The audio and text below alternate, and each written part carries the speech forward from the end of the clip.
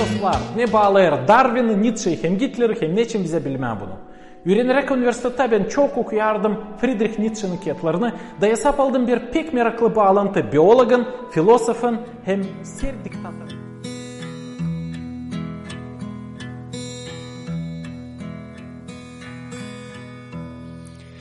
Ne büyük sevinir gülce gökten, açan biz geçeceğiz o yere.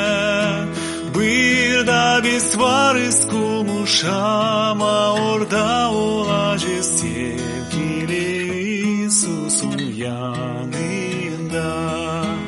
Bir da biz varız kulmuş ama orada olacağız sevgili İsus'un yanında.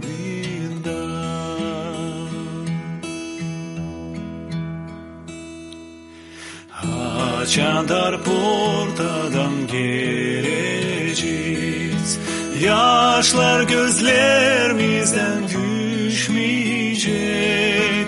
Olmayacak orada kahır, hiçbir zet İsus'un yanında biz seveceğiz. Olmayacak orada kahır, hiçbir zet İsus'un yanında biz seveceğiz.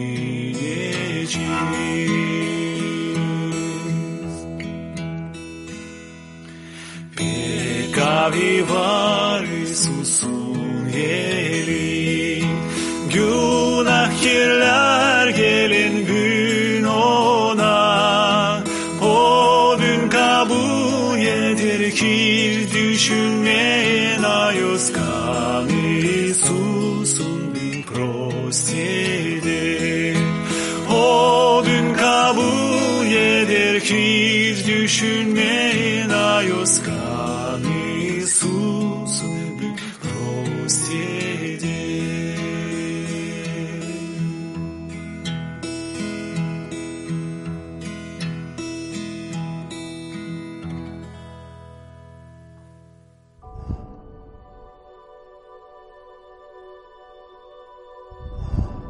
Bakın, yapmayasanız iyilik insanların yönünde göstermek için. Zere olmayacak size yödek gökteki babanızdan. Öyle ki açan yaparsın bir yardım, yötmenice yaparlar 200'lüler sinagogalarda hem sokaklarda. İnsan onları methetsin diyene. Doğru söylerim size. Onlar şimdiden sonra kabletti yödeklerini. Açan sen iyilik yaparsın. Bilmesin sol yelin, ne yapar sağ yelin. Senin iyiliğin saklı yapılsın. Da baban hani görer ne yapılı saklı da, ödeyecek sana açıkta.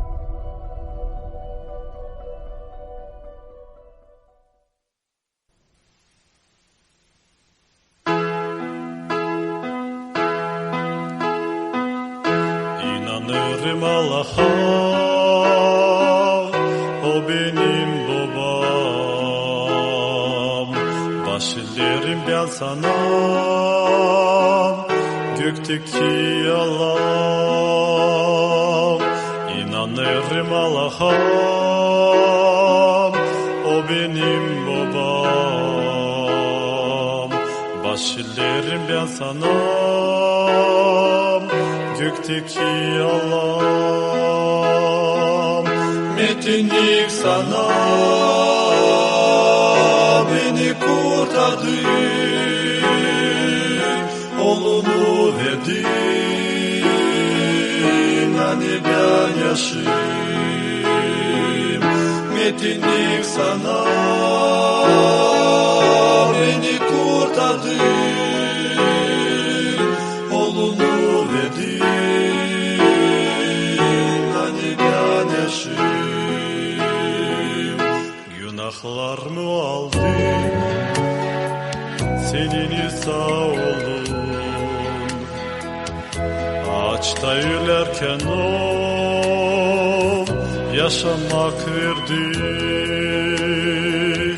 Günahlarımı aldı, senin sağ olun. Ağaçta yürürken o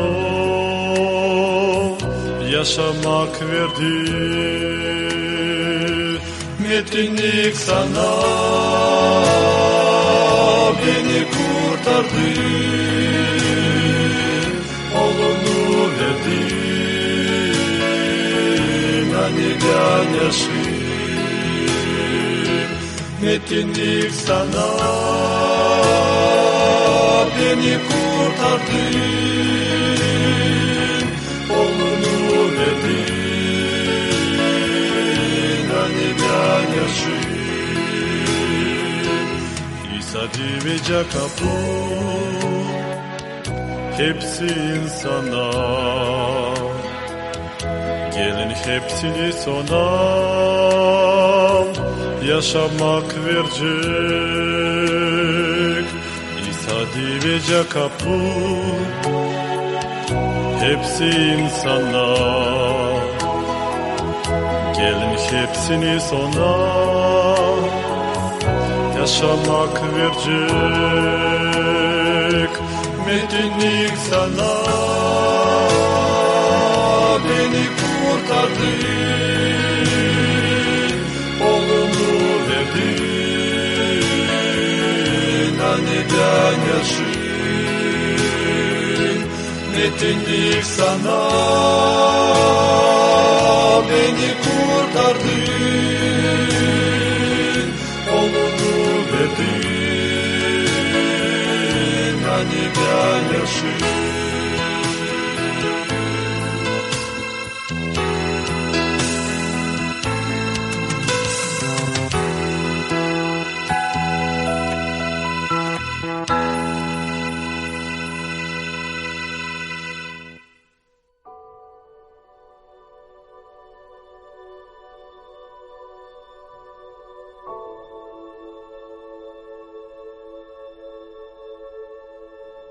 Ey göklerde olan babamız, ko ayızlansın senin adın, ko gelsin senin padişahlığın, ko olsun senin istediğin nice gökte öyle yerde de. Ver bize büyük her günkü ekmeğimizi, bağışla bizim borçlarımızı. Nice biz de bağışlarız bize borçlu olanları. Götürme bizi denemeye, ama kurtar kötü olandan.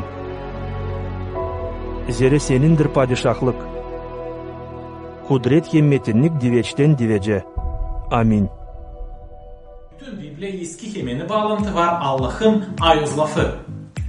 Yeni bağlantıda var bir yer hangisi pek önemli bize. Hepsi Hristiyanlar bilirler o yeri. Yuhanna 3. baş 16. hem 17. sıra. Zira Allah öyle pek sevdi bu dünyayı, hani verdi bircik oğlunu ki herkesi kim inanacak ona kaybetmesin ama diveç yaşasın.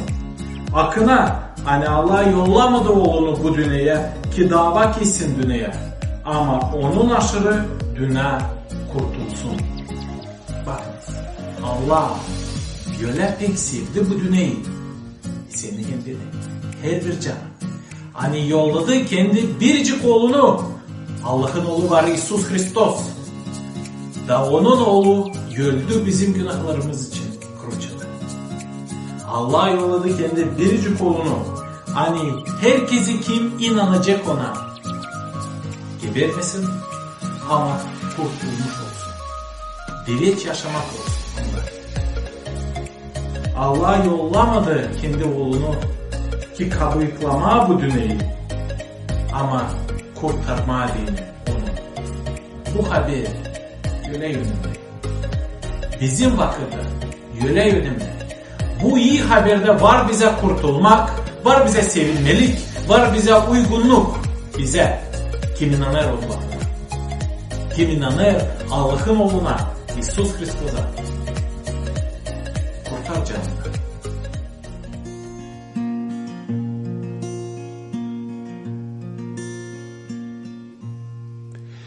Göklerdeki babamız, kutsal olsun senin adın. Kralların senin gelsin, yerde gökte arzun olsun.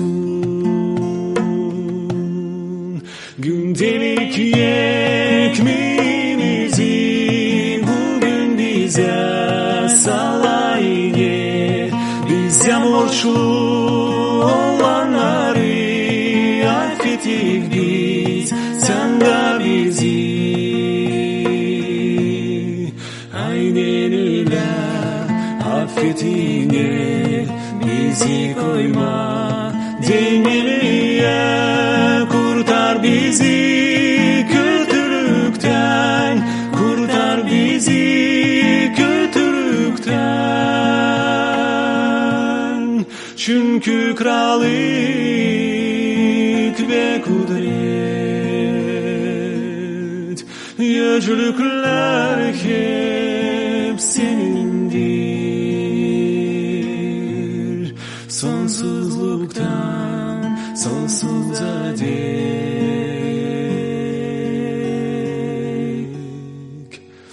Amin.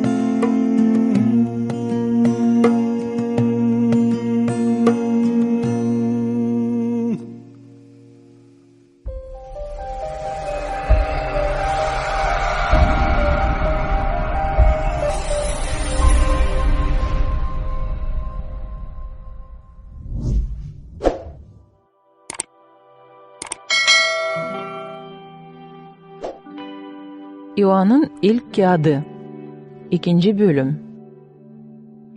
Bunları yazıyorum size ki günah yapmayasınız. Ama eğer bir kimse yaptıysaydı, bizim babada aracımız var, doğru olan İsus Hristos. Odur acıyanlık kurbanı bizim günahlarımız için. Değil sadece bizim için, ama bütün dünyanın günahları için. Bundan anlarız, hani tanıdık onu, eğer tamamlarsaydık onun sımarlamaklarını. Kim der ben onu tanıdım, ama sımarlamaklarını tamamlamır, o bir yalancı, da onda yok aslılık. Ama kim tamamlar onun sözünü, hakkına onda Allah'ın sevgisi doluluktan var. Bundan tanırız, hani biz Allah'tayız. Kim der hani o Allah'ta bulunur, o lazım yaşasın da öyle, nice İsus yaşadı. Sevgili kardeşler, yazıyorum size değil bir yeni sımarlamak, ama eski sımarlamayı hani siz baştan kabul ettiniz. Eski sımarlamak o sözdür, hani ta baştan işittiniz. Ama yazıyorum size hep o kadar bir yeni sımarlamak. Hangisinin aslılığı görüldü nice Hristos'da, hep öyle sizde de. Zira karanlık geçer, da hakkına aydınlık şimdi aydınladır. Kim der hani aydınlıkta bulunur, ama kendi kardeşinden az etmeyer, o ta karanlıkta bulunur. Kim kardeşini sever, o aydınlıkta kalır. Ona yok bir şey kösteklenmek için. Ama kim az etmeyer kardeşinden, o karanlıkta bulunur. Karanlıkta gezer de bilmeyer nereye gider. Zira karanlık onun gözlerini kör eder. Yazarım size uşacıklarım, zira sizin günahlarınız affedildi onun adının hatırı için. Yazarım size babalar, zira siz tanıdınız onu kim ta baştandır. Yazarım size delikanlılar, zira siz kötü olanı ensediniz. Yazarım size uşaklar, zira siz babayı tanıdınız. Size yazdım babalar, zira siz tanıdınız onu kim ta baştandır. Size yazdım delikanlılar, zira siz kavisiniz, Allah'ın sözü sizde kalır, hem kötü olanı ensediniz. Sevmeyin dünyayı hem ne var bu dünyada.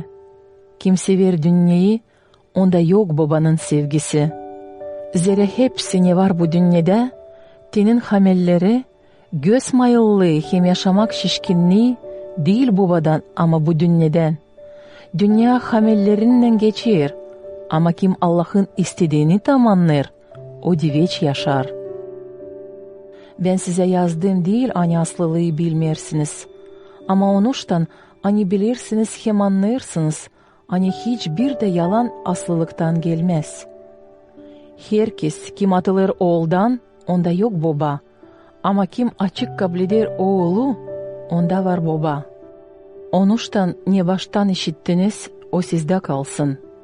Eğer sizde kalarsaydı, ne baştan işittiniz, o zaman siz kalacağınız hem oğulda hem babada.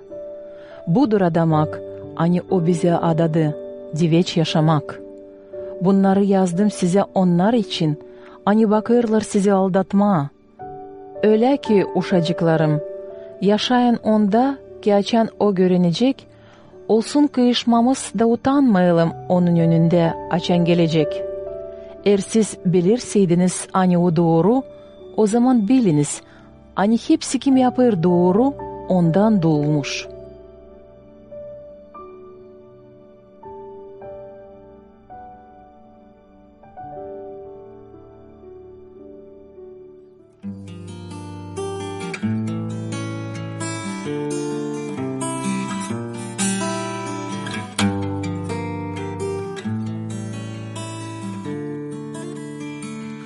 İnanırım Allah'a, o benim babam. Baş derim ben sana, gökteki Allah. İnanırım Allah'a, o benim babam. Baş derim ben sana, gökteki Allah. Metinlik sana, beni kurtardın, oğlunu verdin, hani ben yaşayayım.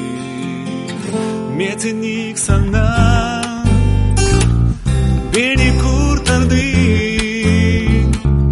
oğlunu verdin, hani ben yaşayayım.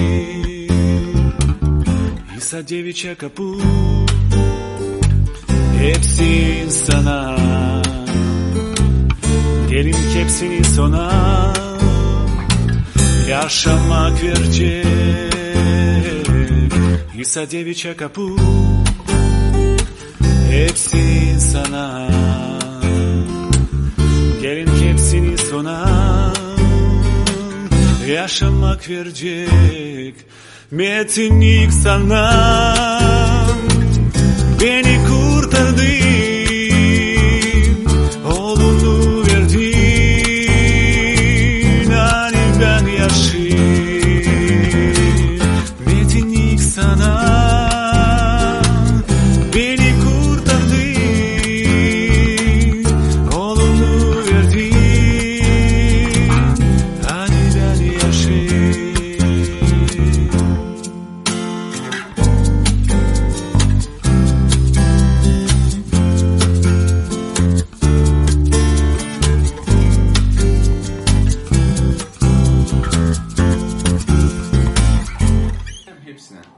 Ben 3 yıl işledim yönetici. Da bu 3 yılın içinde istedim anlama uşaklara yardım etmediğini onlara. İsterim söylemeni bu değil pek ilin ama pek lazımlı. Ko Allah iyi sözlesin kim versin çok çok kuvvet hepsi üreticilere değil. Var mınca biz paydelim insanları isleyelere o saproslara. Yok nice.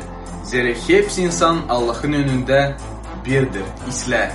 Prost öğrenerse de bir yokunca söylesin hani o ahmak ya da fikirsiz. Böyle bizim yaşamamızda da. Isaac Newton hangisi açtı çok fizik bağlantıları pek prost öğrenermiş okulda. O zaman adam açan onu onun klasından bir çocuk düğmüş pek. Napolyon Bonaparte da okulda öğrenemezmiş pek. Ama matematikada pek kaviymiş. Ludwig van Beethoven yaşamanın bitkisine adan yazarmış yanlışlıkla. Hem de matematikada bir şeycik anlamazmış. Ama o oldu hem büyük muzikantların arasında usta. İsus Hristos'da da varmış 12 öğrenci, sonra 70 öğrenci, hem başkaları da. Ama o onları öğredermiş, onlar hep o kadar yaparmış yanlışlık. Bitkiye zoru gördüğünün atıldılar, hem kaçtılar Hristos'dan. Ama sonra gördüğünün hani Hristos dirildi, hani o halis yaşar, Onlar istediler gitme onun ardına. Da geldiğinde gene zorluk onların yaşamasına. Onlar istediler vermeye canını da. Ama Hristos için. Bize de onlardan yetişti bu iyi haber. Hani İsus Hristos var halis kurtarıcı. Bütün yaşamımız bizim öğrenmek gibi. Neredeyse anlarız, neredeyse anlamayırız. Ama bir şeyde anlamazsak bu dünyada lazım anlayalım bir. Hani sadece İsus Hristos var, ayos hem pak öğretici hem ikinci. Hani sami İsus Hristos'un kağıdı Bibli'ye o var bizim öğretmek kağıdımız. Hangisinde lazım biz okuyalım da gidelim bu dünyada o kitapla. Sadece ben böyle biz varınca olalım halis Hristos'un öğrencileri. İsus dedi yer tamamlarsaydınız benim sözlerimi ileri doğru da akına olacağınız benim öğrencilerim.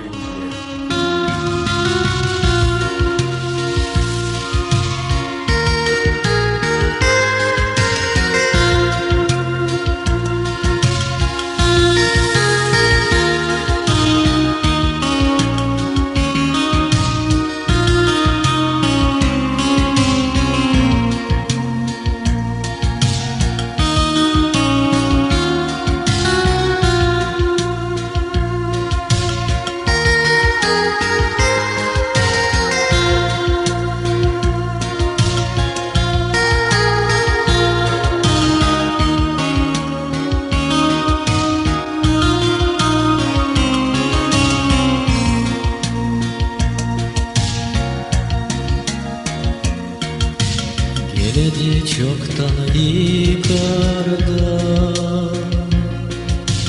Yalpak çoban İsus Bu dünyada geziyor Kayıp koyunların ardına Getirsin bir sızıntıya Susuzluktan yermesine Kapılar açık çıksınlar Ayrılmışlar gitsinler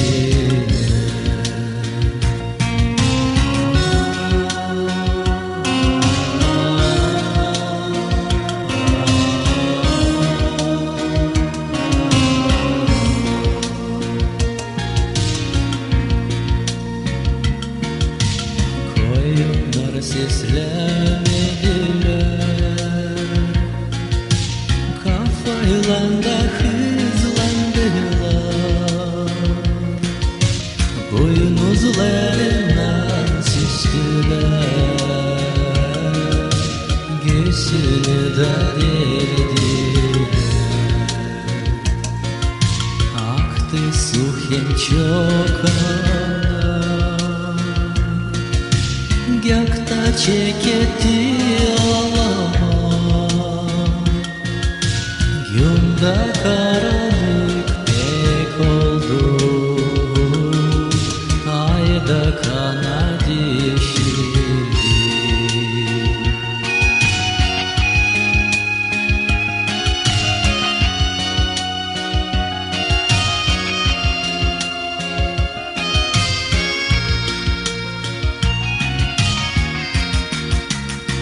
Hristos uçtu göklere Koyunlara otlayacak bulsun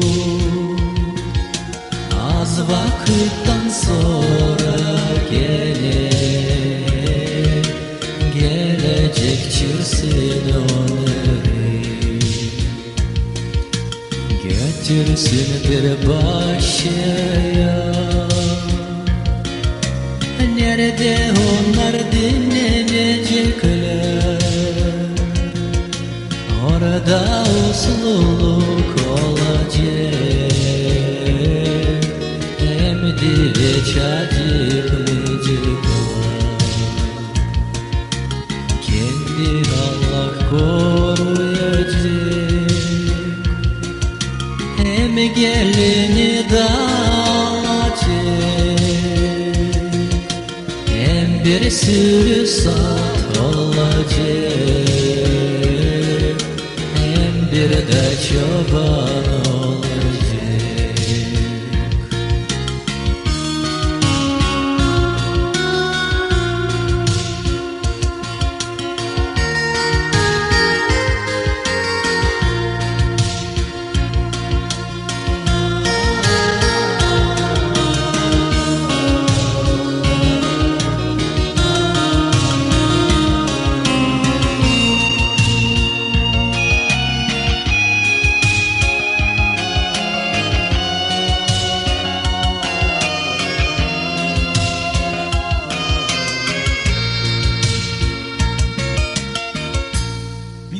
diveç evimiz değil yerde. Bizim diveç evimiz gökler. Tene Biblia söyler Apokalipsis kağıdında gökler için. Sadece düşünün o yer için. Nerede yok kahır, yok acı, yok hastalık, yok ölüm, yok kavga, yok anlamamızlık, yok günah, yok yaş. Biblia söyler bunu gökler için. Nice bilme hani sen düşeceksin göklere, açen öleceksin. Kabul ettiğine kendi yaşamana Isus'u şimdi. Sen var nice kabul edersin Isus'u şimdi. Pişman ol günahlarında, inan ona da o zaman sen var nice gurur olasın. Hani yersen ölersin şimdi. Sen gideceksin doğru göklere. Sen var nice kabul edersin onu şimdi. Sen var nice daha çok öğrenersin gökler için. Kim nice kabul etme Hristus'u şimdi. Yazıl bizim İyi Çoban kanalına, yaz soruşlarını komentlarda.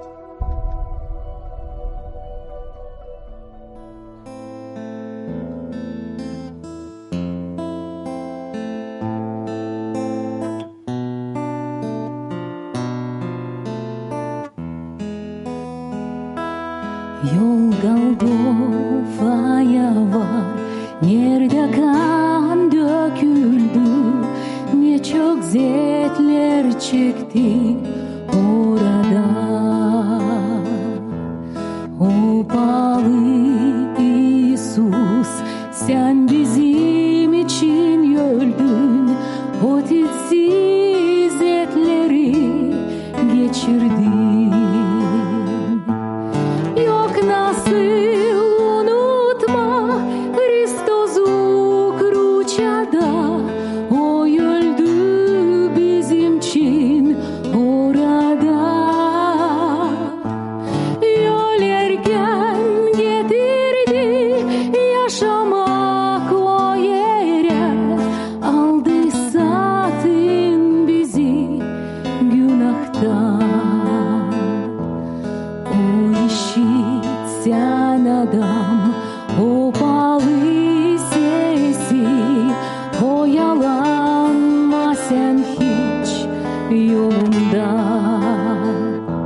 Ne verirsin ona, sen o büyük bahşiş için, pahalı kan döküldü Kruçya'da.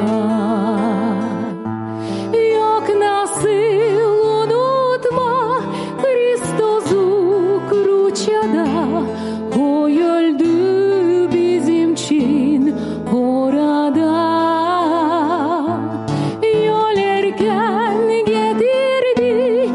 Yaşamak o yere aldı satın bizi günahtan.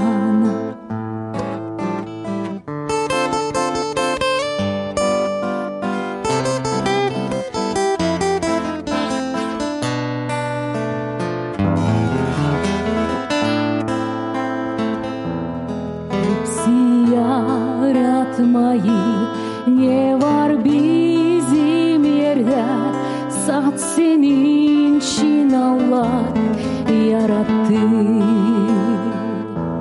O çirer gel ona, hiç sen oyalanma, Allah'ta hepsine yaşamak. Yok nasıl unutma Kristos'u Kruçya'da, o öldü bizim için orada. Yol erken getirdi yaşamak o yere, aldı satın bizi günahtan. Путь Голгофе далек, кровь стекала из ран, сколько мук и страданий во взоре. Иисус дорогой умирал на кресте, принял тяжкие муки и горе. Никогда не смогу я забыть этот крест, он стоит между небом, землею.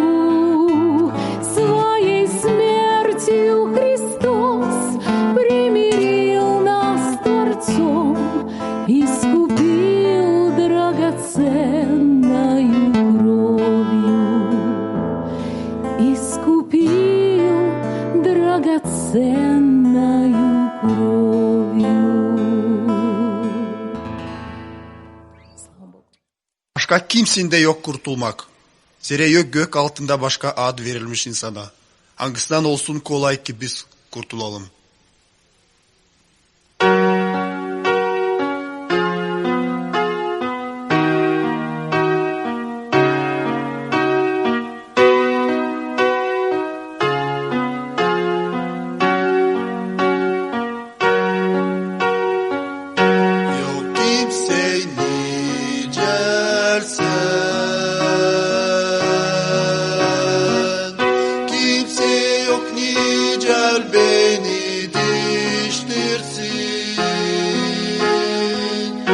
Yaşamamı bütün arı bulmayacak.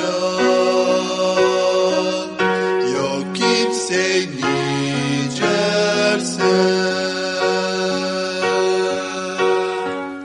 Sen kurtardın beni. Ben korkmarım açan senin yanında. Yaşamamı bütün arı bulmayacak. Yok kimse nicersen.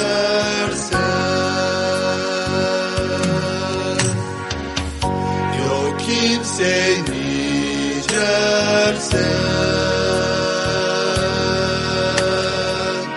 Kimse yok nicel beni diştirsin.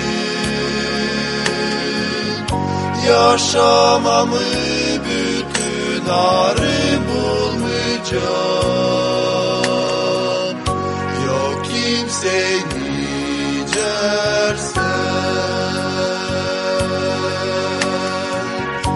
Yok kimse nicersen.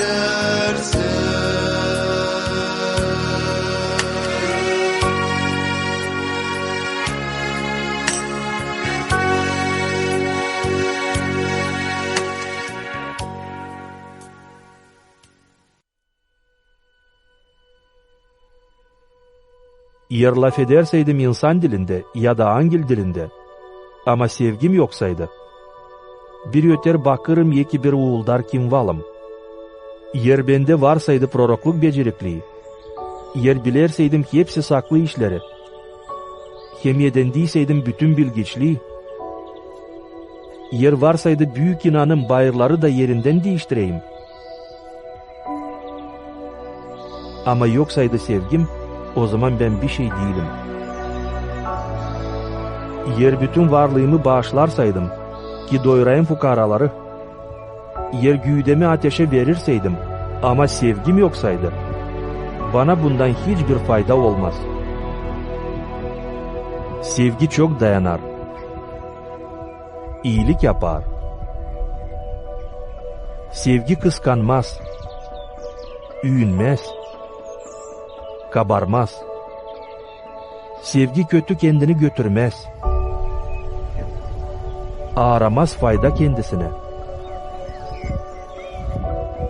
Tez öfkelenmez. Küsü tutmaz. Kötülüğe sevinmez. Ama aslılığa sevinir.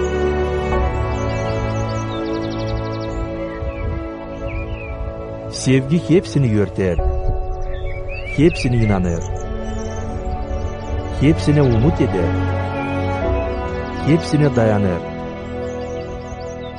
Sevgi hiç durgunmaz.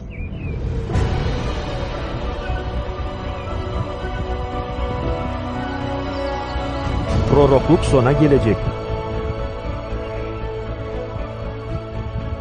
Diller susacak, bilgiçlik kaybedecek. Zira bizim bilgiçlik kederli, bizim prorokluk değil tamam. Ama açan tamamlık gelecek. O zaman hepsini kederli yok olacak.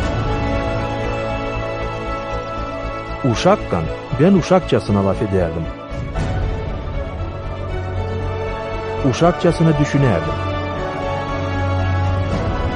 Ama olgunlandığıyla uşak işlerinden bırakıldım. Şimdi hepsini nice bir dumanlı şişeden göreriz. Ama o zaman görüşeceğiz. 100%100. Şimdi benim bilgiçliğim kederli. Ama o zaman Allah'ı tanıyacağım öyle. Nice ben tanınmışım.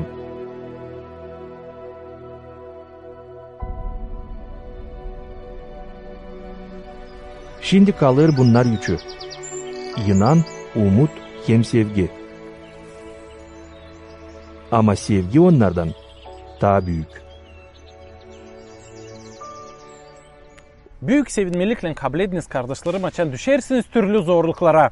Yazılı Yakov 1. bölümde. Nice sevinme zorluklar içinde. Nice olma optimist açan dolayında herici hem hepsici zor durumda bulunurlar. Var nice. Ben okudum değil çoktan Pollyanna kağıdını, Eleanor Porter yazdı onu. Bu pek meraklı bir kağıt. Zira o der bize sevinme zorluklarda. Paldoslar, bende var 3 bölek kağıt. Da ben hazırım onları size bağışlama. Kim yazacak komentari da isteyecek bu kağıdı benden.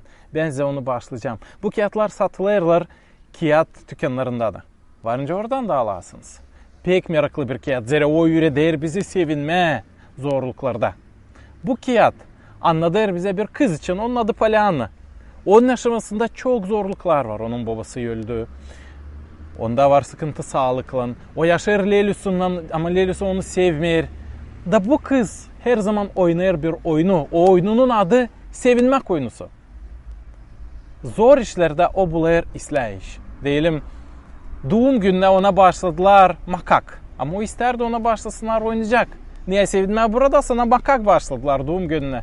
Ama bu kız sevinir. Hani o makaklar ona dil lazım da o sağ. Hem de çok böyle olaylar. Bu kağıt öğretti beni. Sevinme. Hem bulma zor işte de, zor durumda da bir şey neye varınca sevinme. Dostlar, siz beğendiyseniz bu videoyu yazın komentari, koyun like, yapın bir repost. Bu işler yardım ediciler bu kağıt için daha çok kişi görsünler. Bu kağıt pekisler hem büyüklere hem de küçüklere değinir. Dostlar, bende var 3 kağıt Pollyanna. Ben onları bağışlayacağım onlara. Kim yazacak komentari hem isteyecek bu kağıdı kendisine bağışır.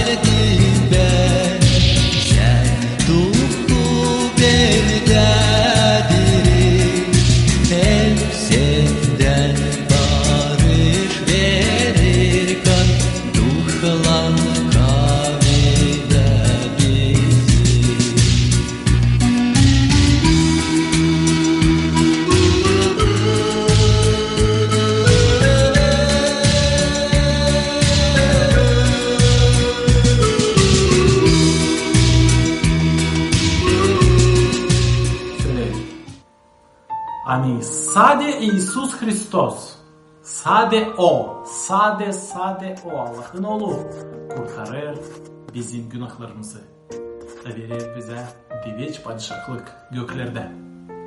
Başka biricik. Şimdi sadece bu fikir çok zorluk verince yapsın. Adama kim ister olmak Hristiyan? Zira lazım kararlama. Kimin ardına ben gideceğim? Sade Hristos mu kurtaracağım Allah? Sade onun lafı mı doğru? O başka kıyatlarda, başka insanlarda, başka filosofyalarda, başka inanlar onlar da mı doğru? Bu laf için sade Hristiyanlar binlerce yıl çok zevk geçirerdiler. Eski Roma vakitlerinde vardı binden Allah onlarda. Onlar inanardılar onlara. Ama sadece Hristos'a istemediler inanma. Diri hem halis Allah'a. İmparatora, padişaha onlar dua ederdiler nice Allah'a. Ama Hristiyanlar ona dua etmediler. Zira var bir diri Allah'a sadece. İsus Hristos. Bu iş için Hristiyanlar çok zorluk geçirdiler. Bu iş için onlara derdiler radikal. Zira onlar inanardılar ki same İsus Hristos var kurtarıcı. Bu şaşılacak bir iş. O bizi öyle sevdi. Hani geldi aramıza Allah olduğu adam gibi. Hristos olarak gezdi bizim aramızda.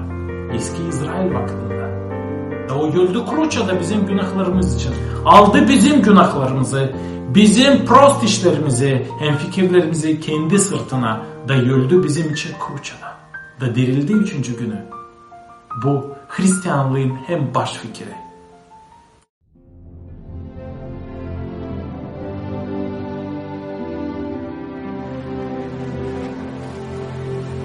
Bir gün Yusuf bindi bir kayık içine yürüyenicilerle beraber da dedi onlara: "Geçelim gölün öte yanına."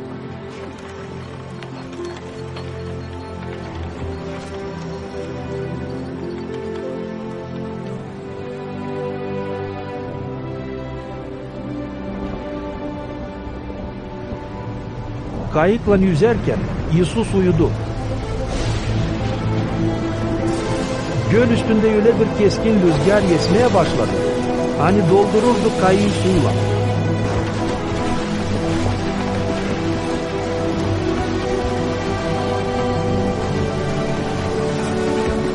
Üretici, kaybederiz. Yusuf uyandı.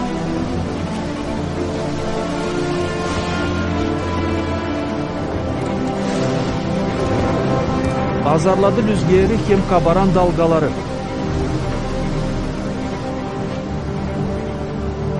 Onlar uslandılar. Da bir sus oldu.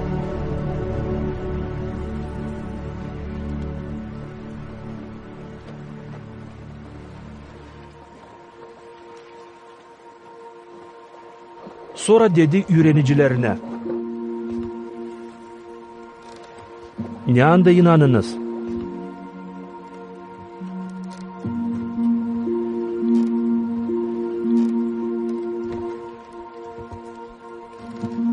Dolu korkuyla şaşarak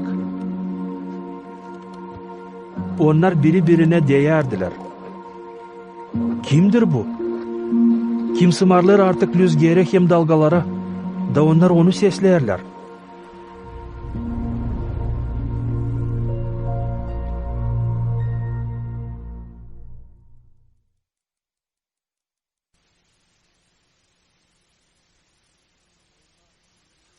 Ama onlar kim umut ederler Allah'a, yenilinçikler kuvvette, doğducuklar kanatlarını nicel kartallar, kaçıcıklar da dinmeyecekler, gidecekler de yorulmayacaklar.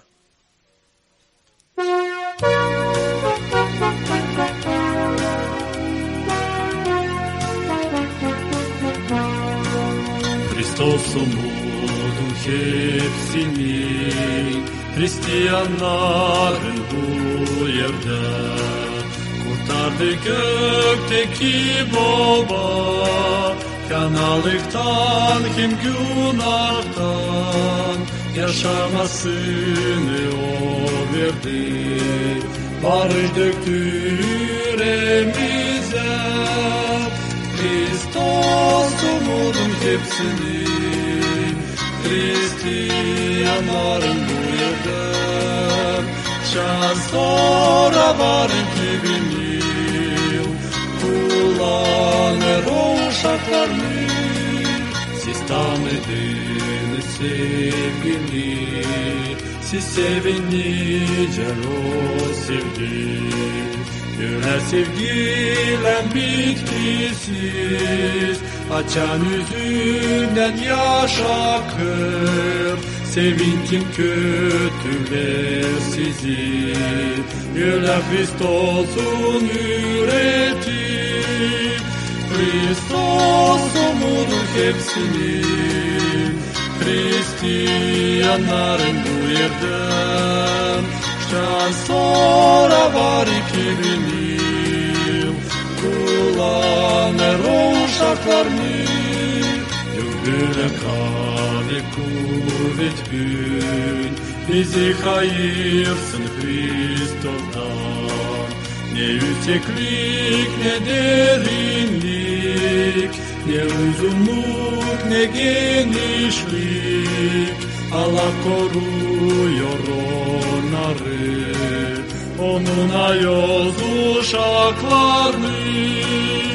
Hristos umudun hepsinin, Hristiyanların uyardım. Şans sonra var 2000 yıl, kullanır o uşaklarını.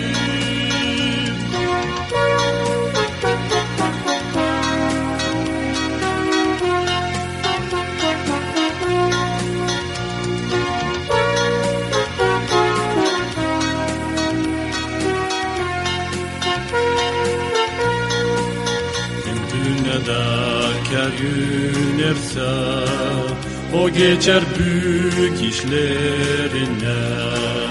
Açan Allah'ın gözünde, onlar hiçbir şey sayılmır. Ha ben Hristos'la yünerim, hem sevinirim itlikte. Hristos umudun hepsini, Hristiyanların bu yerde. Şans sonra var 2000 yıl, kullanır o uşaklarını. Hristos umudun hepsini, Hristiyanların bu yerde. Şans sonra var 2000 yıl, kullanır o uşaklarını. Bir iş için, ne iş için laf etmediler. Politikacılar, doktorlar, hem insanlar pek beğenmediler bu işi. O ölüm. Kilisede laf ederler bunu. Hristiyanlar, inancılar açıktan bol laf ederler. Ölüm için. Zira Allah'ın lafı çok söyler. Ölüm için, dileç yaşamak için, gökler için hem cennet için. Bakınız ne yazar 2. Korintlilere 5. baş 1. hem 2. sıra Apostol Pavl'ın lafları. Biliriz, hani açan bu yerdeki evimiz, bu çadır yıkılacak. Allah'tan bir diveç binamız var. Gökte bir ev, yapılı değil adam elinden. Şimdi biz oflayırız. Çok isteyerek giyinelim gökteki evimize. Bizim bu güdemiz nice bir borde, nice bir çadır. Hangisi tezde yıkılacak. Yıkılacak, yok olacak. Belki hastalıktan, belki ihtiyarlıktan, belki bir katastrofadan, ama yıkılacak. Ne olacak sonra?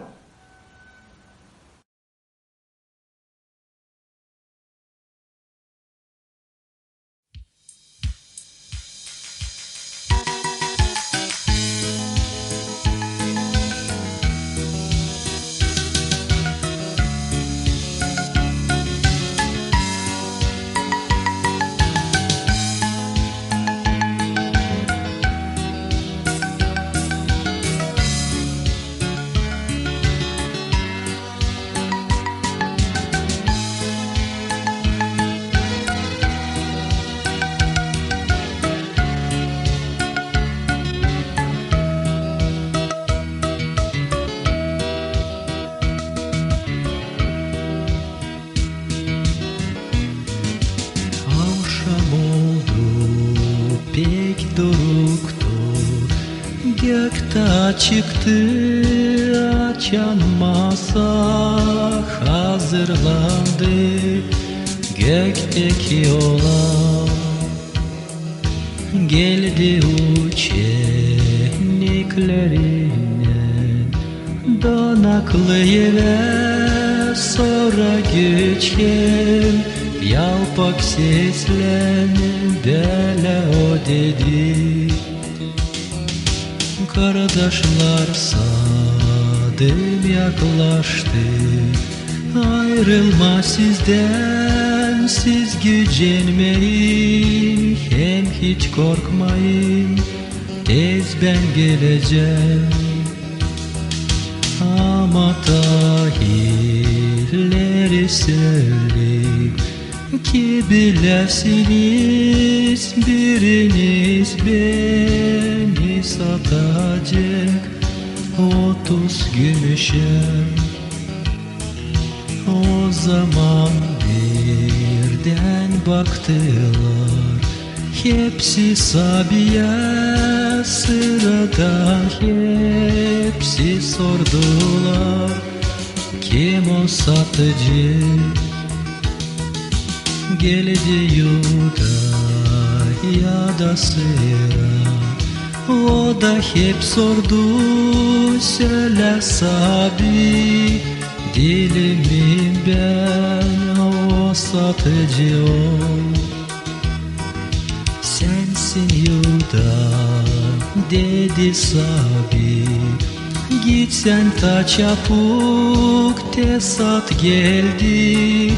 Tamamla sen ne var netinde. O zaman Yuda doğruldu, o büyük sobora nerede pek susuz beklerdiler Sabi'yi öldürme. Yuda sordu papazlara, ne vereceğiniz Yesus'u ben kâr bu akşam size vereceğim. Onlar hepsi sevindiler, hem de dediler nasana 30 beyazlık salt Yesus'u ver. Yuda kabul etti onları, hem nişan verdiler, kimi öpeceğim onu tutunuz. Yollandılar o başaya, Gevsemani'ye, nerede İsus çok yaşlarla dua ederdi. Yuda yaklaştı İsus'a, sarıldı öptü. Yuda bir öpmekle satarsın İsus'u.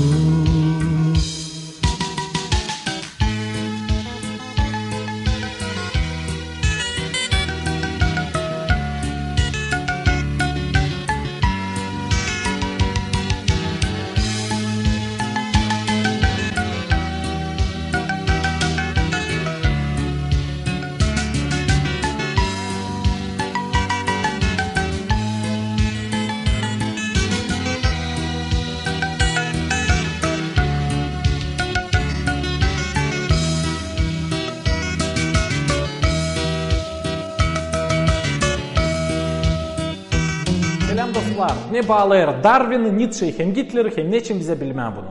Ürenerek üniversitede ben çok okuyardım Friedrich Nietzsche'nin kitaplarını, da hesap aldım bir pek meraklı bağlantı biyologun, filosofun hem ser diktatörün arasında.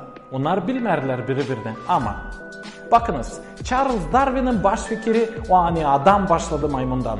Onun baş argumenti o tabiatın seçimi. O yazardı tabiat seçer onları, kim ta kahvede kahveler yaşayırlar. da tabiat yok eder onları kim yufka. Yufka olanlar ölerler. 20 yıldan sonra Friedrich Nietzsche aldı Charles Darwin'in fikrini da ekledi onu sosyal alanına. Ta Nietzsche yazardı.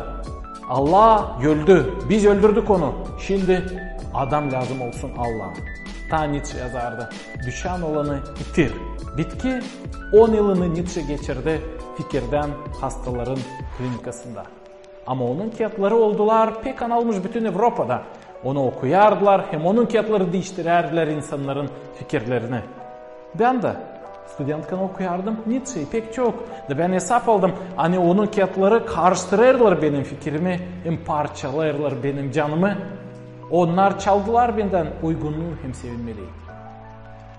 Ta 30 yıldan sonra açan Nietzsche öldü. Adolf Hitler geldi kuvvete Germanya'da. Da o yaptı Nietzsche'yi faşizmanın baş ideologu.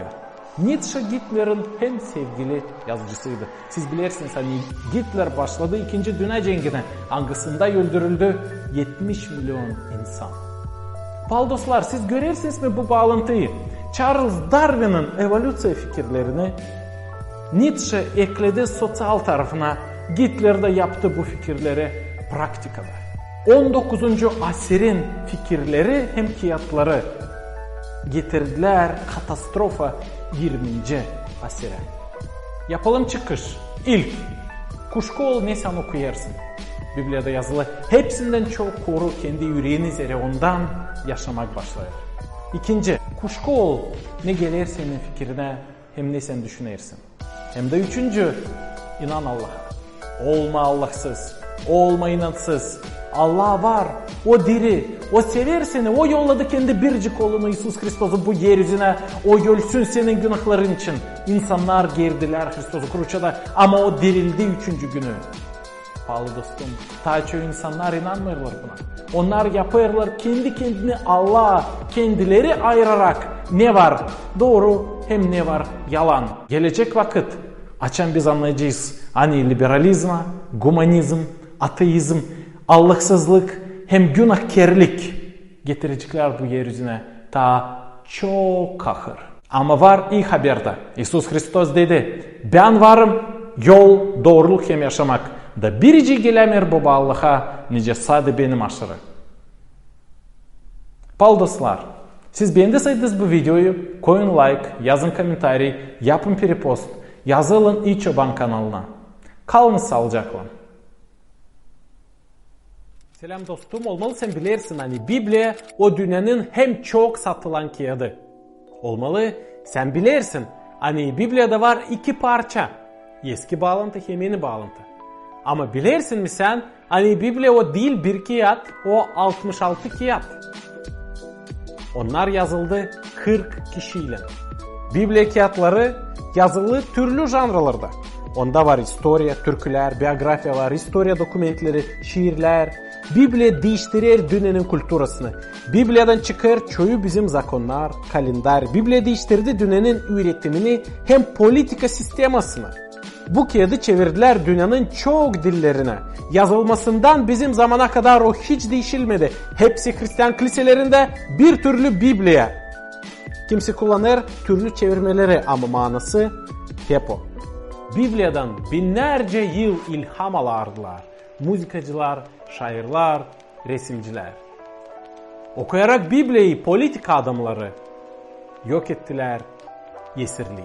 Bizim kültüranın hem halkın iyilik hem moral prensipleri çıkarlar Biblia'dan. Biblia'yı severdiler okumak Tolstoy, Dostoyevski, Martin Luther King. O benim hem benim ailemin hem sevgili kağıdımız. Ama bakma Biblia'ya. Nice bir kağıda bibliotekada başka kağıtların arasında gibi dil dolu. Zira Biblia o Allah'ın lafı. O değil adamın lafı. O Allah'ın lafı. Nice denime bunu? Peki de. Açan adam okuyar Biblia'yı. İnanın hem duayla bu kağıt çekilir, değiştirme onun fikrini, yaşamasını, bakışlarını hem işlerini.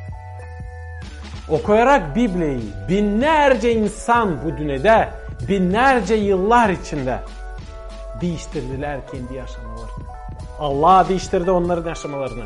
Kimde vardı problemalı aile, başladılar yaşama sevgiyle. Kim içerdi çok şarap, bıraktılar şarap.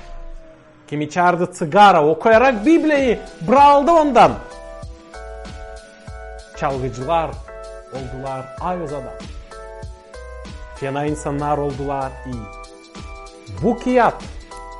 Bu kıyat değiştirir adamın yaşamasını. Hem de ikinci, Biblia'nın hem baş karakteri o İsus Hristos. Allah'ın oğlu hangisi geldi bu yeryüzüne?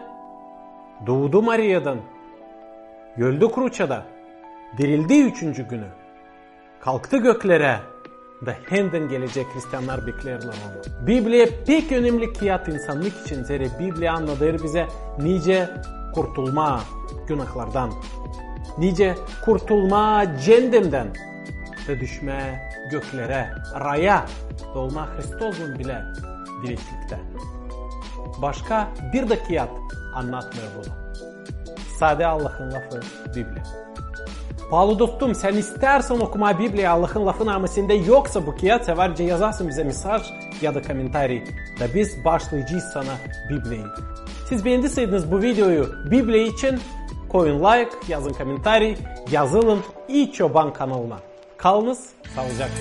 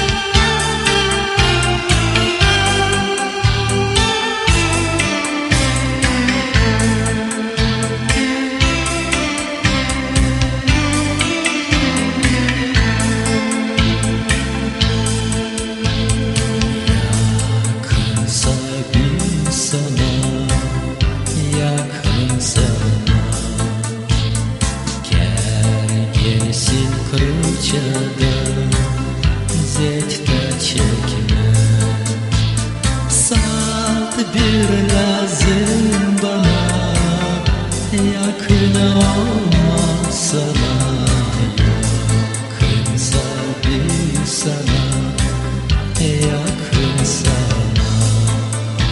Salt bir lazım bana, yakın olma sana, yakınsa bir sana, yakın sana.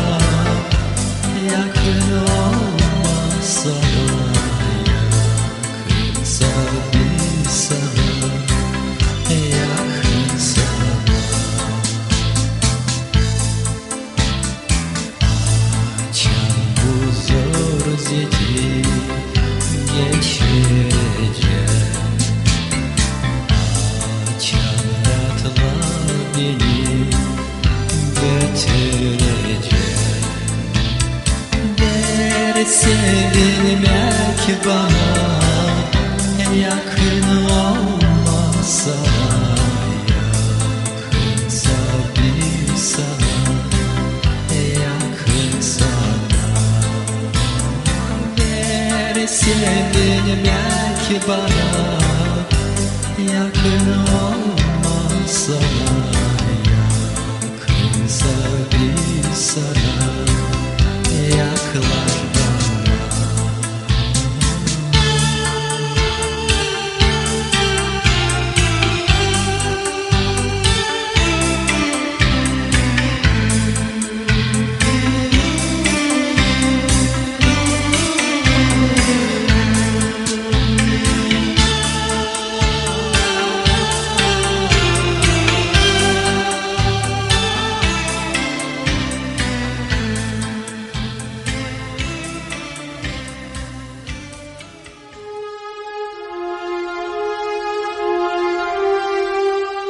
Библия ушаклара дини.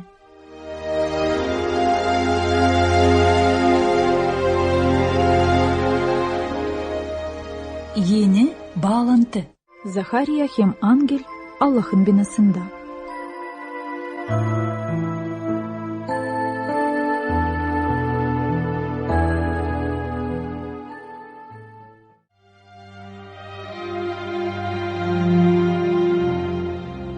Bir kere Захария yapardı slujba Yerusalim'de Allah'ın ayözlü binasında. Açan o günlüklerde onun yönünde göründü Sabi'nin angeli. Görüp onu Захария pek korktu. Ama angel dedi ona: "Korkma Захария, çünkü Allah işitti senin duanı da senin karın Elisaveta doğuracak sana bir oğul. Sen koyacaksın onun adını Ioan. Sana olacak sevinç hem çoğu sevinecekler onun doğmasına. Niçin ki Sabi'nin yönünde o olacak kuvvetli. O içmeyecek şarap hem ayöz duhla olacak ta anasının karnısında. İsraillilerin çoğunu döndürecek Sabi Allah'a." Ama Захария inanmadı angelin laflarını da dedi: "Nasıl ben inanayım hani bu doğru? Ben ihtiyarım, karım da benim büyük yaşta." Angel de cevap etti: "Ben Gavriil, Allah'ın yönünde duran. O beni yolladı bu haberi sana getireyim. Benim laflarıma inanmadığın için sen laf edemeyeceksin de susacaksın ta bu iş gerçekleşmeyince."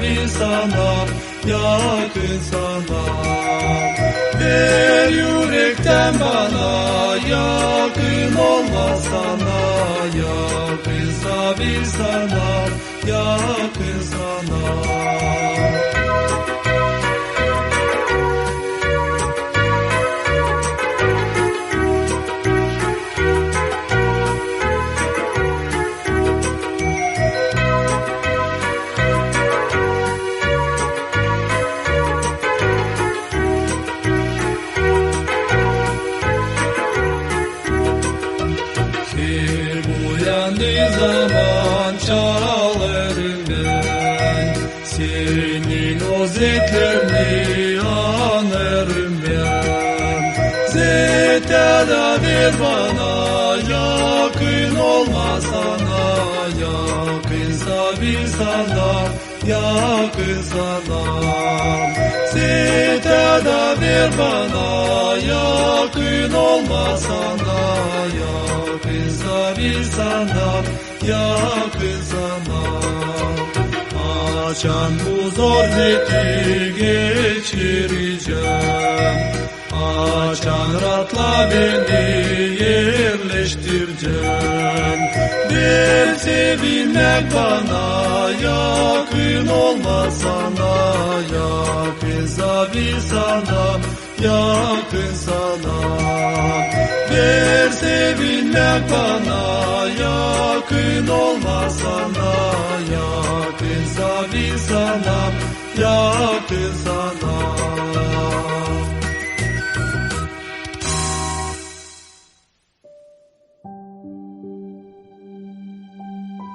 Evvelden Allah çok sıra hem çok türlü söyledi prorokların ağzından bizim dedelere. Ama bu bitki günlerde laf etti bize kendi oğlunla. Angısını koydu miraççı hepsine, hem angısından dünyayı yarattı.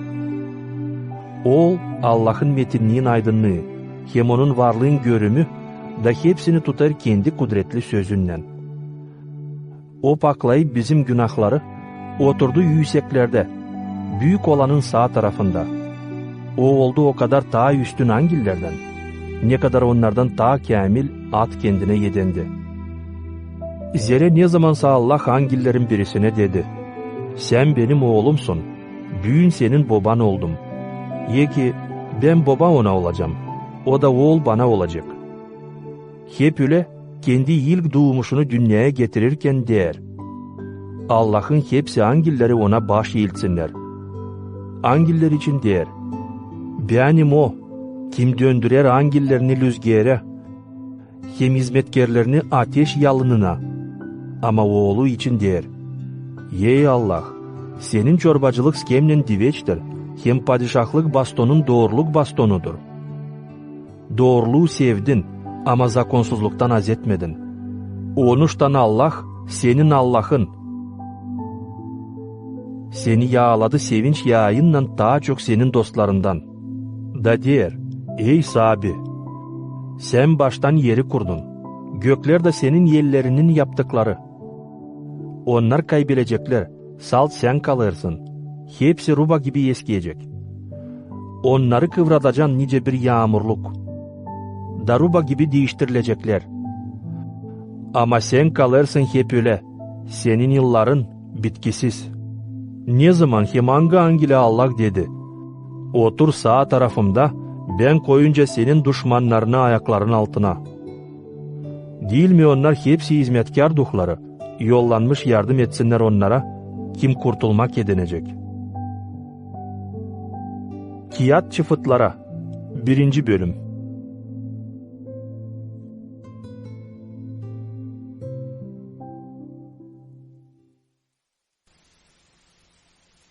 Aça onlar bakırdılar göke, nicelok kalkır. Hemen iki adam giyimli beyaz rubulan pedalandılar onların önünde. Da dediler, Galilea adamları, niçin durup göke bakırsınız?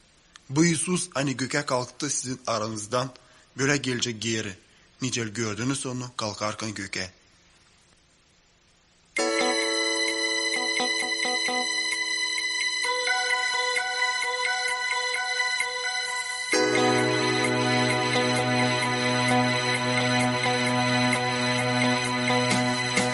O gün gelecek, bu çalışmak olmayacak. Ne kahır ne düşünmek, sadece sevinmek olacak. Usululuk kayoz yerde, günaha yok yer orada. Neyse gün, sevgili gün olacak. Neyse gün olacak, Haça Hristos'u göreceğiz. O alacak bizi ona, gökteki kasabaya.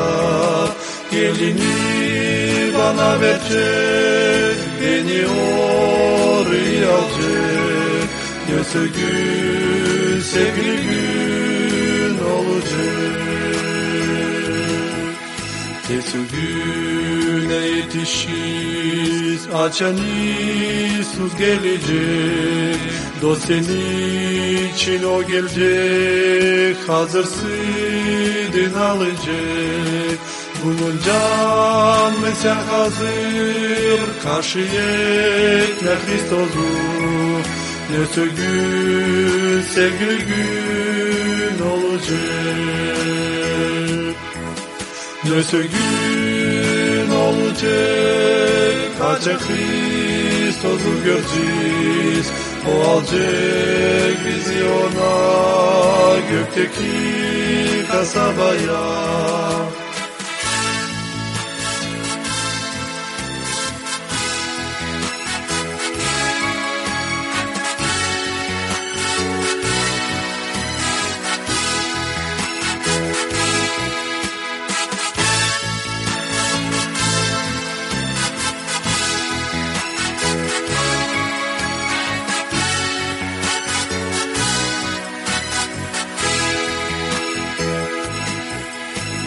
Zahmet olmayacak, sevinmeli geçmeyecek.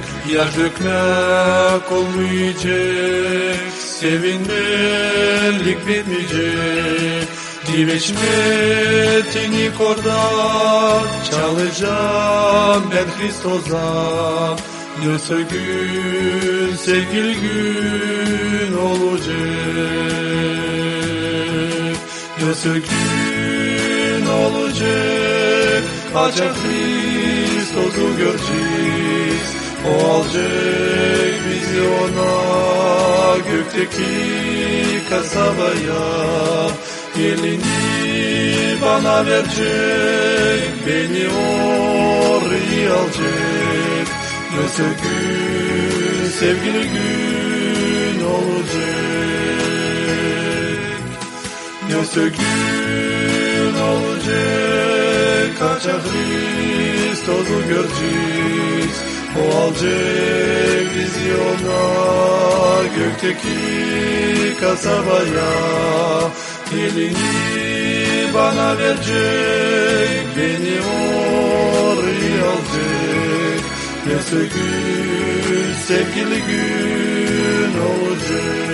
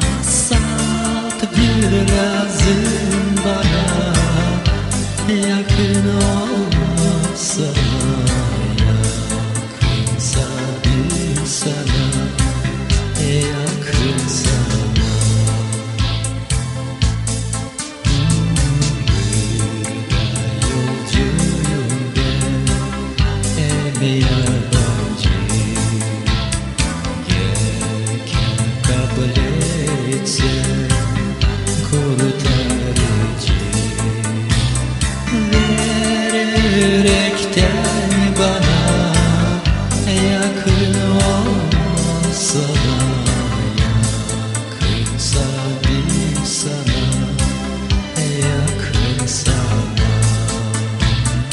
Ver yürekten bana yakın olmasana, yakınsa bir sana, yaklaş bana.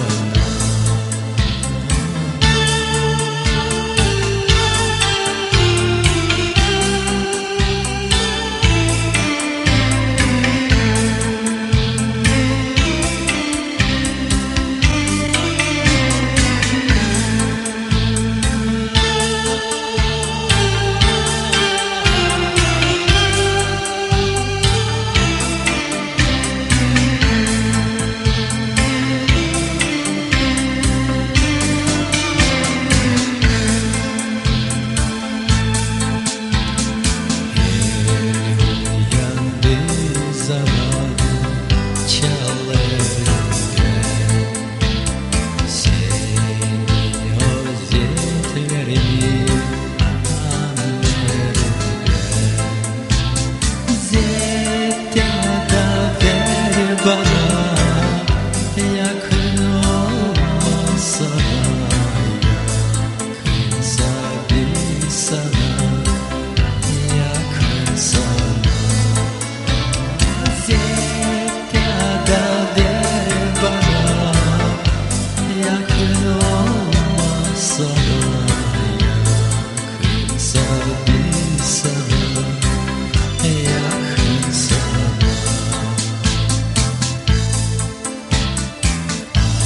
Açan bu zor zeki geçireceğim,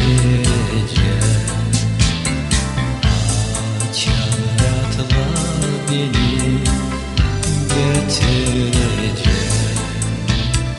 Ver sevilmek bana yakın olmasana, yakınsa bir sana, yakın sana.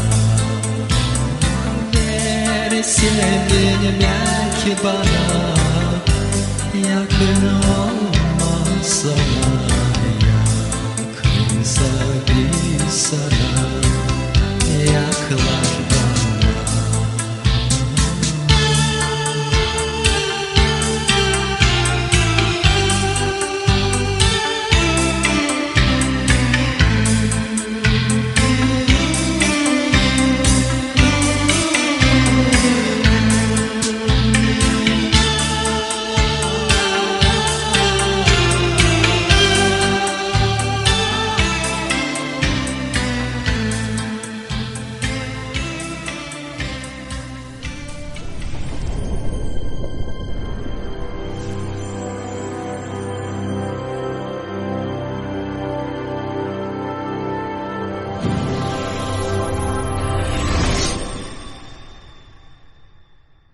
Ama sen yüret, ne sağ yüretmeklere yaraşır.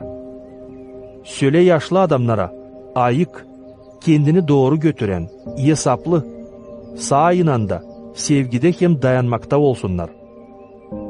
Hep ile söyle yaşlı karlara götürsünler kendilerini. Nice yaraşır Allah'ın ayos halkına. Olmasınlar fitleyici, yeki düşkün şaraba, ama yüretsinler iyilik yapma. Üretsinler genç karları, kocalarını hem uşaklarını sevmeye. Olsunlar hesaplı, pak, yevciman.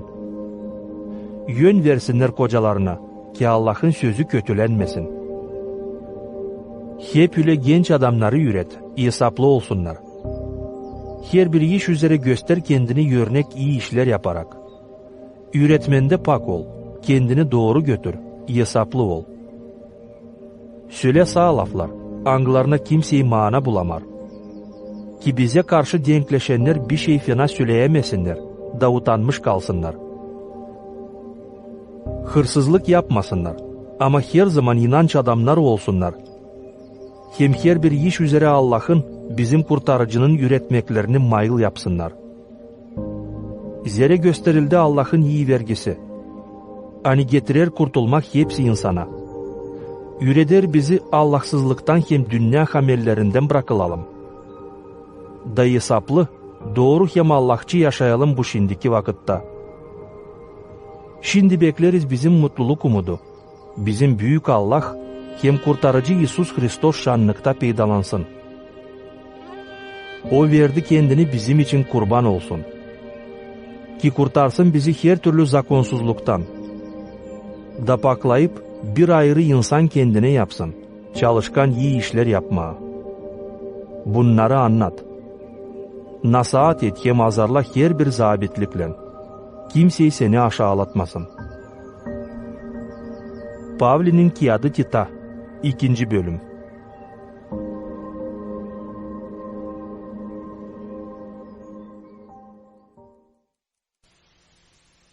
Zira Allah öyle pek sevdi bu dünyayı. Hani verdi bircik oğlunu ki herkesi kim inanacak ona kaybetmesin. Ama diveç yaşasın.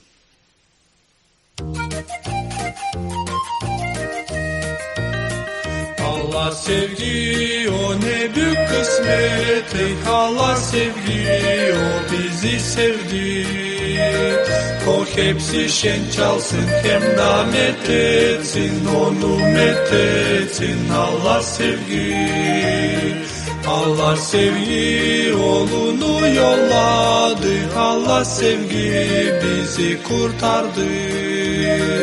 O hepsi şen çalsın hem de methetsin, onu methetsin. Allah sevgi, Allah sevgi biz günahçı bıraktık. Allah sevgi bizi kurtardı. O hepsi şen çalsın hem de methetsin, onu methetsin. Allah sevgi.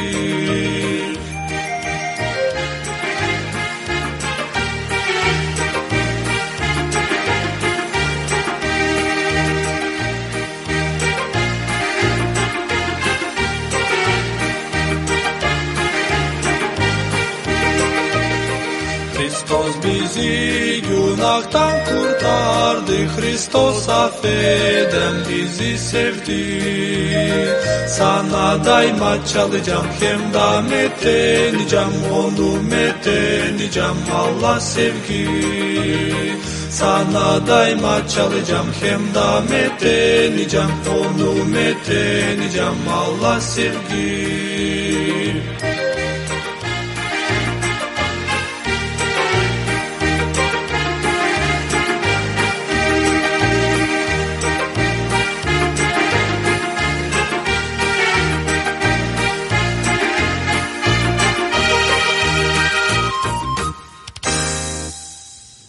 Her bir insan bu yaşamada ister bir şey kaliteli bulma. Biz isteriz orijinal iPhone alma ama o olmasın Kitay'dan.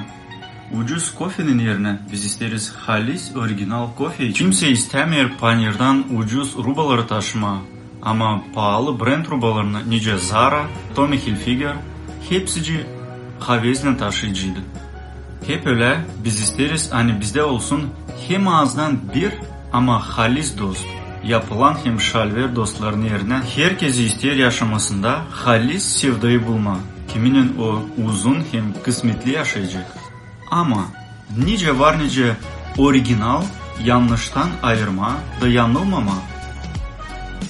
Bulunarak Moldova'da Gagauziya'nın baş kasabasında bir vakit ben bankta çalıştım. Orada beni öğrettiler. Nice halis parayı yanlış paradan ayırma. Hani hiç kimseyi aldatmasın. İnteres hem önemli bir iş. Hani orijinal para var sal bir, yanlış para çok türlü. Ama bana lazım olmadı hepsi yanlış paraları öğrenme. Bana lazımdı pek iyi öğrenme orijinal parasını. O zaman ta alacağın ilme yanlış parayı ben tez anlayardım. Hani burada yalan. Pahalı dost. Paradan, iPhone'dan hem rubadan çok daha pahalıdır düşünme. Nerede sen diviçli geçireceksin? Hem nerede olacak senin canın ölümden sonra?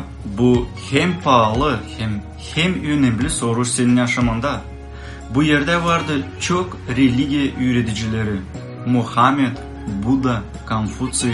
Ama sadece Hristos kendi ölümünden sonra dirildi. Oku hem izle Bibliya kağıdını. Zira o var Allah'ın lafı.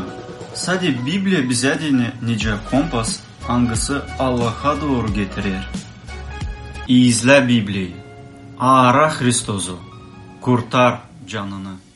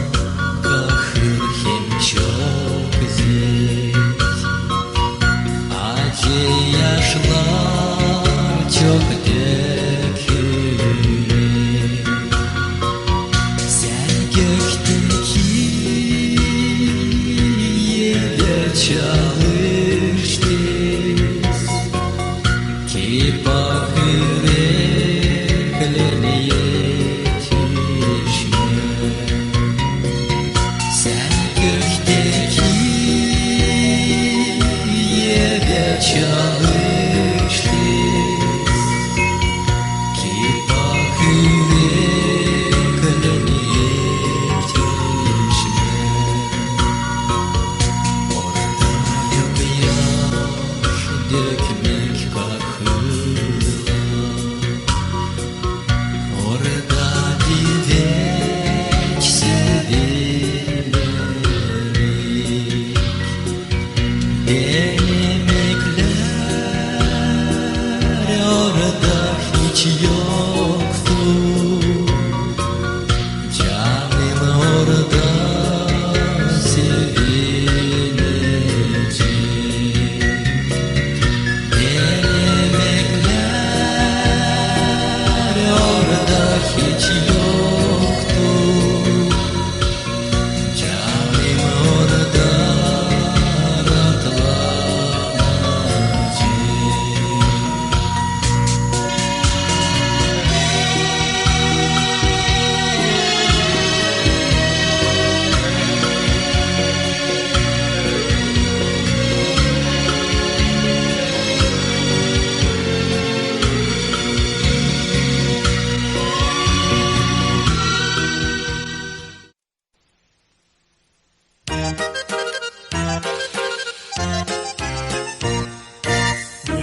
Büyük sevinmek koca gökte, açan biz geçeceğiz oraya.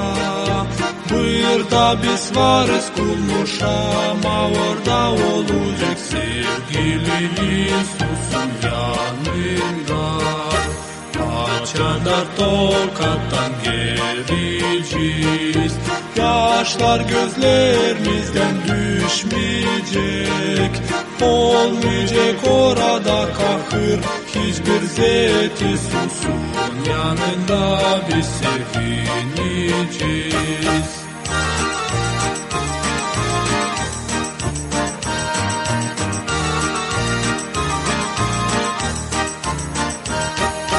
Bir kahve var Isus'un eli, günahkarlar gelin bugün ona. O gün kabul eder, hiç düşünmeyin onuna. Yoskanı bin affeder. Günahkarlar gelin bugün ona. O gün kabul eder, hiç düşünmeyin onuna. Yoskanı bin affeder.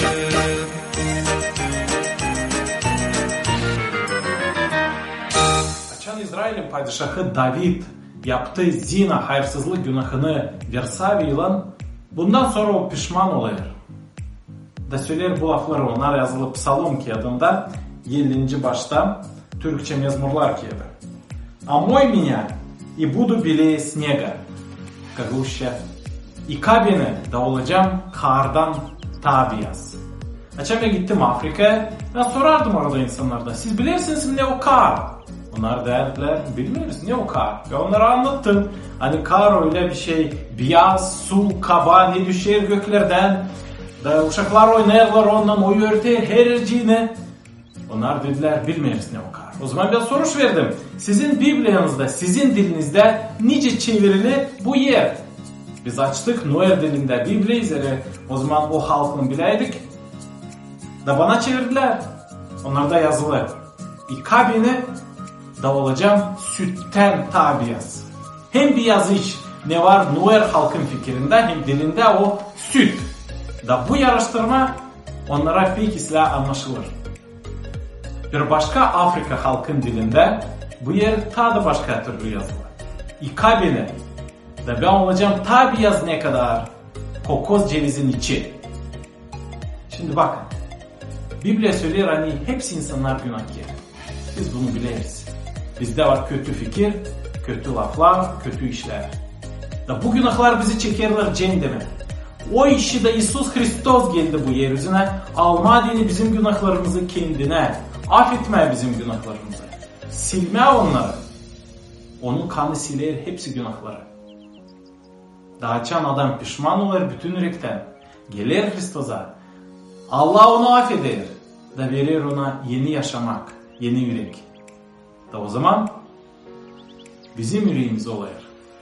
Pak, temiz, güzel. Nice kar, nice süt, nice kokoz cevizin içesi. Ben inanıyorum kendi kendime Ben inanıyorum canımda, sen benim inanıma katılma. Ben bu işi laf etmeyeceğim. Bu öyle bir saklı, öyle bir derin iş. Hani onun için zor bana deyin laf etme.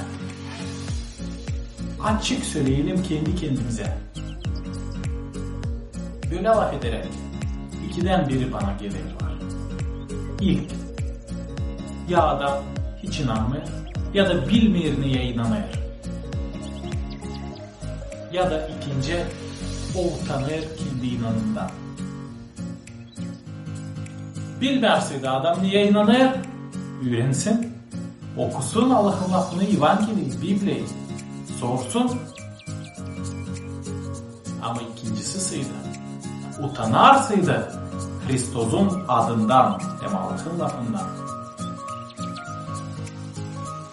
Bu büyük bir problem. Bakınız ne yazıyor Bibli bu iş için. Luka 9, 25-26. Ne fayda olacak bir adama kazansın bütün dünyayı ama kendi kendini kaybetsin. Kim utanacak benden hem benim sözlerimden, ondan utanacak adam oğlu da Kristos demek. Açan gelecek kendinin, babasının hem ayos angillerin metinliğinde. Eğer adam utanarsaydı Kristos'tan, onun lafından, onun adından, o zaman Kristos da sıra gelecek. Utanacak ondan. Ne yönümlü? İnanmayalım sadece içimizde, sadece canımızda, sadece kendi kendimize. Ama inanalım halizden, açık, bilelim neye biz inanıyoruz. Söyleyelim kendi inanımız için, laf edelim onun için. Sevelim Kristos'u, kurtarıcıyı. İsus demedi biz saklaydın kendi inanımızı, inanalım kendi kendimize. Ama Kristos dedi, 12 apostola kim her zaman onun yanındaydı. Açan Kristos artık kalkardı göklere. O dedi onlara, şimdi gidiniz, dağınladınız, her yerde, bütün dünyaya bu iyi haberi, canın kurtulması için. Anladınız bütün dünyaya, kimim ben? Kristos. Niçin ben geldim bu yeryüzüne? Kurtarma adını insanlara onların günahlarından, verme adını onlara ray, cennet de kurtarma onları cehennemden. Verme onlara sevinmelik, rahatlık, yaşamak manası. Anladın bunu bütün dünyaya. Her apostollar susaydılar. Her onlar inanaydılar sadece kendi kendisine, sadece canında. O zaman Hristiyanlık yetişmeyecekti bizim yerlere adam. O zaman biz de bilmeyecektik bu iyi haberi kurtulmak için. Ne önemli? Paylaşma inanma. Açıklama onu. Laf etme onun için. Hem bilme. Neye sen inanırsın?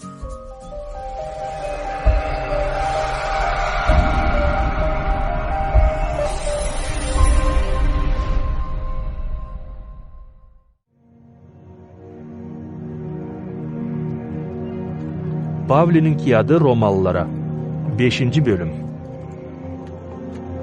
Şimdi inanla doğru sayılmış biz Allah'la usluluk edindik. Bunu yaptı sahibimiz İsus Kristos. Hani bize yol açtı. Yedinelim bu iyi vergiyi.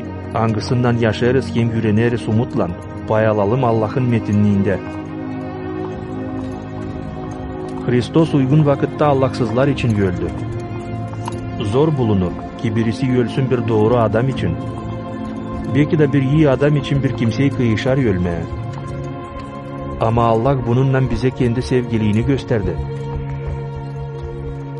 Hani biz günahkarken Kristos bizim için öldü.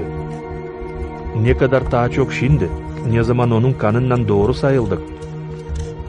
Allah'ın öfkesinden onun yardımıyla kurtulacağız. Zere biz hani Allah'ın düşmanlarıydık. Onunla barıştık. Çünkü onun oğlu öldü bizim için. Nice bir adamla günah bu dünyaya girdi. Günahla da ölüm girdi. Bu türlü ölüm hepsi insana geçti. Zere hepsi günaha düştü. Ayuz zakondan önce de günah vardı dünyada. Ama günah hesaba koyulmur açan yok zakon. Hep o kadar günah zapladı hepsi insana Adam'dan Moise'ye kadar. Zapladı onları, angıları günaha girmediler adam gibi. Angısı örnek oldu gelecek vakitler için. Ama Allah'ın bağışışı değil nice adamın günahı. Zere nice bir adamın günahı beterine çoğu öldü. O kadar daha çok Allah'ın iyi vergisi hem bağışışı bir adamın, İsus Hristos'un iyi vergisinden taşkınlıktan çoğuna verilir. Bu bağışış benzemez ona, ne oldu bir adamın günahından sonra. Zere bir adam günah yaptıktan sonra kabahatlı bulundu. Ama bağışış hani çok günahlardan sonra verilir. İnsanı doğru sayır. Nice bir adamın günahından ölüm padişah gibi zaplı kaldı bir adam beterine. O kadar daha çok onlar kim alır Allah'ın bol iyi vergisini hem doğruluk bağışışını. Bir adamla İsus Hristos'la yaşamak bulacaklar hem padişahlık edecekler. Nice bir adamın günahından hepsi kabahatlı sayıldı. Hep öyle bir adamın doğru yaptığından hepsi doğruluk hem yaşamak bulur. Zere nice bir adamın seslemezliğinden çoğu kabahatlı sayıldı. Hep öyle bir adamın seslemesinden çoğu doğru sayılacak. Ayrı zakon sonra verildi ki kabahatlar zeydilensin. Ama nerede günah çoklaştı, orada Allah'ın iyi vergisi daha çok zeydilendi. Ki nice günah ölümden zaplı kaldı. Hep öyle Allah'ın iyi vergisi de insanı doğru saymasından, zaplı kalsın hem diveç yaşamak getirsin, sahibimiz İsus Hristos'un aracılığıyla.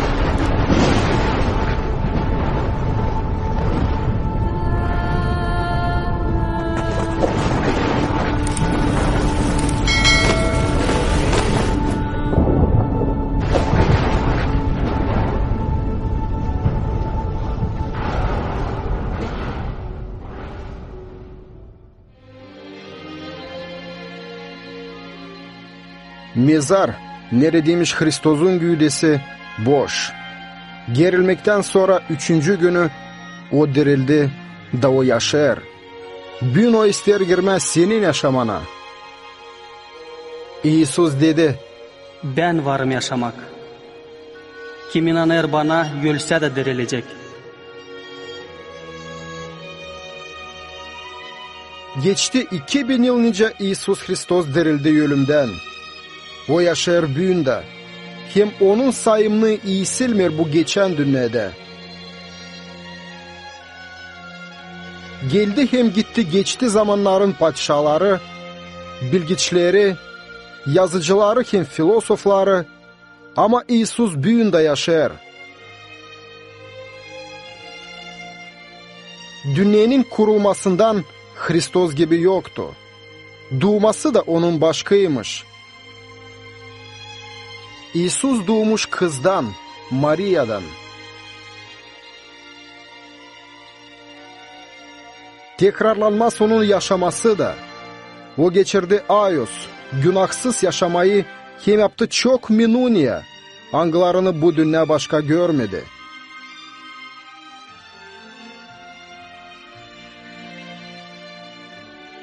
O getirir insana iyi haberi. Da uzaldır sevgisini, kim verir affetmek hepsine, kim kableder inanla Hristos'u. Nice sahibi, kim kurtarıcı.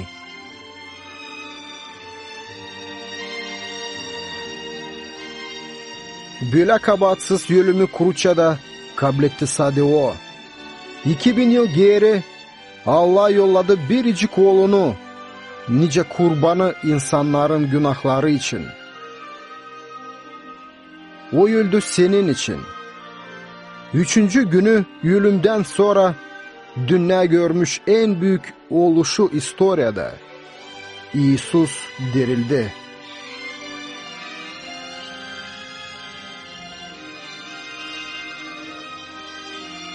İsus'un doğması, onun yaşaması, ölümü, hem dirilmesi gösterir hani İsus akına varmış Allah'ın oğlu.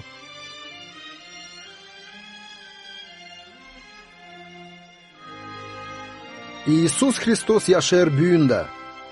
O ister girmez senin yaşamana, hem affetmez senin günahlarını. Sesirgen ona. Gelin bana hepsiniz kim zorluk çeker. Da ben vereceğim size uygunluk. Ben varım yol, doğruluk hem yaşamak. Kimseyi geçmer babaya benden yana.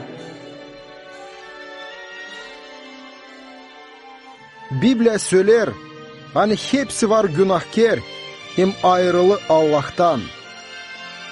O söyler ta hani günahın cezası, ölüm. Ama Allah'ın bahşişi, diveç yaşamak.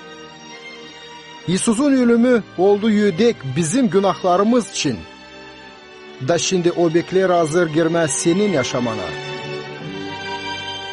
Date, ben durarım kapıda da uğrarım.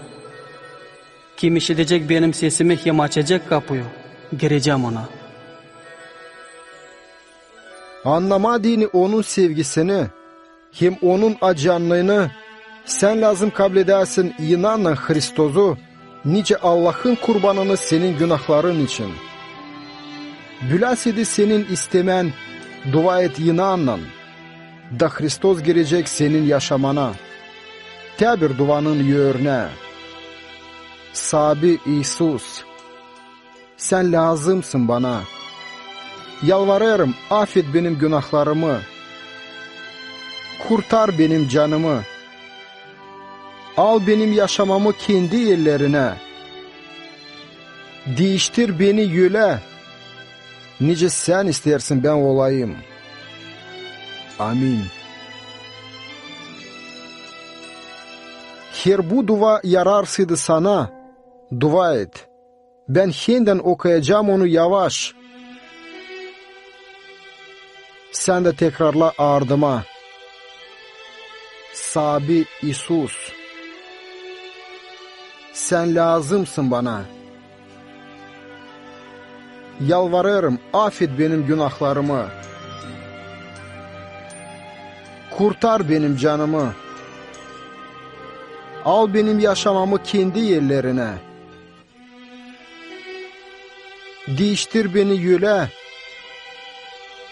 Nice sen istersin ben olayım. Amin.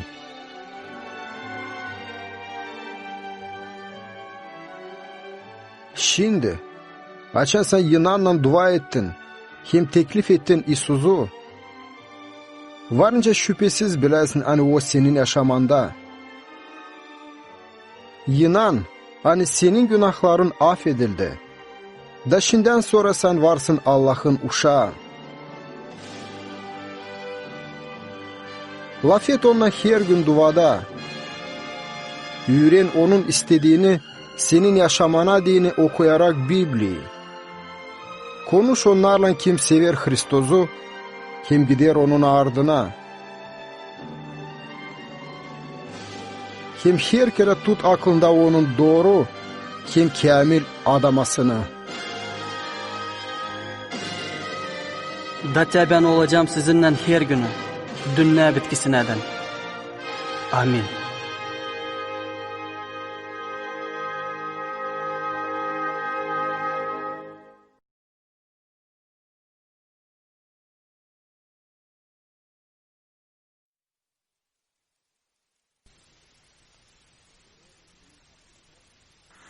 Durarım senin kapında, uğrarım senin yüreğine.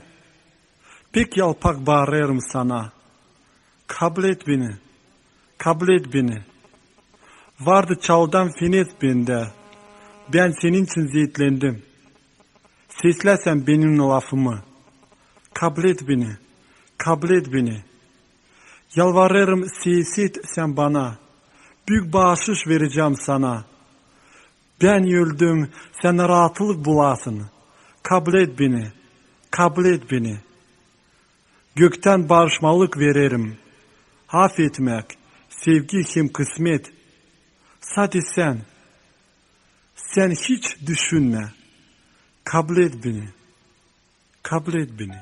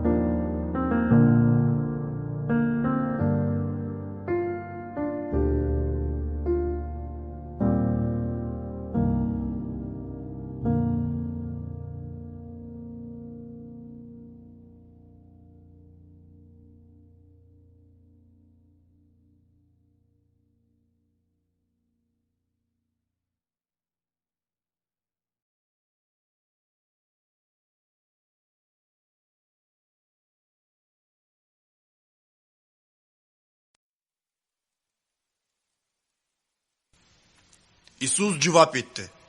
Kim içer bu sudan, o yeniden susar. Ama kim içecek o sudan, hani ben veririm, divecine susamayacak. Ama o su hani vereceğim ben, olacak onda bir sızıntı. Hani akır diveç ömüre.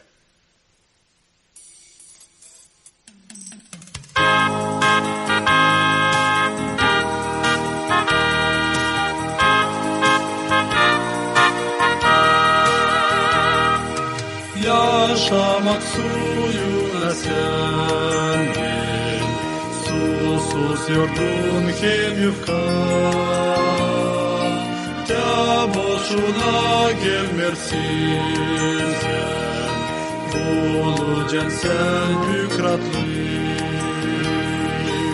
Ağlatla sen geç kalmasın, diviç yaşamak kazanacaksın. Yaşamak suyu bırdan, umudun bırda olsun. Ağlatla sen geç kalmasın, diviç yaşamak kazanacaksın. Yaşamak suyu bırdan, umudun bırda olsun. Ağlatla sen süzüntü yap, ol canına dolu. Günah burada siliniyor, ayollara ciyanlık.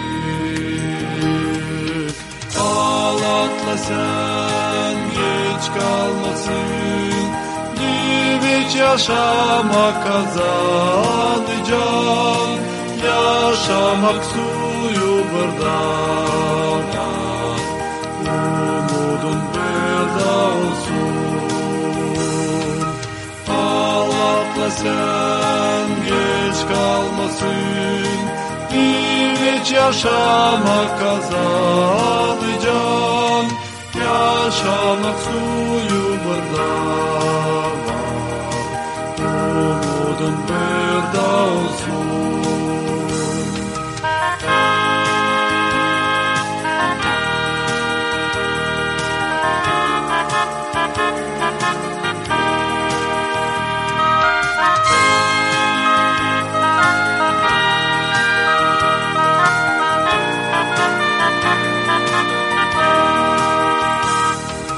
Gel sen o sızıntıya, dilenmek sen bulacaksın. Gör nasıl sizler yaşamak, hiç de mutlu olacaksın. Ağlatla sen geç kalmasın, diviç yaşamak kazanacaksın. Yaşamak suyu bırda var, umudun bırda olsun. Ağlatla sen geç kalmasın, diviç yaşamak kazanacaksın. Yaşamak suyu bırda var, umudun bırda olsun.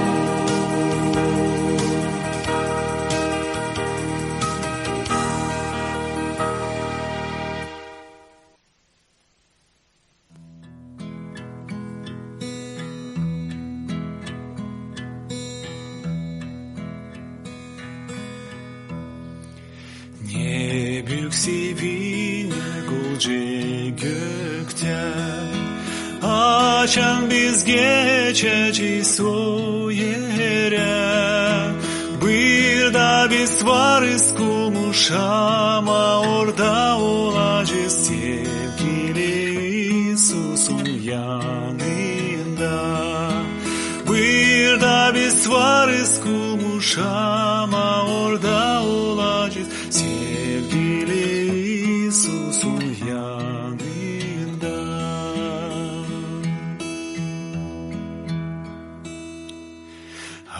Açan dar portada geleceğiz. Yaşlar gözlerimizden düşmeyecek.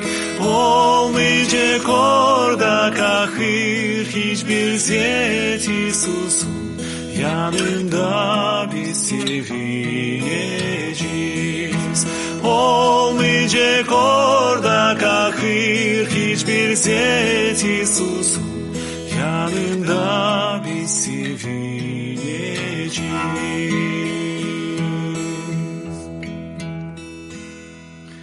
Pekavi var İsus'un yeri, günahkirler gelin gün ona. O gün kabul edir ki düşünmeyen ayoskan İsus'un bin prosede. O gün kabul eder ki düşünmeyen ayoskan İsus'un bin prosede.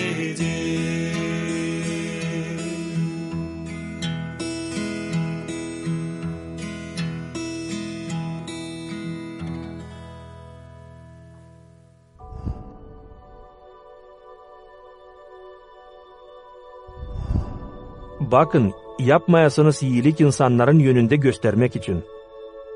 Zira olmayacak size yödek gökteki babanızdan.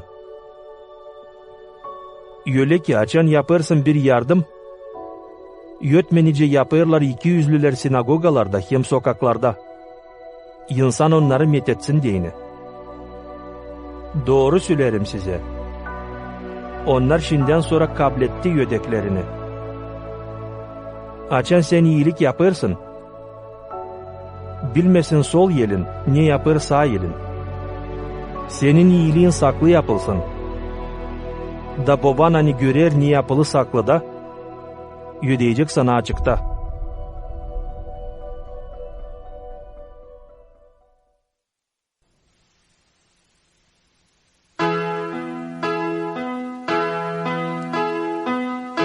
İnanırım Allah'a, o benim babam. Baş ederim ben sana, gökteki Allah. İnanırım Allah'a, o benim babam. Baş ederim ben sana, gökteki Allah.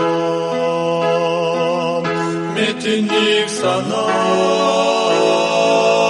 beni kurtardın, oğlunu verdin, hani ben yaşayayım. Metinlik sana, beni kurtardın, oğlunu verdin, hani ben yaşayayım. Günahlarımı aldın, senin sağ olun. Ağaçta yürürken o yaşamak verdi. Günahlarımı aldı, senin sağ olun. Ağaçta yürürken o yaşamak verdi. Metinlik sana, beni kurtardın, oğlunu verdin, hani ben yaşayayım. Metinlik sana, beni kurtardın, oğlunu verdin, hani ben yaşayayım. İsa ve kapı, hepsi insana. Gelin hepsini sona, yaşamak verecek. İsa ve kapı, hepsi insanlar. Gelin hepsini sona yaşamak verecek. Metinlik sana beni kurtardın, oğlunu verdin, anneden yaşın. Metinlik sana beni kurtardın, oğlunu verdin, anneden yaşın.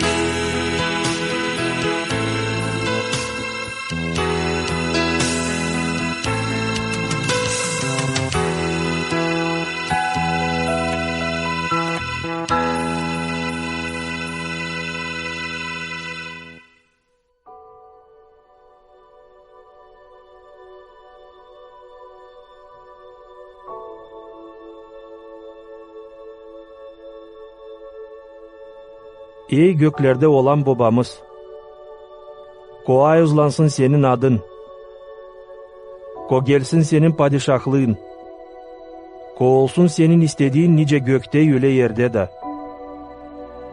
Ver bize büyük her günkü ekmeğimizi, bağışla bizim borçlarımızı. Nice biz de bağışlarız bize borçlu olanları. Götürme bizi denemeye, ama kurtar kötü olandan. Zere senindir padişahlık. Kudret himmetinlik diveçten divece. Amin. Bütün Bible eski hemeni bağlantı var Allah'ın ayız lafı. Yeni bağlantıda var bir yer hangisi pek önemli bize. Hepsi Hristiyanlar bilirler öyle. Yuhanna 3. baş 16. hem 17. sıra. Zira Allah öyle pek sevdi bu dünyayı, hani verdi biricik oğlunu ki herkesi kim inanacak ona kaybetmesin ama diveç yaşasın. Akına hani Allah yollamadı oğlunu bu dünyaya ki dava kessin dünyaya, ama onun aşırı dünya kurtulsun. Bakın Allah öyle pek sevdi bu dünyayı, senin kendini, her bir canı. Hani yolladı kendi biricik oğlunu, Allah'ın oğlu var İsus Hristos. Da onun oğlu öldü bizim günahlarımız için kruçada. Allah yolladı kendi biricik oğlunu. Hani herkesi kim inanacak ona gebermesin ama kurtulmuş olsun. Dileç yaşamak olsun. Allah yollamadı kendi oğlunu ki kabulklama bu dünyayı, ama kurtarma dini onu. Bu haber öyle yönümlü. Bizim vakitte öyle yönümlü. Bu iyi haberde var bize kurtulmak, var bize sevilmelik, var bize uygunluk. Bize kim inanır o vakitte? Kim inanır Allah'ın oğluna, İsus Hristosa? Kurtar canını.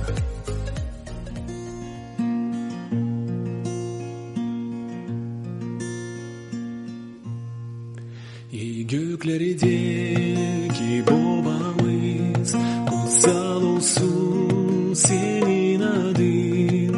Kralların senin gelsin, yerde gökte arzun olsun. Gündelik ekmeğimizi bugün bize sallayın. Bize borçlu olanları affettik biz, sen de bizi. Aynen öyle affetine bizi koyma deniliye, kurtar bizi kötülükten, kurtar bizi kötülükten. Çünkü krallık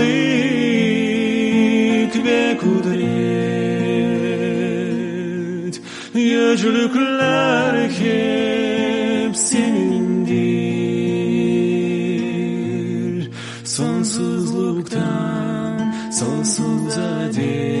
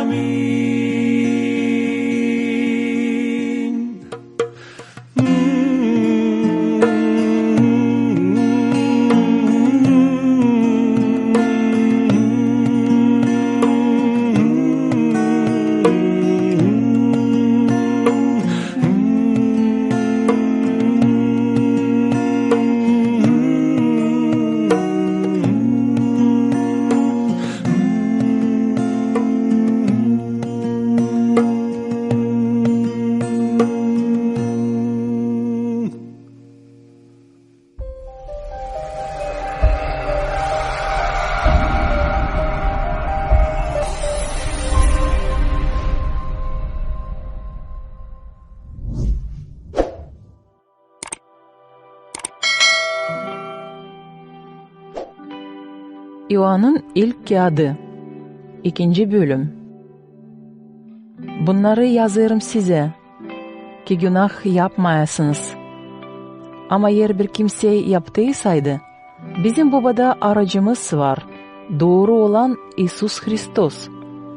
Odur acıyanlık kurbanı bizim günahlarımız için. Değil sadece bizim için, ama bütün dünyanın günahları için. Bundan anlarız, hani tanıdık onu, eğer tamamlarsaydık onun sımarlamaklarını. Kim der ben onu tanıdım, ama sımarlamaklarını tamamlamır, o bir yalancı, da onda yok aslılık. Ama kim tamamlar onun sözünü, hakkına onda Allah'ın sevgisi doluluktan var. Bundan tanırız, hani biz Allah'tayız. Kim der hani o Allah'ta bulunur, o lazım yaşasın da öyle, nice İsus yaşadı.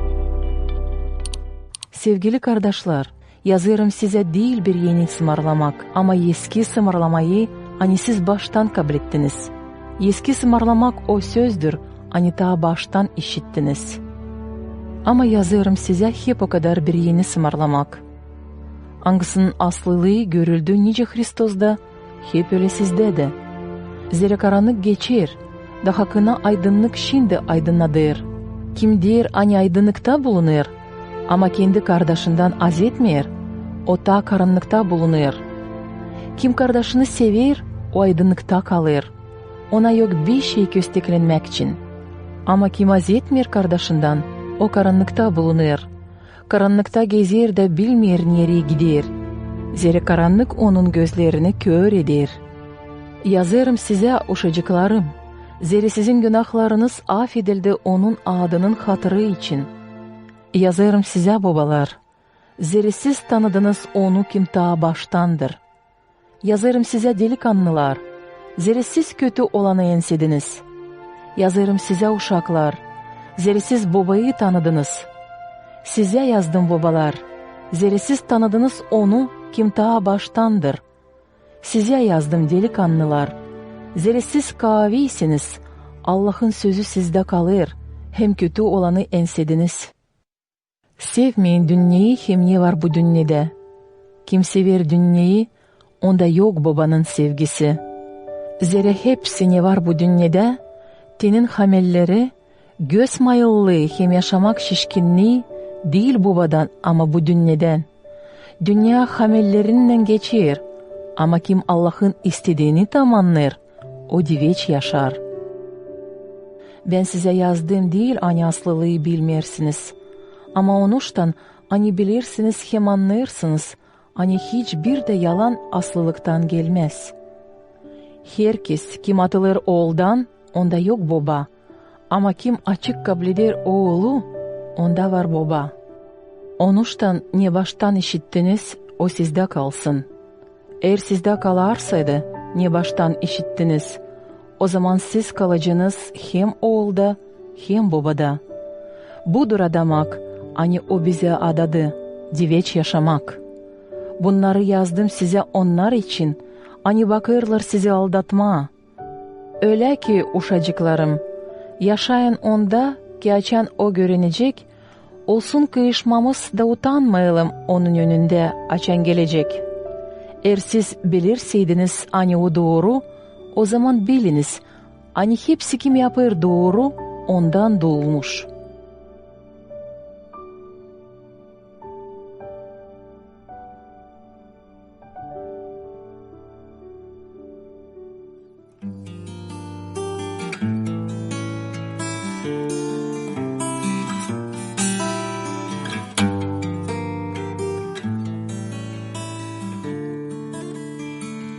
İnanırım Allah'a, o benim babam. Baş derim ben sana, gökteki Allah. İnanırım Allah'a, o benim babam. Baş derim ben sana, gökteki Allah. Metinlik sana, beni kurtardın, oğlunu verdin, hani ben yaşayayım. Metinlik sana, beni kurtardın, oğlunu verdin, hani ben yaşayayım. İsa девичья kapı, hepsi sana. Gelin hepsini sona, yaşamak verecek. İsa девичья kapı, hepsi sana. Gelin hepsini sona, yaşamak verecek. Metinlik sana, beni kurtardın, oğlunu verdin, hani ben yaşayayım. Metinlik sana, beni kurtardın, oğlunu verdin, hani ben yaşayayım.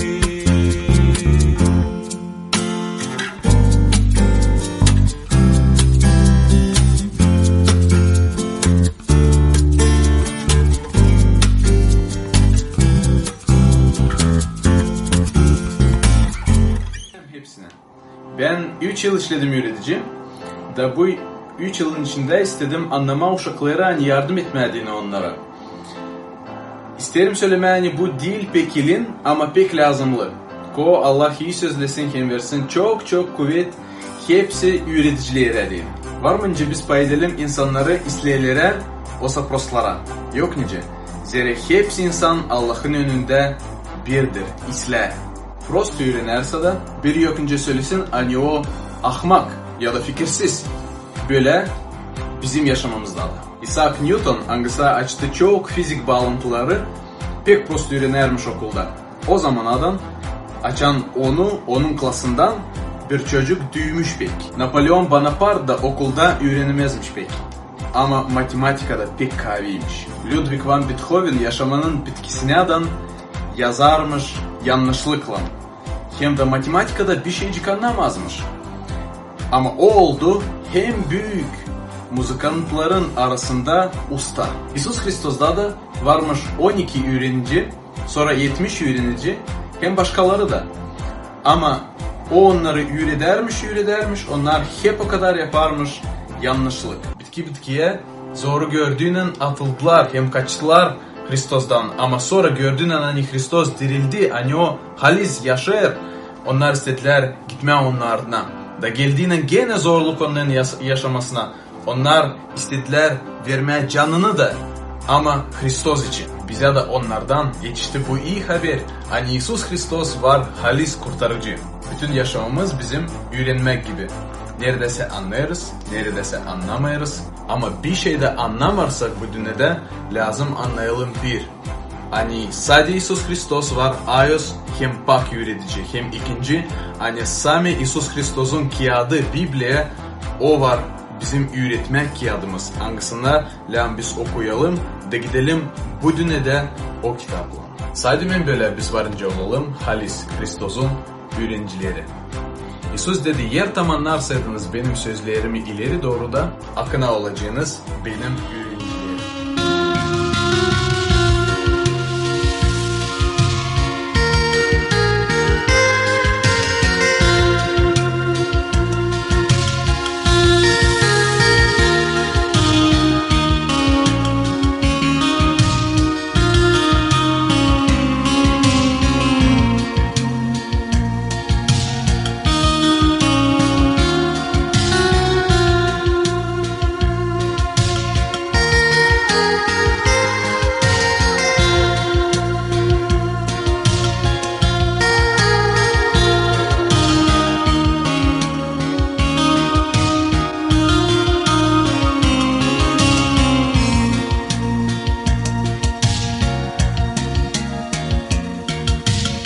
Geledi çoktan yukarıdan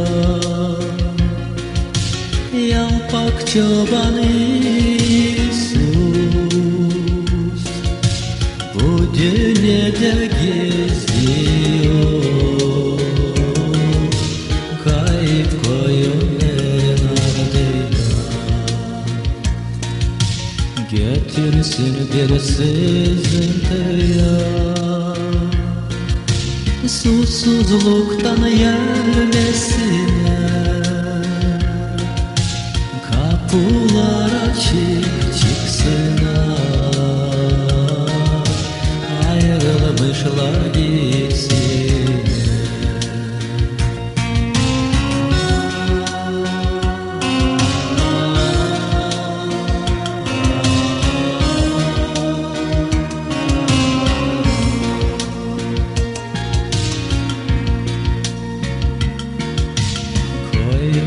Seslendiler Kafayla da hızlandılar Boynuzlarından süstüler Göğsünü de deldiler Aktı su hem çok Gökte çeketti ağlama Günde karanlık pek oldu Ayda kana dişildi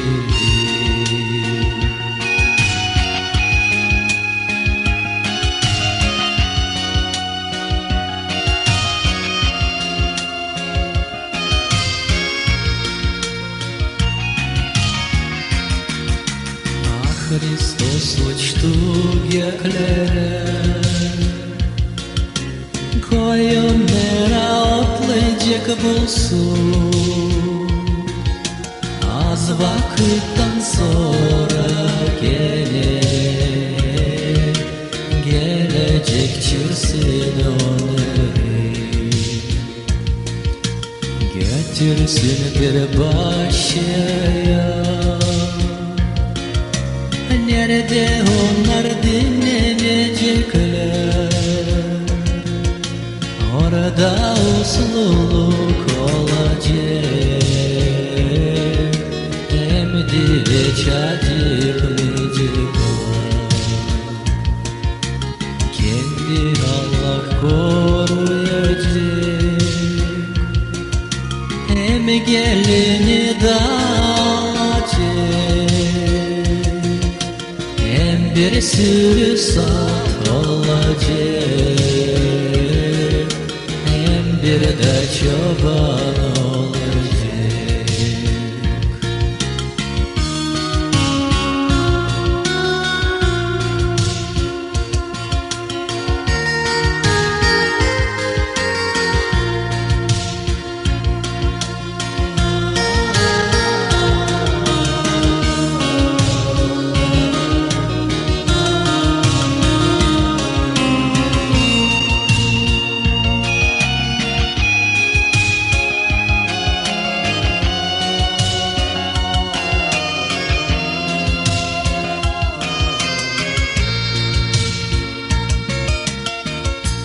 Bizim diveç evimiz değil yerde, bizim diveç evimiz gökler. Tene Biblia söyler Apokalipsis kağıdında gökler için. Sadece düşünün o yer için. Nerede yok kahır, yok acı, yok hastalık, yok ölüm, yok kavga, yok anlamamazlık, yok günah, yok yaş. Biblia söyler bunu gökler için. Nice bilme hani sen düşeceksin göklere, açan öleceksin. Kabul ettiğine kendi yaşamana Yesus'u şimdi. Sen var nice kabul edersin Yesus'u şimdi. Pişman ol günahlarında. İnan ona da o zaman sen var nice gurur olasın. Hani yer sen ölersin şimdi. Sen gideceksin doğru göklere. Sen var nice kabul edersin onu şimdi. Sen var nice daha çok öğrenersin gökler için. Kim nice kabul etmeye Hristus'u şimdi. Yazıl bizim İyi Çoban kanalına, yaz soruşlarını komentlarda.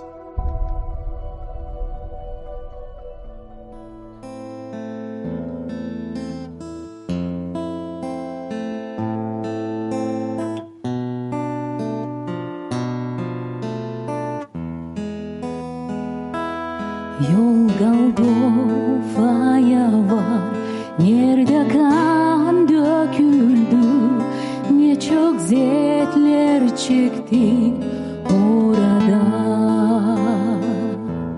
O pahalı İsus, sen bizim için öldün, o titsiz etleri geçirdin.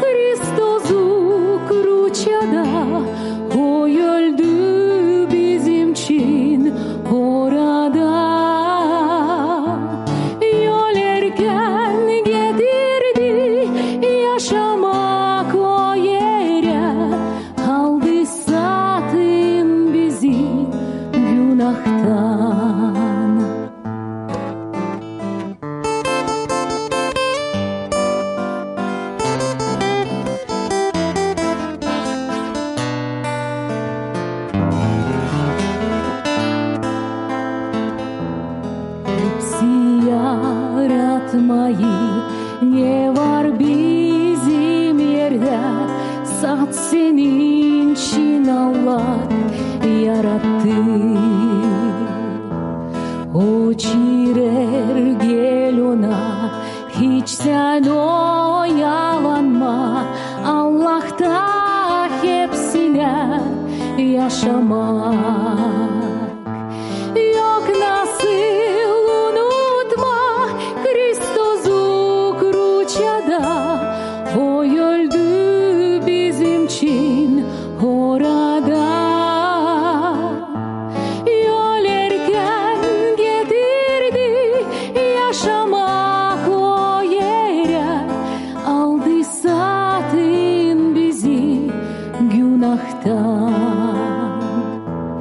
Путь Голгофе далек, кровь стекала из ран, сколько мук и страданий во взоре. Иисус дорогой умирал на кресте, принял тяжкие муки и горе. Никогда не смогу я забыть этот крест. Он стоит между небом, землею.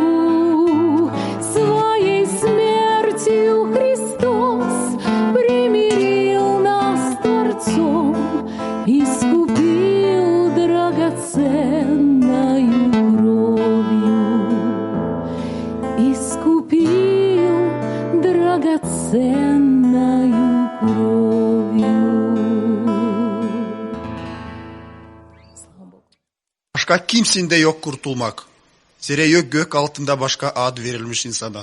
Hangisinden olsun kolay ki biz kurtulalım.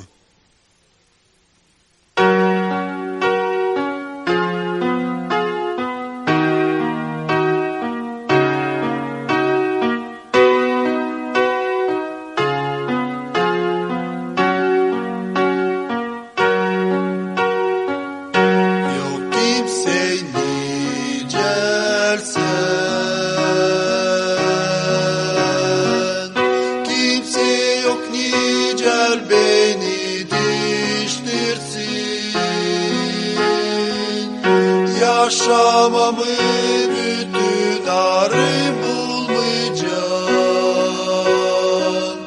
Yok kimse nicersen.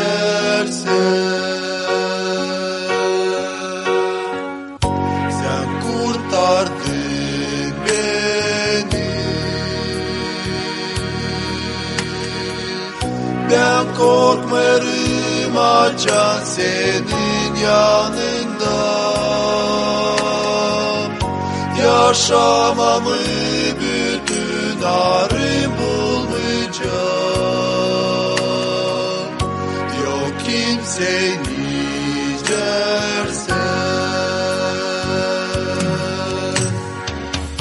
Yok kimse nicersen.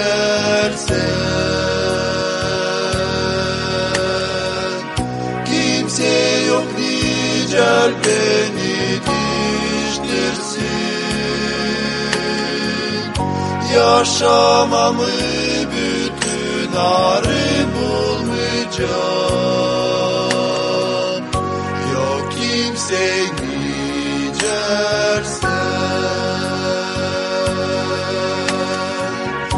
Yok kimse nicersen.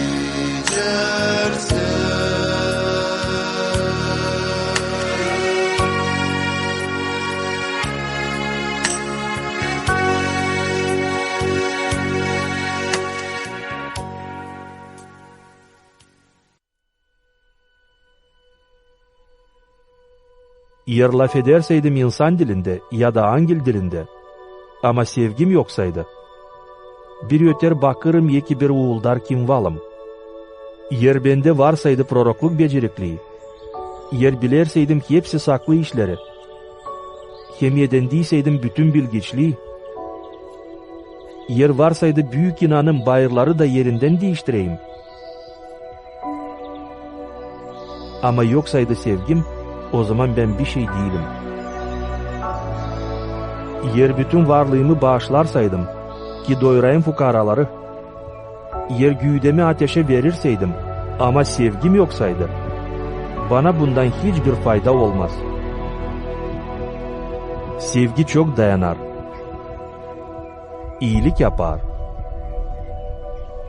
Sevgi kıskanmaz, övünmez, kabarmaz. Sevgi kötü kendini götürmez.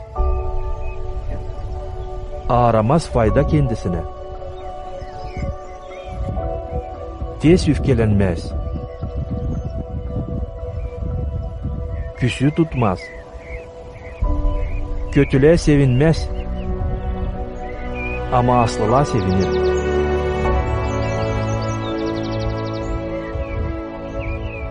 Sevgi hepsini yörter, hepsini inanır, hepsine umut eder, hepsine dayanır.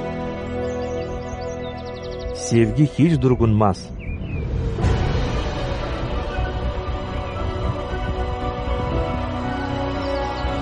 Prorokluk sona gelecek. Diller susacak, bilgiçlik kaybedecek. Zira bizim bilgiçlik kederli, bizim prorokluk değil tamam. Ama açan tamamlık gelecek. O zaman hepsine kederli yok olacak. Uşakkan ben uşakçasına laf ederdim. Uşakçasına düşünerdim. Ama olgunlandığıyla uşak işlerinden bırakıldım. Şimdiki hepsini nice bir dumanlı şişeden göreriz. Ama o zaman görüşeceğiz. 100%. Şimdi benim bilgiçliğim kederli. Ama o zaman Allah'ı tanıyacağım böyle. Nice ben tanınmışım.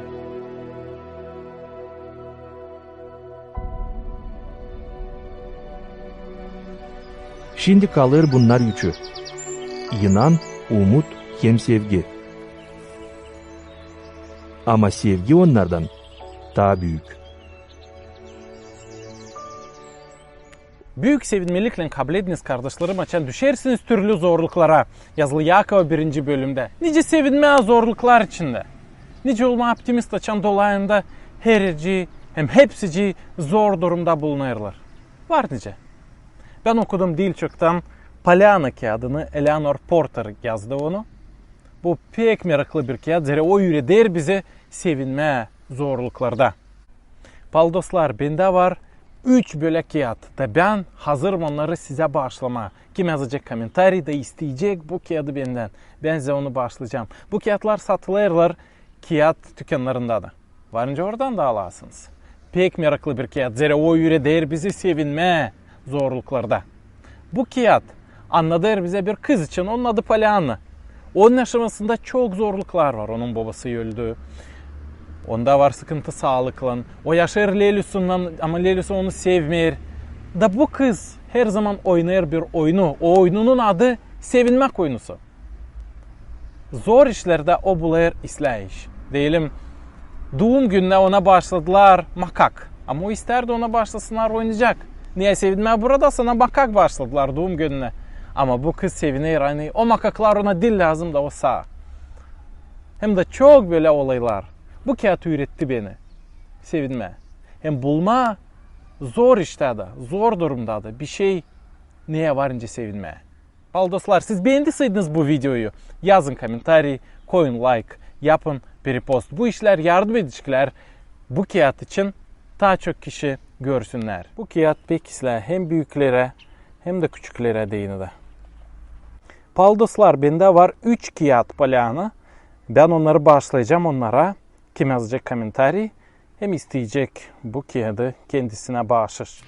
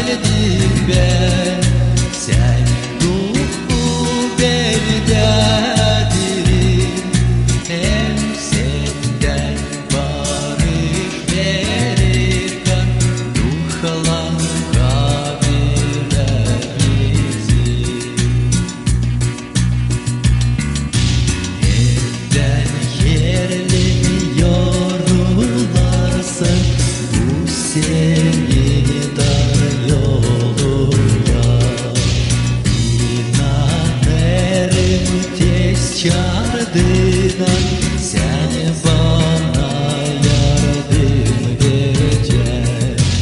O İsus sana geldim ben, sen duhu bendedir.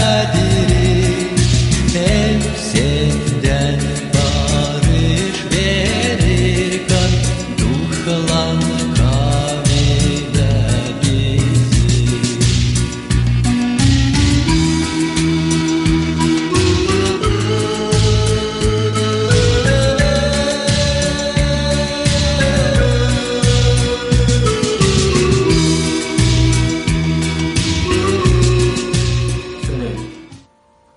Hani sade İsus Hristos, sade O, sade O Allah'ın oğlu kurtarır bizim günahlarımızı da verir bize deveç padişahlık göklerde. Başka biricik. Şimdi sade bu fikir çok zorluk varınca yapsın. Adama kim ister olmak Hristiyan? Zere lazım kararlama. Kimin ardına ben gideceğim? Sade Hristos mu kurtaracağım Allah? Sade onun lafı mı doğru? O başka kıyatlarda, başka insanlarda, başka filosofyalarda, başka inanlar onlar da mı doğru? Bu laf için sade Hristiyanlar binlerce yıl çok güzel geçirerdiler. Eski Roma vakitlerinde vardı binden Allah onlarda. Onlar inanardılar onlara. Ama sadece Hristos'a istemediler inanma. Diri hem halis Allah'a. İmparatora, padişaha onlar dua ederdiler nice Allah'a. Ama Hristiyanlar ona dua etmediler. Zira var bir diri Allah'a sadece. İsus Hristos. Bu iş için Hristiyanlar çok zorluk geçirdiler. Bu iş için onlara derdiler radikal. Zira onlar inanardılar ki same İsus Hristos var kurtarıcı. Bu şaşılacak bir iş. O bizi öyle sevdi. Hani kendi aramıza Allah olduğu adam gibi. Hristos olarak gezdi bizim aramızda. Eski İsrail vaktinde. O öldü kruçada bizim günahlarımız için. Aldı bizim günahlarımızı, bizim prost işlerimizi, hem fikirlerimizi kendi sırtına da öldü bizim için kruçada. Da dirildi 3. günü. Bu Hristiyanlığın hem baş fikri.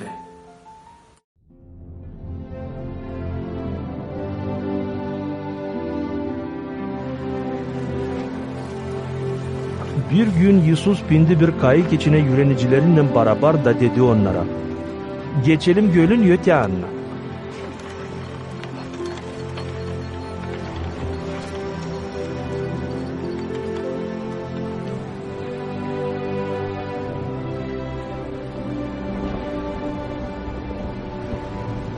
Kayıkla yüzerken Yusuf uyudu. Göl üstünde öyle bir keskin rüzgar esmeye başladı. Hani doldururdu kayığı suyla.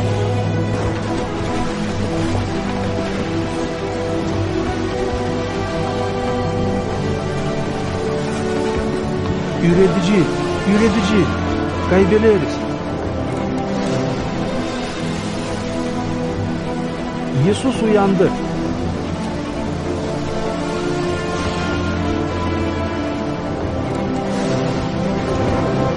Azarladı rüzgarı hem kabaran dalgaları.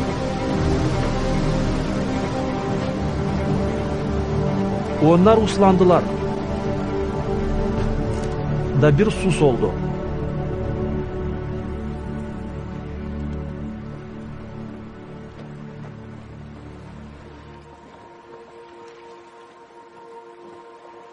Sonra dedi öğrenicilerine, ne anda inanınız?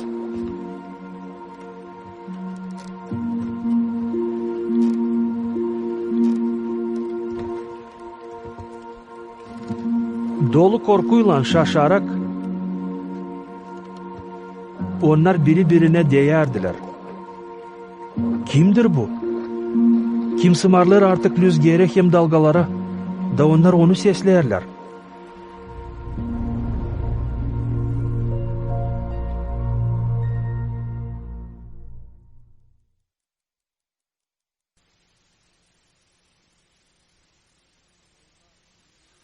Ama onlar kim umut ederler Allah'a, yenilincikler kuvvette, doğducuklar kanatlarını nicel kartallar, kaçıcıklar da dinmeyecekler, gidecekler da yorulmayacaklar.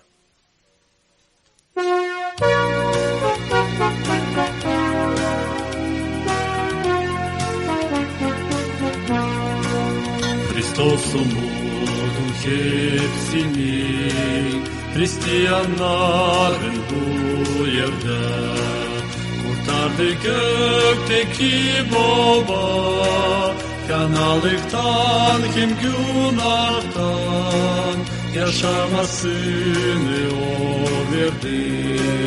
Barış döktü yüreğimize, Hristos umudun hepsini, Hristiyanların bu yerde. Şans sonra var 2000 yıl, kullanır o uşaklarını. Siz tanıdınız sevgili, siz sevinince o sevdi. Göre sevgilen bitkisiz, açan yüzünden yaş akır. Sevinçim kötüler sizi, göre Hristos'un üretip. Hristos umudun hepsini, Hristiyanların bu yerden. Şans sonra var 2000 yıl, kullanır o uşaklarını. Böyle kale kuvvet gün, bizi hayırsın Hristo'dan. Ne yükseklik ne derinlik, ne uzunluk ne genişlik. Allah koruyor onları, onuna yoz uşaklarını. Hristos umudun hepsini, Hristiyanların bu yerde. Şans sonra var 2000 yıl, kullanır o uşaklarını.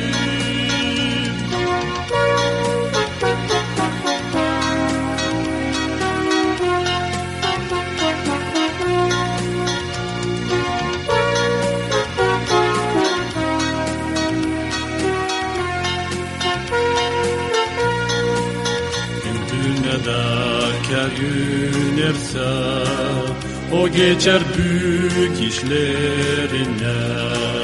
Açan Allah'ın gözünde, onlar hiçbir şey sayılmır. Ha ben Hristos'la yönerim, hem sevinlerim itlikte. Hristos umudun hepsini, Hristiyanların bu yerde. Şans sonra var 2000 yıl, kullanır o uşaklarını. Hristos umudun hepsini, Hristiyanların bu yerde. Şans sonra var 2000 yıl, kullanır o uşaklarını. Bir iş için, ne iş için laf etmeyediler. Politikacılar, doktorlar, hem insanlar pek beğenmeyediler bu işi. O ölüm. Kilisede laf edeydiler bunu. Hristiyanlar, inancılar açıktan bol laf ederler. Ölüm için. Zira Allah'ın lafı çok çok söyler. Ölüm için, dileç yaşamak için, gökler için hem cendim için. Bakınız ne yazar 2. Korintlilere 5. baş 1. hem 2. sıra Apostol Pavli'nin lafları. Biliriz, hani açan bu yerdeki evimiz, bu çadır yıkılacak. Allah'tan bir diveç binamız var.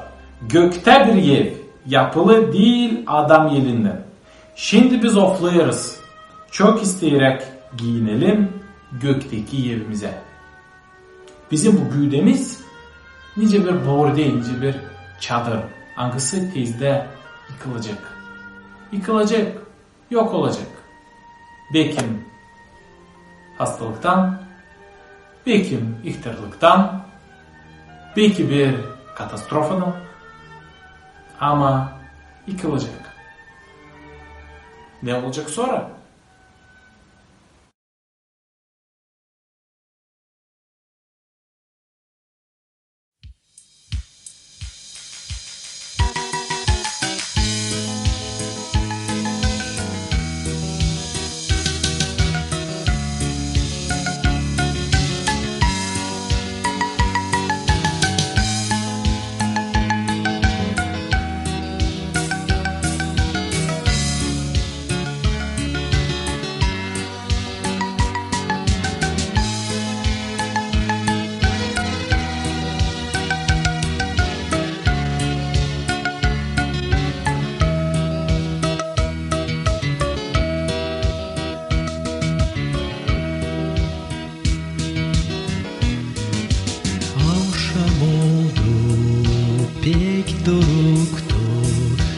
Gökte çıktı açan masa hazırlandı gökteki olan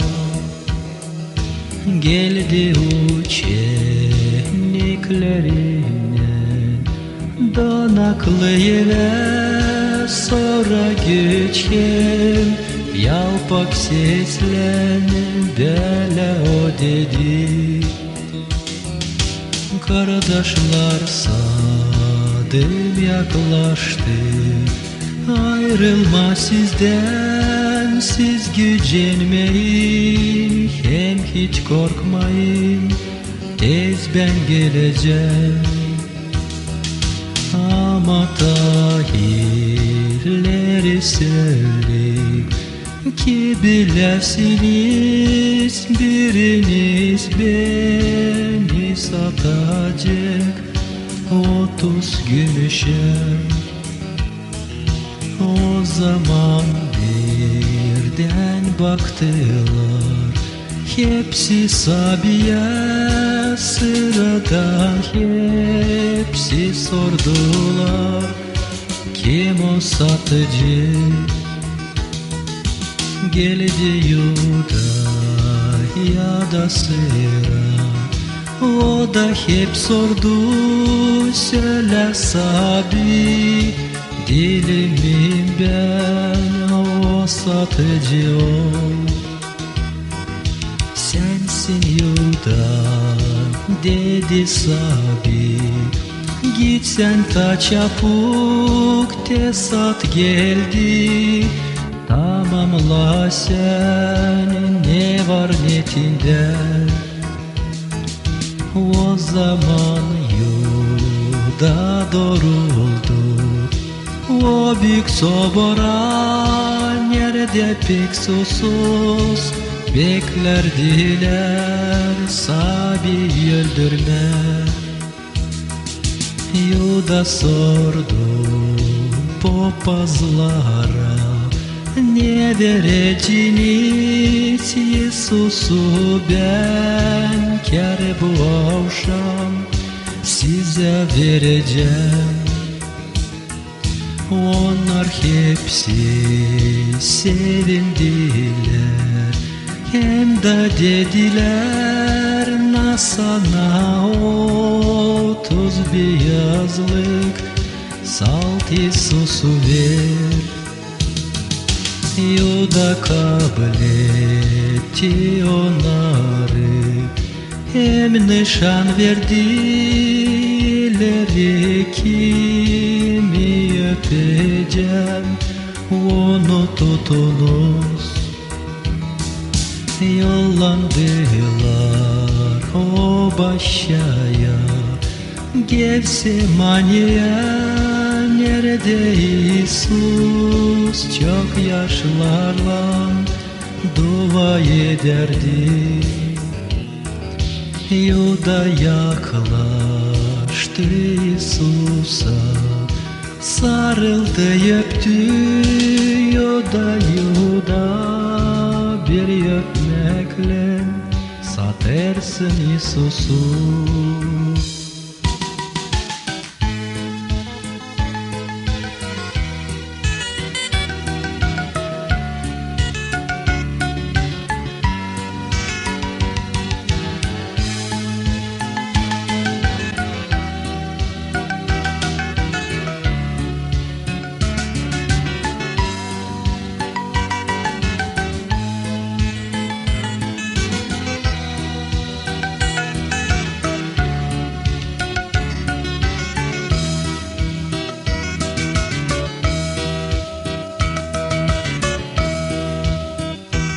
Selam dostlar. Ne bağlayır? Darwin'i, Nietzsche'yi hem Hitler'i hem neçin bize bilmem bunu.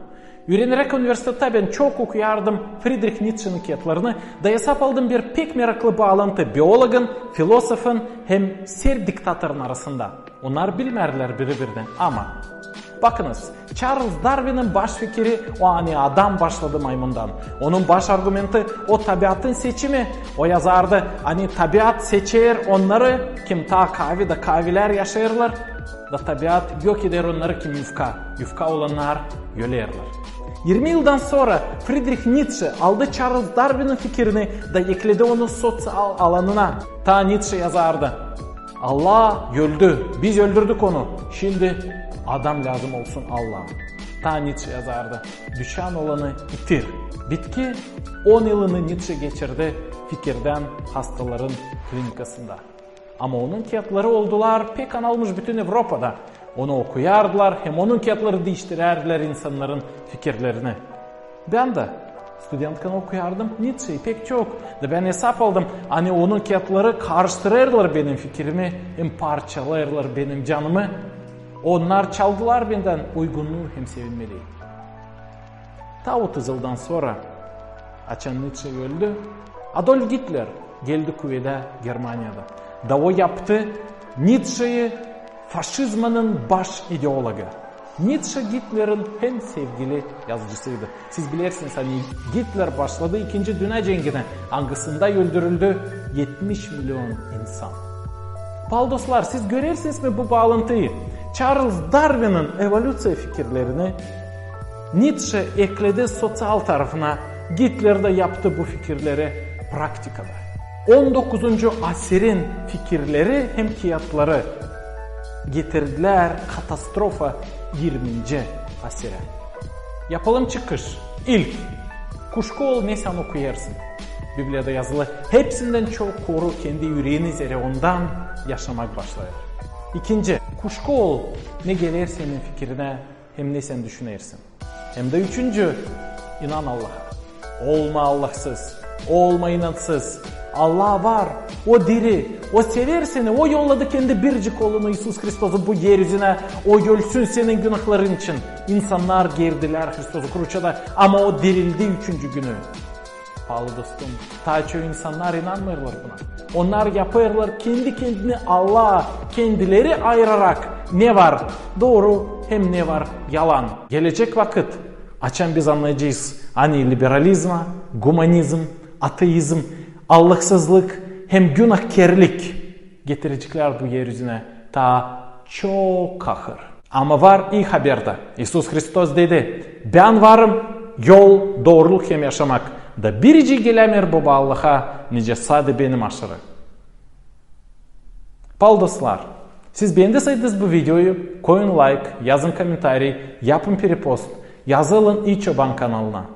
Kalın sağlıcakla.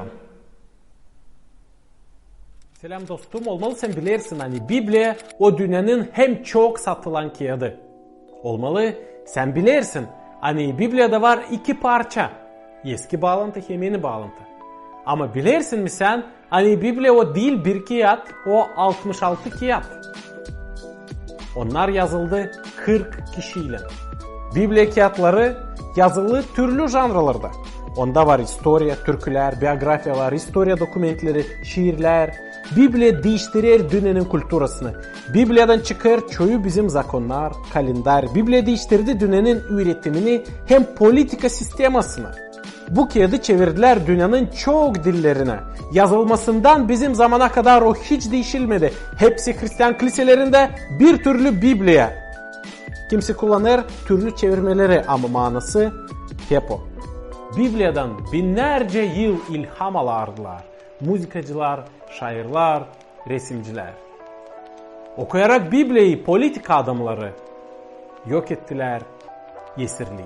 Bizim kültüranın hem halkın iyilik hem moral prensipleri çıkarlar Biblia'dan. Biblia'yı severdiler okuma Tolstoy, Dostoyevski, Martin Luther King. O benim hem benim ailemin hem sevgili kağıdımız. Ama bakma Biblia'ya.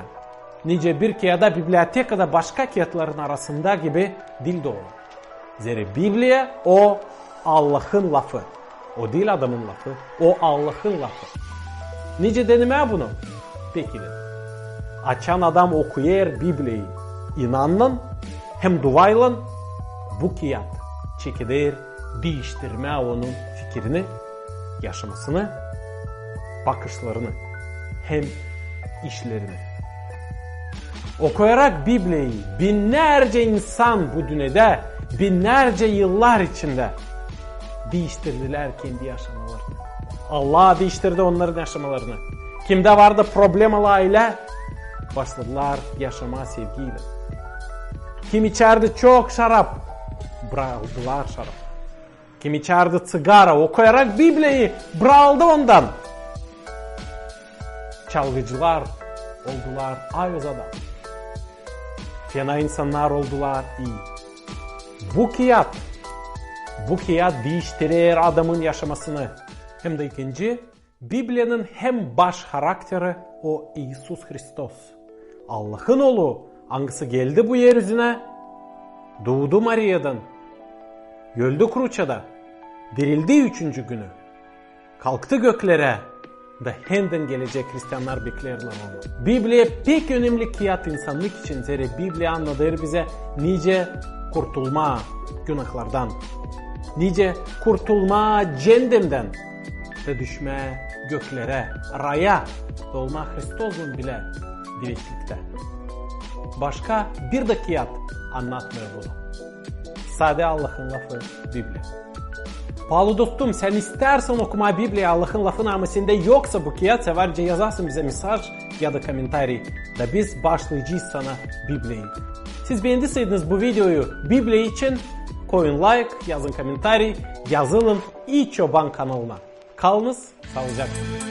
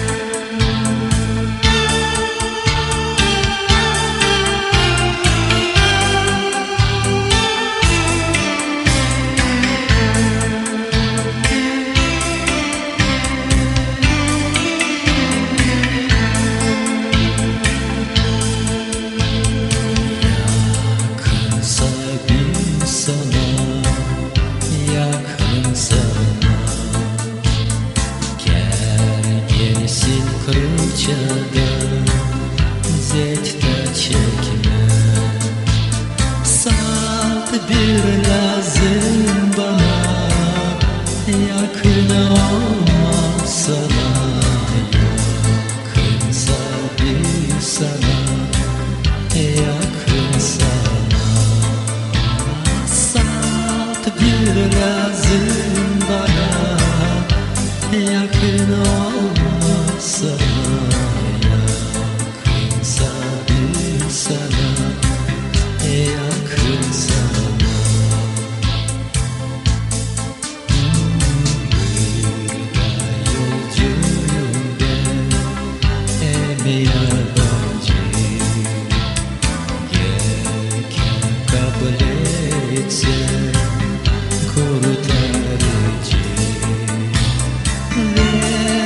Yürekten bana yakın olma sana, yakınsa bir sana, yakın sana.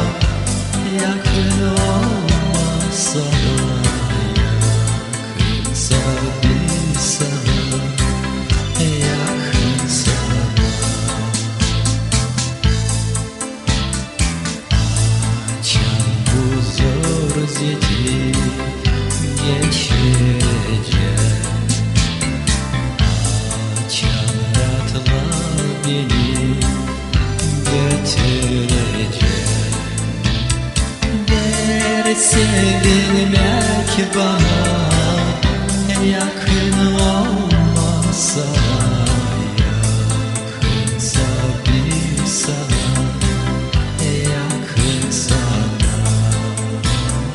Ver sevilmek bana yakın olmasa, yakınsa bir sana, yaklar bana.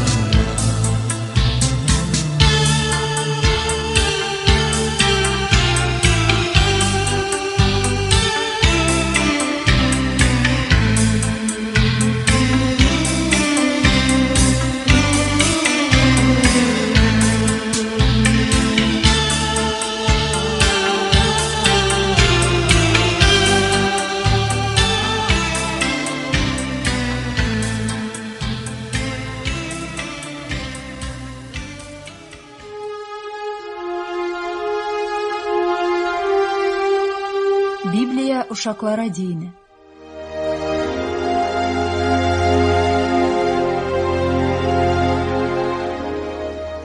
Yeni bağlantı. Захария hem ангел Allah'ın binasında.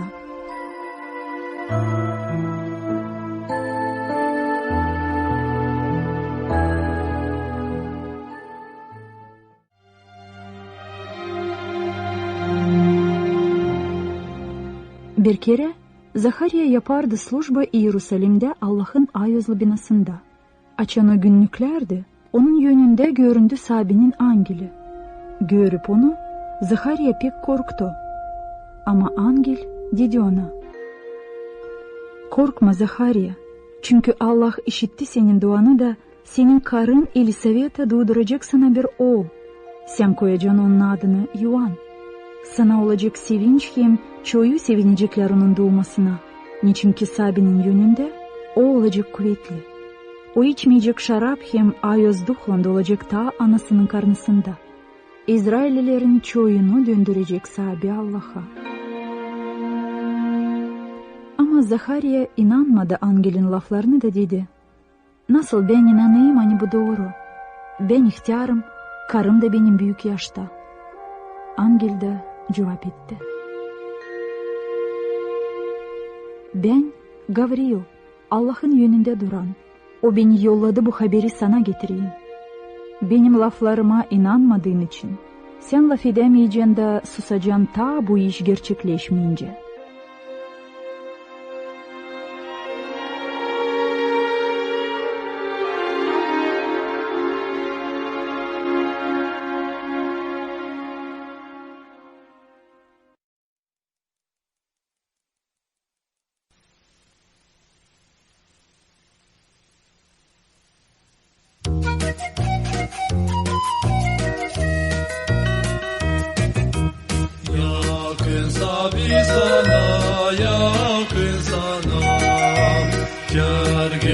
Круче газета çekler. Sal birazım bana, yakın olmasana, yakınsa bir sana, yakın sana. Sal bir lazım bana, yakın olmasana, yakınsa bir sana, yakın sana. Burada yolcuyum ben kim yabancı, göke kabletsen kurtarıcı. Ver yürekten bana, yakın olmasana, yakınsa bir sana, yakın sana. Ver yürekten bana, yakın olmasana, yakınsa bir sana, yakın sana.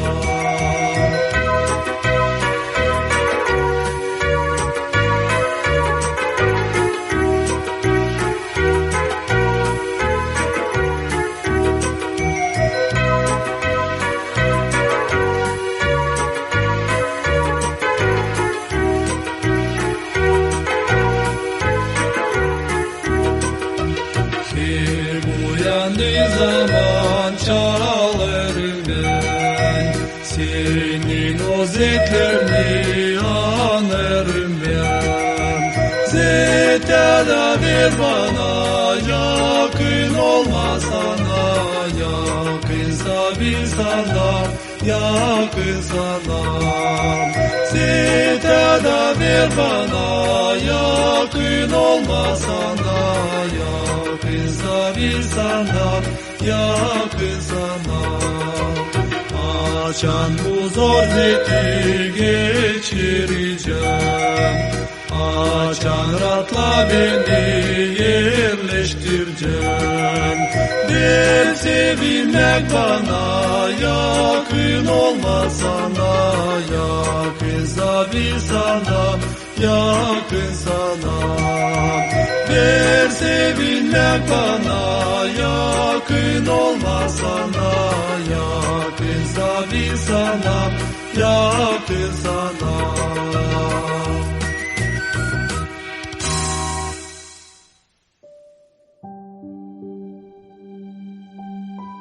Evvelden Allah çok sıra hem çok türlü söyledi prorokların ağzından bizim dedelere. Ama bu bitki günlerde laf etti bize kendi oğlunla. Angısını koydu miraççı hepsine, hem angısından dünyayı yarattı. Oğul Allah'ın metinliğin aydınlığı, hem onun varlığın görümü da hepsini tutar kendi kudretli sözünden. O paklayıp bizim günahları, oturdu yükseklerde, büyük olanın sağ tarafında. O oldu o kadar daha üstün angillerden, ne kadar onlardan daha kamil at kendine yedendi. Zere ne zamansa Allah angillerin birisine dedi, sen benim oğlumsun, büyün senin baban oldum. Ye ki ben baba ona olacağım, o da oğul bana olacak.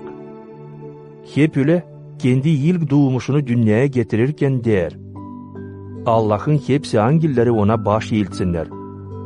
Angiller için der, benim o, kim döndürer angillerini rüzgâra, hem hizmetkerlerini ateş yalınına. Ama oğlu için der, ey Allah, senin çorbacılık skemlen diveçtir, hem padişahlık bastonun doğruluk bastonudur. Doğruluğu sevdin, ama zakonsuzluktan az etmedin. Onuştan Allah, senin Allah'ın. Seni yağladı sevinç yağıyla daha çok senin dostlarından.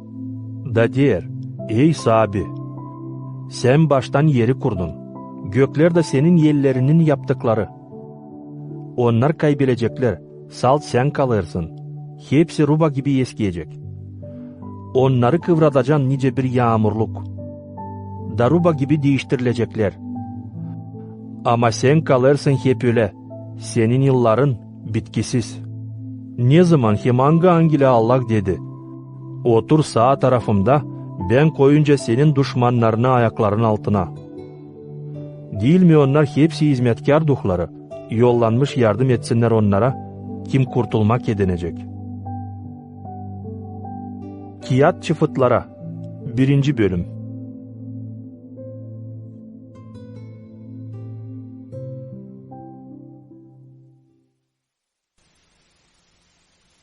Açça onlar bakırdılar göke nicelok kalkır. Hemen iki adam giyimli beyaz rubulan pedalandılar onların önünde. Da dediler, Galilea adamları, niçin durup göke bakarsınız? Bu Isus hani göke kalktı sizin aranızdan, böyle gelecek geri. Nicel gördünüz onu kalkarken göke.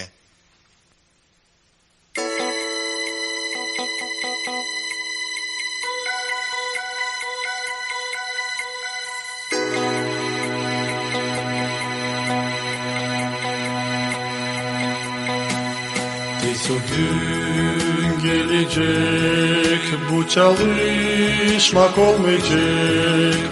Ne kahır ne düşünmek, sadece sevinmek olacak. Mutluluk kayoz yerde, günaha yok yer orada. Neyse gün, sevgili gün olacak. Neyse gün olacak, kaça Hristos'u göreceğiz. O alacak bizi ona, gökteki kasabaya. Elini bana verecek, beni oraya alacak. Neyse gün, sevgili gün olacak. Neyse güne yetişiz, açan İsus gelecek. Dost senin için o gelecek, hazırsın alacak. Bunun canlı sen hazır, karşı ekle Hristos'u. Neyse gün, sevgili gün olacak. Neyse gün olacak, kaçak Hristos'u göreceğiz. O alacak bizi ona, gökteki kasabaya.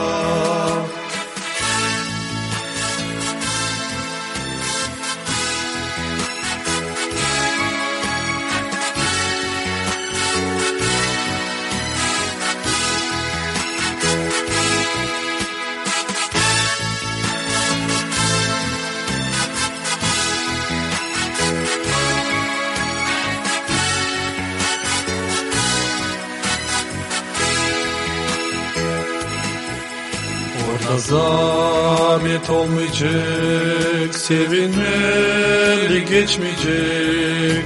Yaş dökmek olmayacak, sevinmelik bitmeyecek.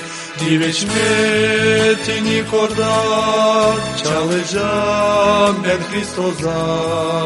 Neyse gün, sevgili gün olacak. Neyse gün olacak, açak Hristos'u göreceğiz. O alacak bizi ona, gökteki kasabaya. Elini bana verecek, beni oraya alacak. Neyse gün, sevgili gün olacak. Neyse gün olacak, kaçak Hristos'u göreceğiz. O alacak bizi ona, gökteki kasabaya. Elini bana verecek, beni oraya alacak. Neyse gün, sevgili gün olacak.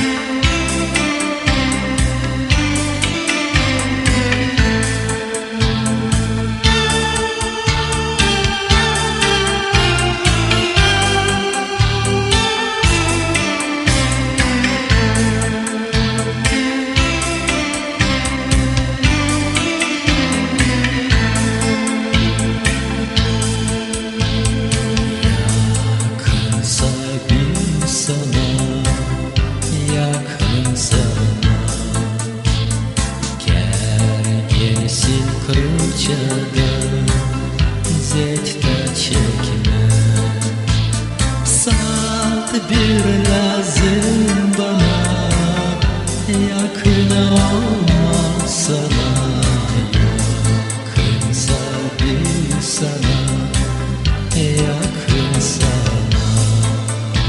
Saat bir lazım bana, yakın olma sana, yakınsa bir sana, yakın sana.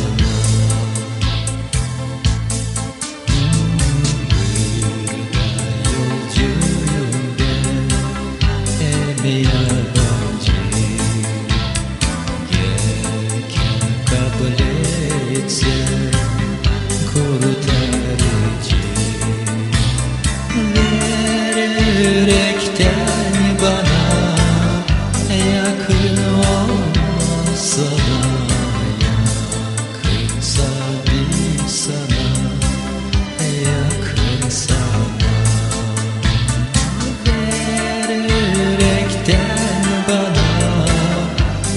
yakın olmasa yakınsa bir sana yaklaş bana.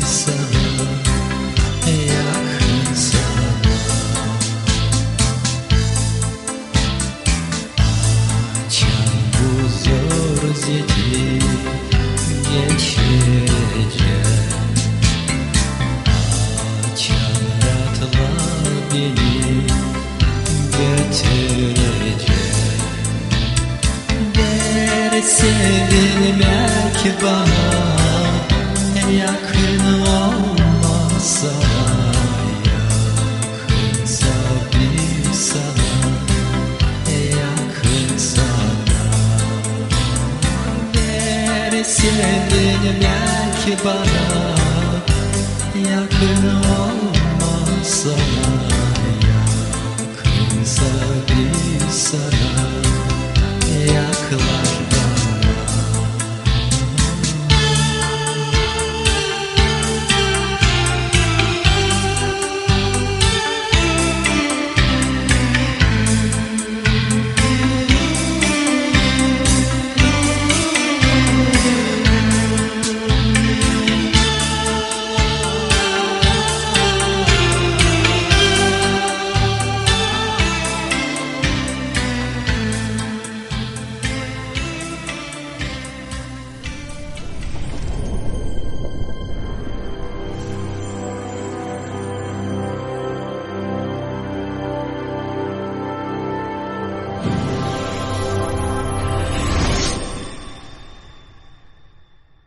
Ama sen yüret, ne sağ üretmeklere yaraşır. Söyle yaşlı adamlara, ayık, kendini doğru götüren, hesaplı, sağ inanda, sevgide hem dayanmakta olsunlar. Hep ile söyle yaşlı karlara götürsünler kendilerini. Nice yaraşır Allah'ın ayos halkına. Olmasınlar fitleyici, yeki düşkün şaraba, ama yüretsinler iyilik yapma. Üretsinler genç karıları, kocalarını hem uşaklarını sevmeye. Olsunlar hesaplı, bak, yevciman. Yön versinler kocalarına, ki Allah'ın sözü kötülenmesin. Hep üle genç adamları üret, hesaplı olsunlar. Her bir iş üzere göster kendini örnek iyi işler yaparak. Üretmende pak ol, kendini doğru götür, hesaplı ol. Söyle sağ laflar, anglarına kimseyi mana bulamar. Ki bize karşı denkleşenler bir şey fena söyleyemesinler, da utanmış kalsınlar. Hırsızlık yapmasınlar, ama her zaman inanç adamlar olsunlar. Hem her bir iş üzere Allah'ın, bizim kurtarıcının üretmeklerini mayıl yapsınlar. Zere gösterildi Allah'ın iyi vergisi. Ani getirer kurtulmak hepsi insana. Üreder bizi Allahsızlıktan hem dünya hamellerinden bırakılalım. Da hesaplı, doğru hem Allahçı yaşayalım bu şimdiki vakitte. Şimdi bekleriz bizim mutluluk umudu. Bizim büyük Allah hem kurtarıcı İsus Hristos şanlıkta peydalansın. O verdi kendini bizim için kurban olsun. Ki kurtarsın bizi her türlü zakonsuzluktan. Da paklayıp bir ayrı insan kendine yapsın. Çalışkan iyi işler yapma. Bunları anlat. Nasihat et hem azarla her bir zabitlikle. Kimseyi seni aşağılatmasın. Pavli'nin Kiadı Tita 2. bölüm.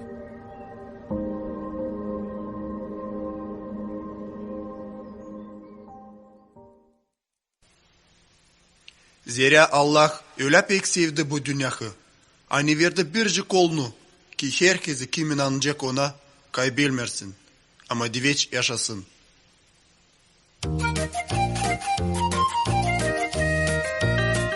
Allah sevgi o ne büyük kısmeti. Allah sevgi o bizi sevdi. O hepsi şen çalsın hem de methetsin. Onu methetsin Allah sevgi. Allah sevgi oğlunu yolladı. Allah sevgi bizi kurtardı. O hepsi şen çalsın hem de methetsin. Onu methetsin Allah sevgi. Allah sevgi biz günah çıraktık. Allah sevgi bizi kurtardı.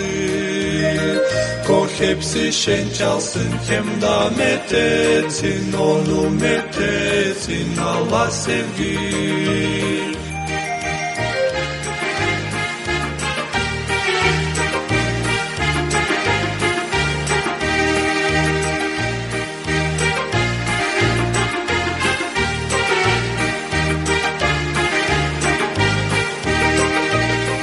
Hristos bizi günahtan kurtardı. Hristos affeden bizi sevdi. Sana daima çalacağım hem de metheneceğim. Onu metheneceğim Allah sevgi. Sana daima çalacağım hem de metheneceğim. Onu metheneceğim Allah sevgi.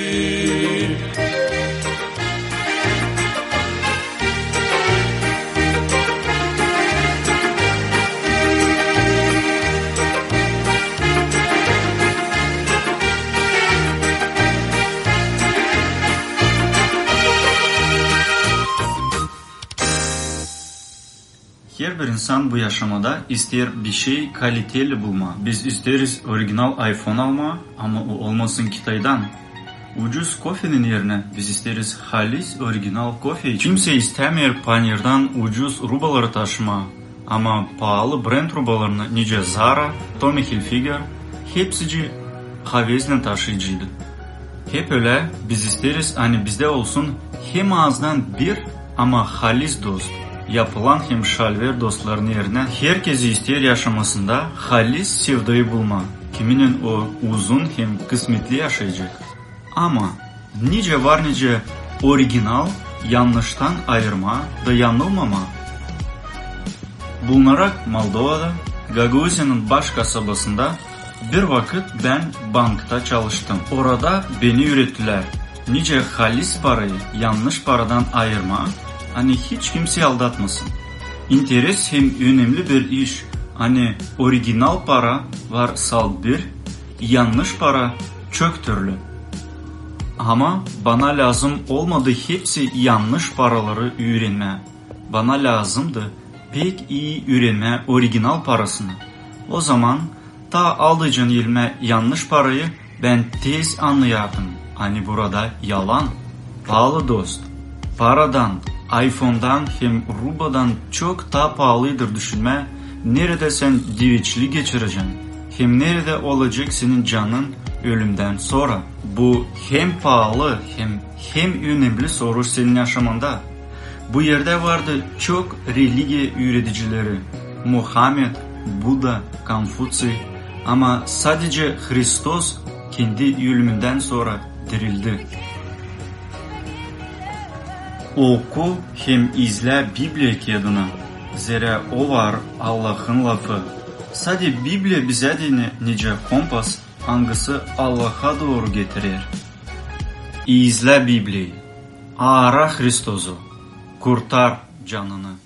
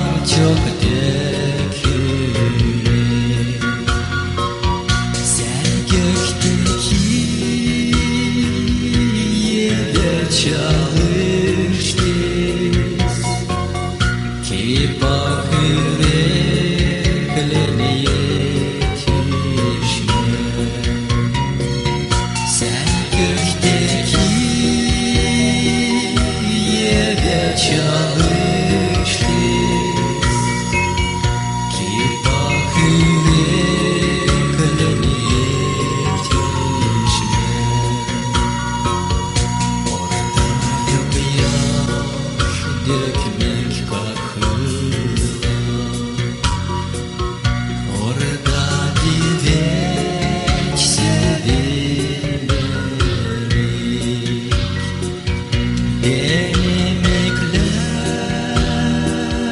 orada hiç yoktu. Canım orada sevinecek. Emekler orada hiç yoktu. Canım orada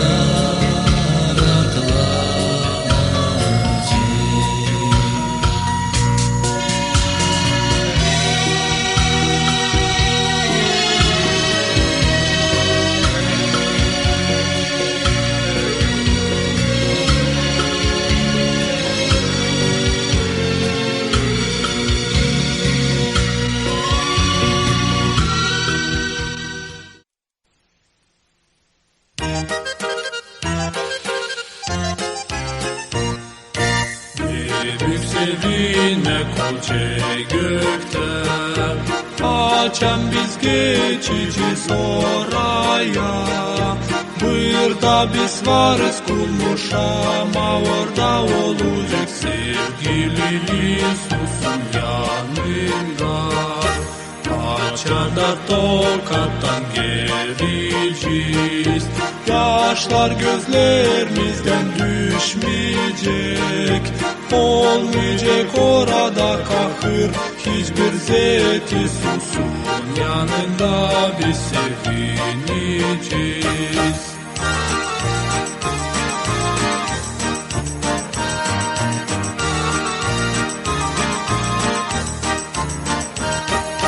Bir kahve var Isus'un eli, günahkarlar gelin bugün ona.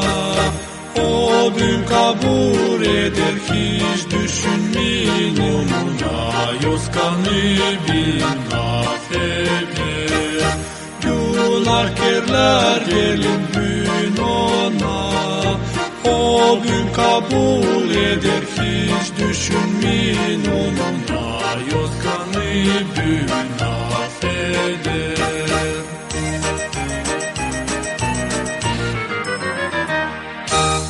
İsrail'in padişahı David yaptığı zina hayırsızlık günahını versaviyla bundan sonra o pişman oluyor. Da söyler bu lafları, onlar yazılı Psalom kağıdında 50. başta Türkçe mezmurlar kağıdı. Омой меня и буду белее снега, гуща, и kabini da olacağım kardan tabiyaz. Açamaya gittim Afrika'ya, ben sorardım orada insanlardan, siz bilirsiniz mi ne o kar? Onlar derdiler, bilmiyoruz ne o kar. Ve onlara anlattım. Hani kar öyle bir şey, beyaz, su, kaba ne düşer göklerden. Da uşaklar oynarlar ondan, o örter her erciğine.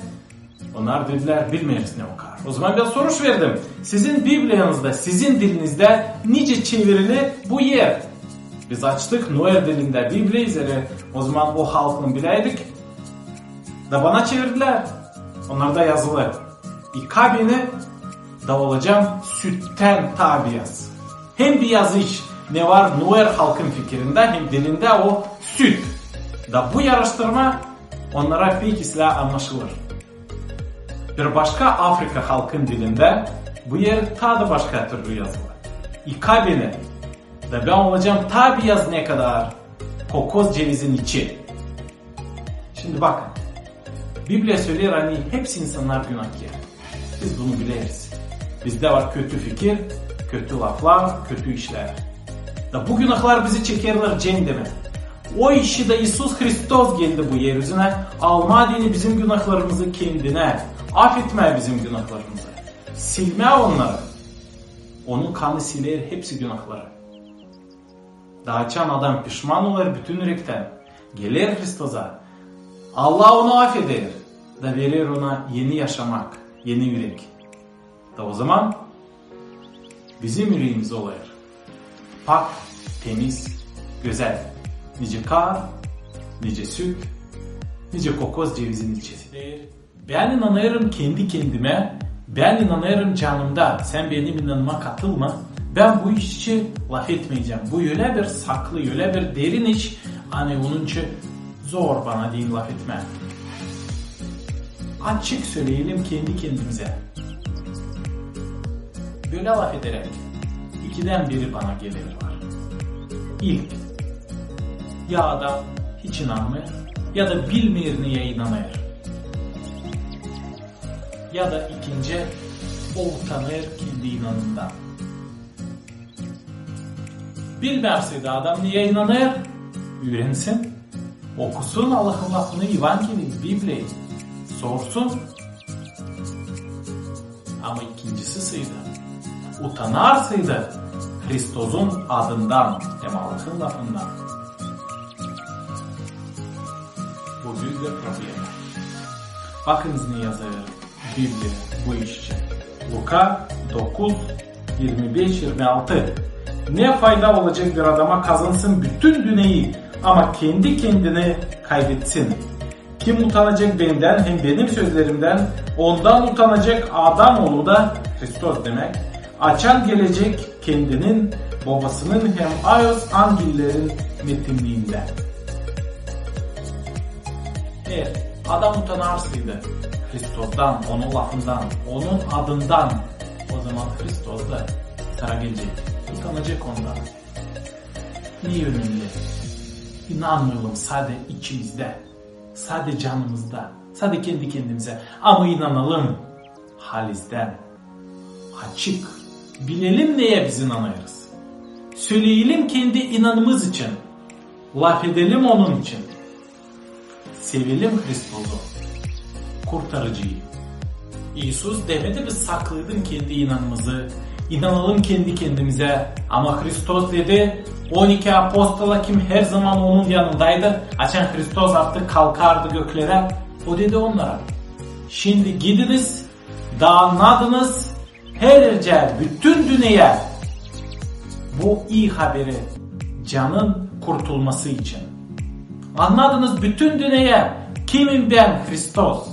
Niçin ben geldim bu yeryüzüne? Kurtarma adını insanları onların günahlarından, verme adını onlara ray, cennet da kurtarma onları cehennemden.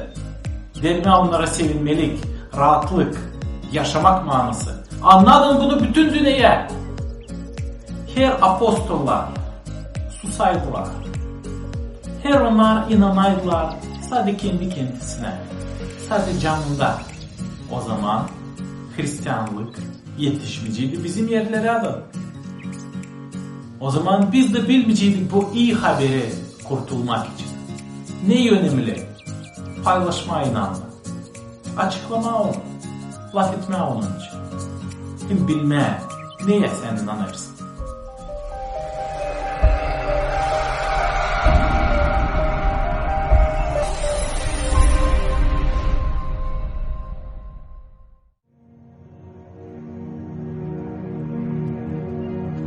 Pavli'nin kiadı Romalılara 5. bölüm. Şimdi inanla doğru sayılmış biz Allah'la usluluk edindik. Bunu yaptı sahibimiz İsus Hristos. Hani bize yol açtı. Yedenelim bu iyi vergiyi. Hangısından yaşarız hem güveneriz umutla. Pay alalım Allah'ın metinliğinde. Hristos uygun vakitte Allahsızlar için öldü. Zor bulunur ki birisi ölsün bir doğru adam için. Belki de bir iyi adam için bir kimseyi kıyışar ölmeye. Ama Allah bununla bize kendi sevgiliğini gösterdi.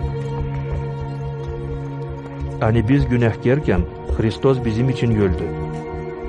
Ne kadar daha çok şimdi, ne zaman onun kanından doğru sayıldık. Allah'ın öfkesinden onun yardımıyla kurtulacağız. Zere biz hani Allah'ın düşmanlarıydık. Onunla barıştık. Çünkü onun oğlu öldü bizim için. Nice bir adamla günah bu dünyaya girdi. Günahla da ölüm girdi. Bu türlü ölüm hepsi insana geçti. Zere hepsi günaha düştü. Ayuz zakondan önce de günah vardı dünyada. Ama günah hesaba koyulmur açan yok zakon. Hep o kadar günah zapladı hepsi insana Adam'dan Moise'ye kadar. Zapladı onları, angıları günaha girmediler adam gibi. Angısı örnek oldu gelecek vakitler için. Ama Allah'ın bağışışı değil nice adamın günahı. Zere nice bir adamın günahı beterine çoğu öldü. O kadar daha çok Allah'ın iyi vergisi hem bağışışı bir adamın, İsus Hristos'un iyi vergisinden taşkınlıktan çoğuna verilir. Bu bağışış benzemez ona, ne oldu bir adamın günahından sonra. Zere bir adam günah yaptıktan sonra kabahatlı bulundu. Ama bağışış hani çok günahlardan sonra verilir. İnsanı doğru sayır. Nice bir adamın günahından ölüm padişah gibi zaplı kaldı bir adam beterine. O kadar daha çok onlar kim alır Allah'ın bol iyi vergisini hem doğruluk bağışışını. Bir adamla İsus Hristos'la yaşamak bulacaklar hem padişahlık edecekler. Nice bir adamın günahından hepsi kabahatlı sayıldı. Hep öyle bir adamın doğru yaptığından hepsi doğruluk hem yaşamak bulur. Zere nice bir adamın seslemezliğinden çoğu kabahatlı sayıldı. Hep öyle bir adamın seslemesinden çoğu doğru sayılacak. Hayır, zakon sonra verildi ki kabahatlar zeydilensin. Ama nerede günah çoklaştı, orada Allah'ın iyi vergisi daha çok zeydilendi. Ki nice günah ölümden zaplı kaldı. Hep öyle Allah'ın iyi vergisi de insanı doğru saymasından zaplı kalsın hem diveç yaşamak getirsin. Sahibimiz İsus Hristos'un aracılığıyla.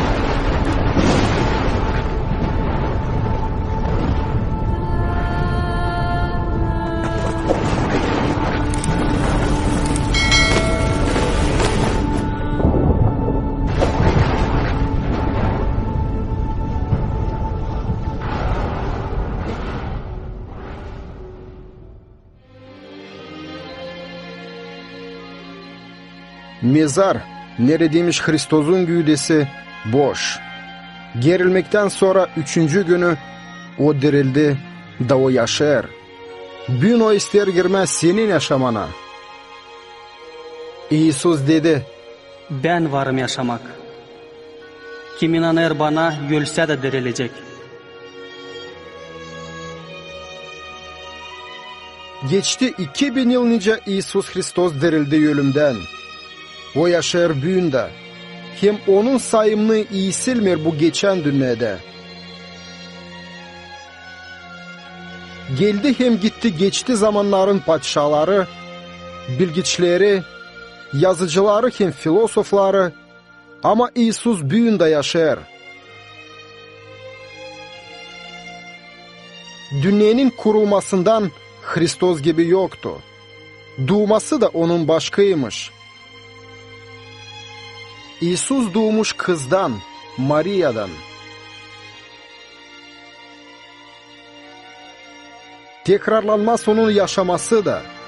O geçirdi ayos, günahsız yaşamayı hem yaptı çok minuniye. Anglarını bu dünya başka görmedi.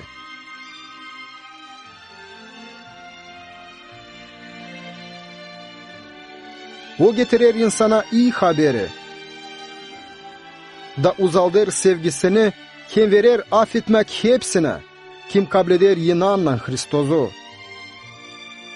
Nice sahibi, kim kurtarıcı.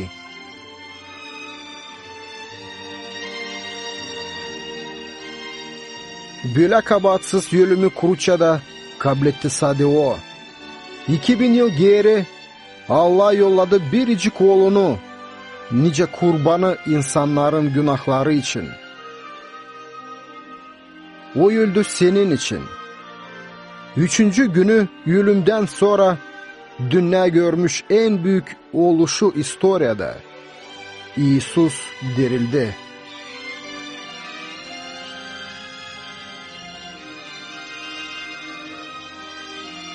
İsus'un doğması, onun yaşaması, ölümü, hem dirilmesi gösterir hani İsus akına varmış Allah'ın oğlu.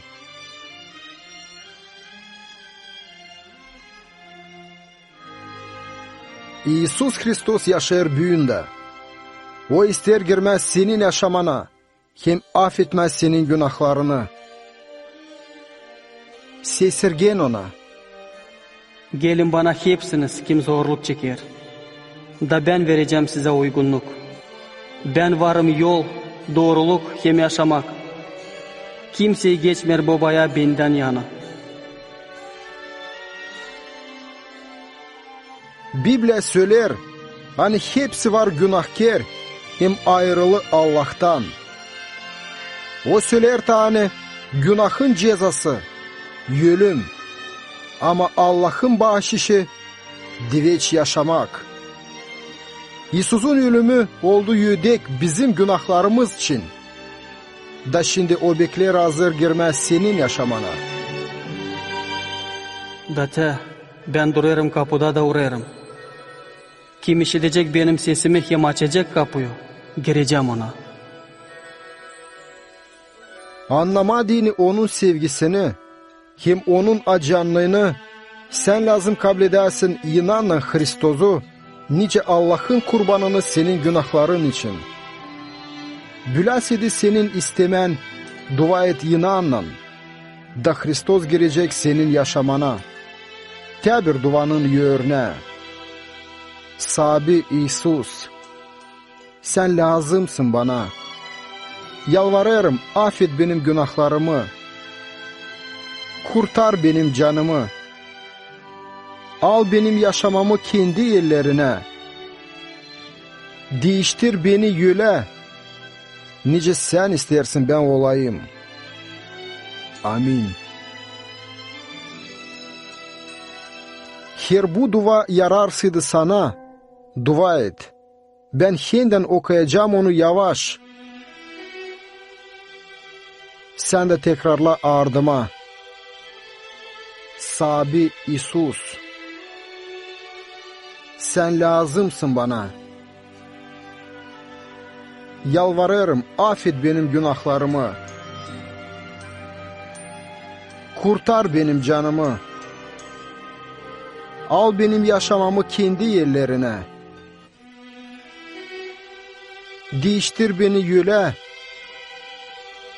Nice sen istersin ben olayım. Amin.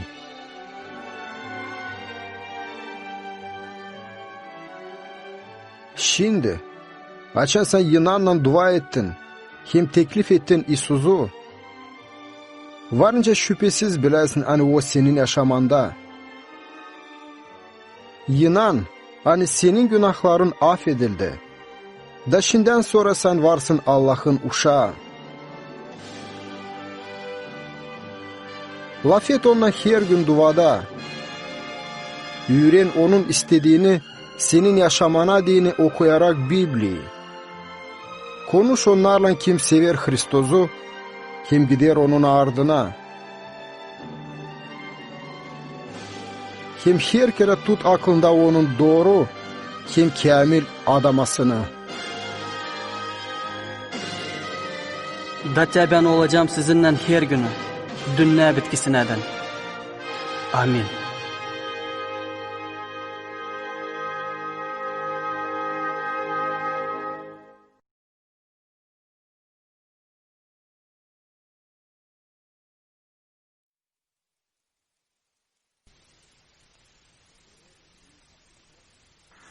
Durarım senin kapında, uğrarım senin yüreğine.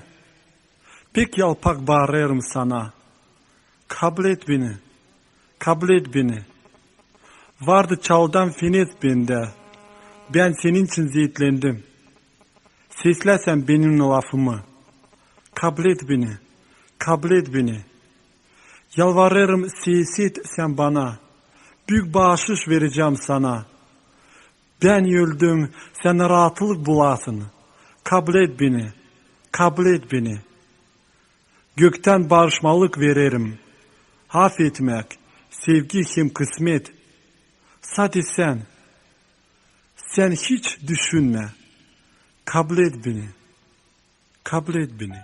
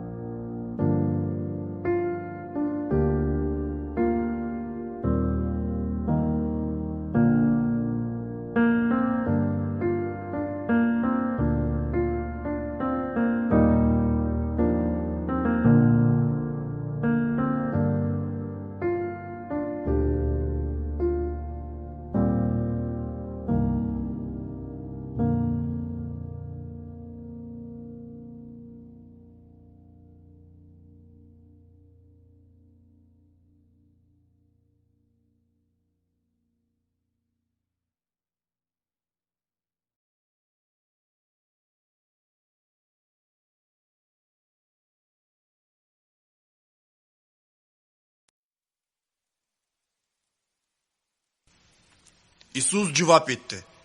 Kim içer bu sudan, o yeniden susar. Ama kim içecek o sudan, hani ben veririm, divecine susamayacak. Ama o su hani vereceğim ben, olacak onda bir sızıntı. Hani akır diveç ömüre.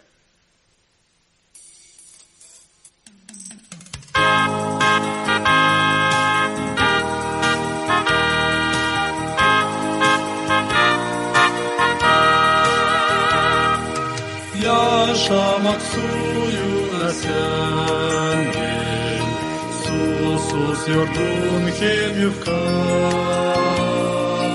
Ya boşuna gelmersin sen, bulacaksın sen bükratlık.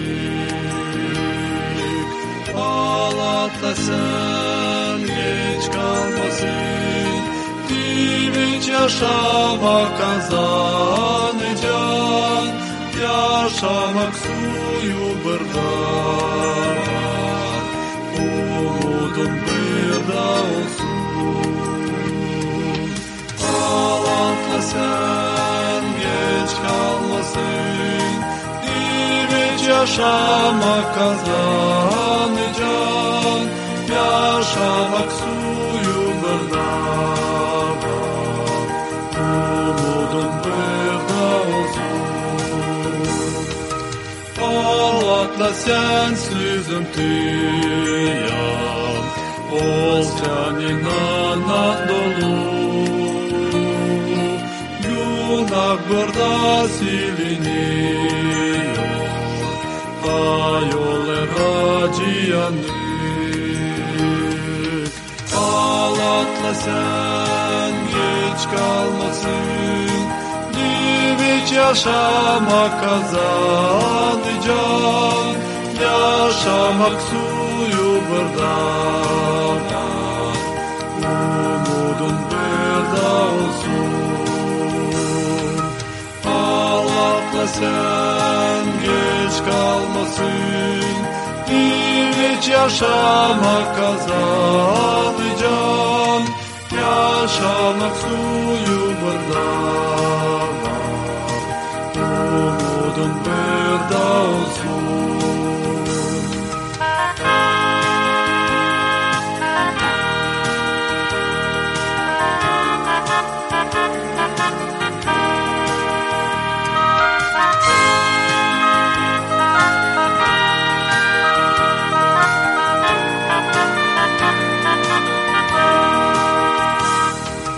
Gel sen o sızıntıya, dilenmek sen bulacaksın. Gör nasıl sizler yaşamak, hiç de mutlu olacaksın. Ağlatla sen geç kalmasın, diviç yaşamak kazanacaksın. Yaşamak suyu burada var, umudun burada olsun. Ağlatla sen geç kalmasın, diviç yaşamak kazanacaksın. Yaşamak suyu burada var, umudun burada olsun.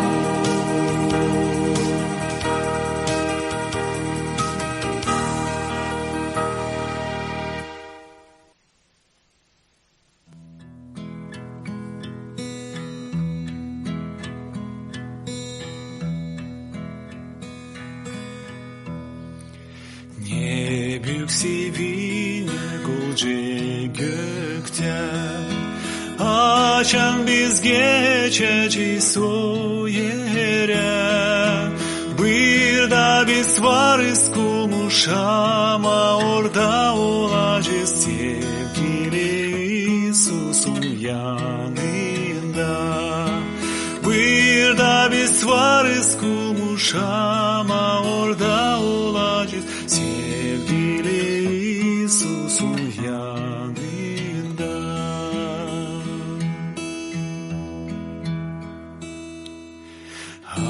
kaçanlar portadan geleceğiz. Yaşlar gözlerimizden düşmeyecek. Olmayacak orada kahır, hiçbir ziyet Isus'un yanında biz sevineceğiz. Olmayacak orada kahır, hiçbir ziyet Isus'un yanında biz sevineceğiz.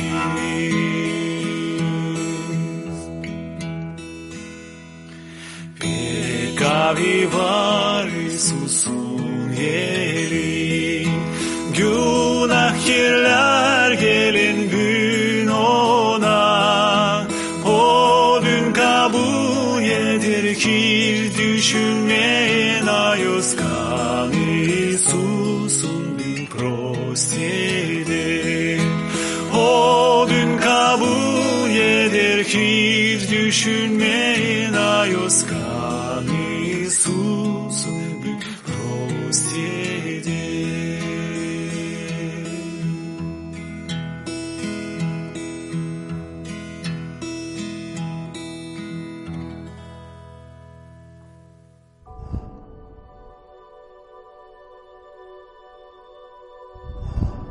Bakın, yapmayasınız iyilik insanların yönünde göstermek için. Zira olmayacak size yödek gökteki babanızdan. Öyle ki açan yaparsın bir yardım, yötmenice yaparlar 200'lüler sinagogalarda hem sokaklarda. İnsan onları methetsin diyene. Doğru söylerim size. Onlar şimdiden sonra kabletti yödeklerini. Açan sen iyilik yaparsın. Bilmesin sol yelin, ne yapar sağ yelin. Senin iyiliğin saklı yapılsın. Da baban hani görer ne yapılı saklı da, ödeyecek sana açıkta.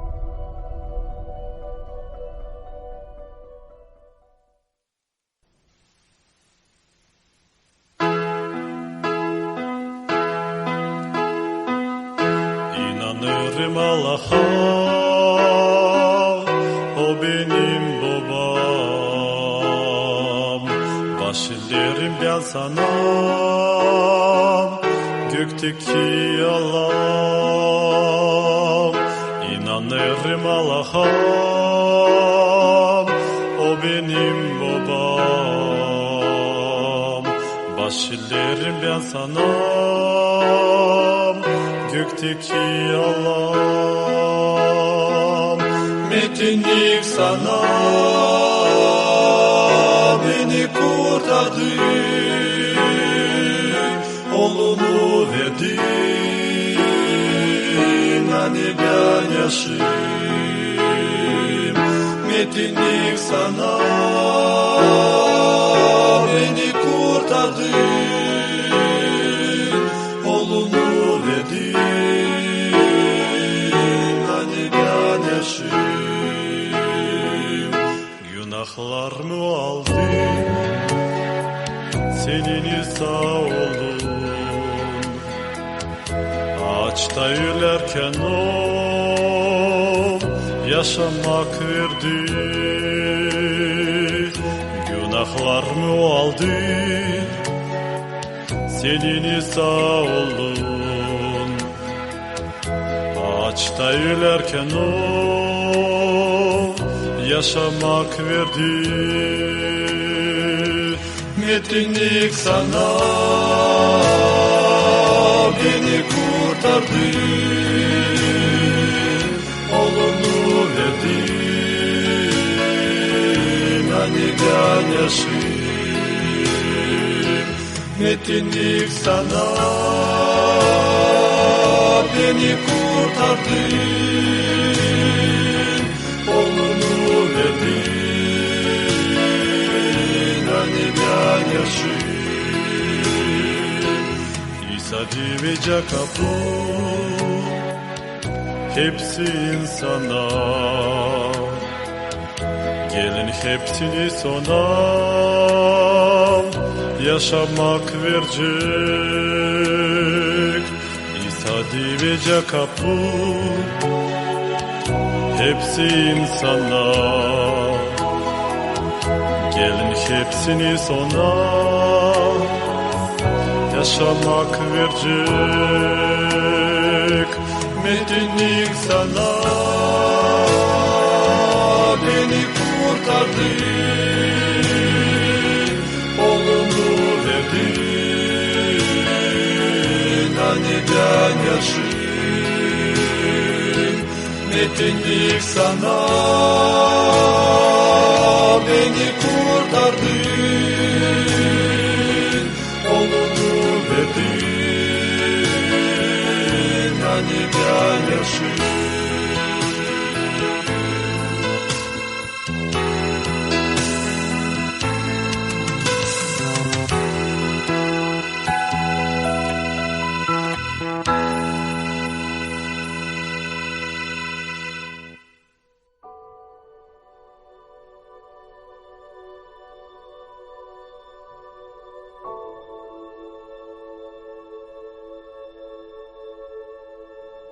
Ey göklerde olan babamız, ko ayızlansın senin adın, ko gelsin senin padişahlığın, ko olsun senin istediğin nice gökte öyle yerde de. Ver bize büyük her günkü ekmeğimizi, bağışla bizim borçlarımızı. Nice biz de bağışlarız bize borçlu olanları. Götürme bizi denemeye, ama kurtar kötü olandan. Zere senindir padişahlık. Kudret himmetinlik diveçten divece. Amin. Bütün Bible eski yeni bağlantı var Allah'ın ayız lafı. Yeni bağlantıda var bir yer hangisi pek önemli bize. Hepsi Hristiyanlar bilirler öyle. Yuhanna 3. baş 16. hem 17. sıra. Zira Allah öyle pek sevdi bu dünyayı, hani verdi bircik oğlunu ki herkesi kim inanacak ona kaybetmesin ama dileç yaşasın. Akına hani Allah yollamadı oğlunu bu dünyaya ki dava kessin dünyaya, ama onun aşırı dünya kurtulsun. Bakın Allah öyle pek sevdi bu dünyayı, senin hem beni, her bir canı. Hani yolladı kendi biricik oğlunu. Allah'ın oğlu var İsus Hristos. Da onun oğlu öldü bizim günahlarımız için kruçada. Allah yolladı kendi biricik oğlunu. Hani herkesi kim inanacak ona gebermesin ama kurtulmuş olsun. Dileç yaşamak olsun. Allah yollamadı kendi oğlunu ki kabulklama bu dünyayı, ama kurtarma dini onu. Bu haber öyle önemli. Bizim vakitte öyle önemli. Bu iyi haberde var bize kurtulmak, var bize sevilmelik, var bize uygunluk. Bize kim inanır Allah'a, kim inanır Allah'ın oğluna, İsus Hristosa, kurtar canını.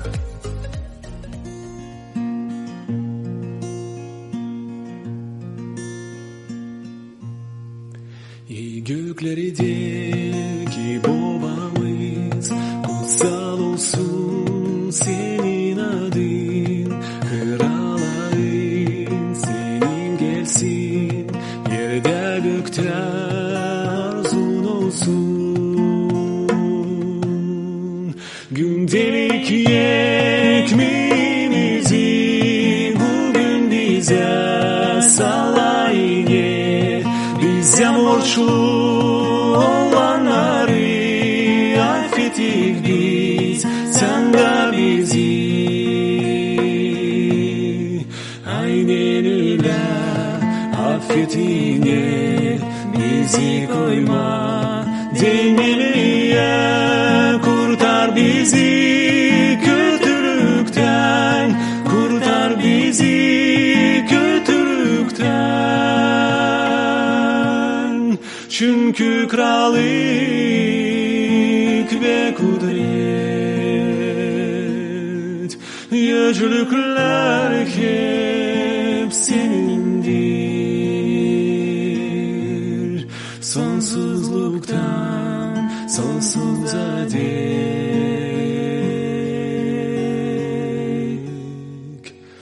Amin.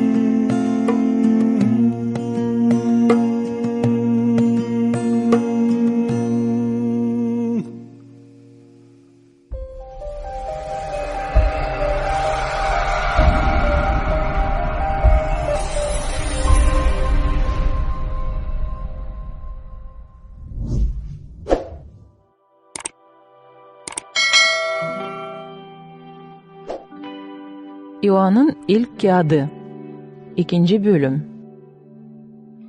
Bunları yazıyorum size ki günah yapmayasınız.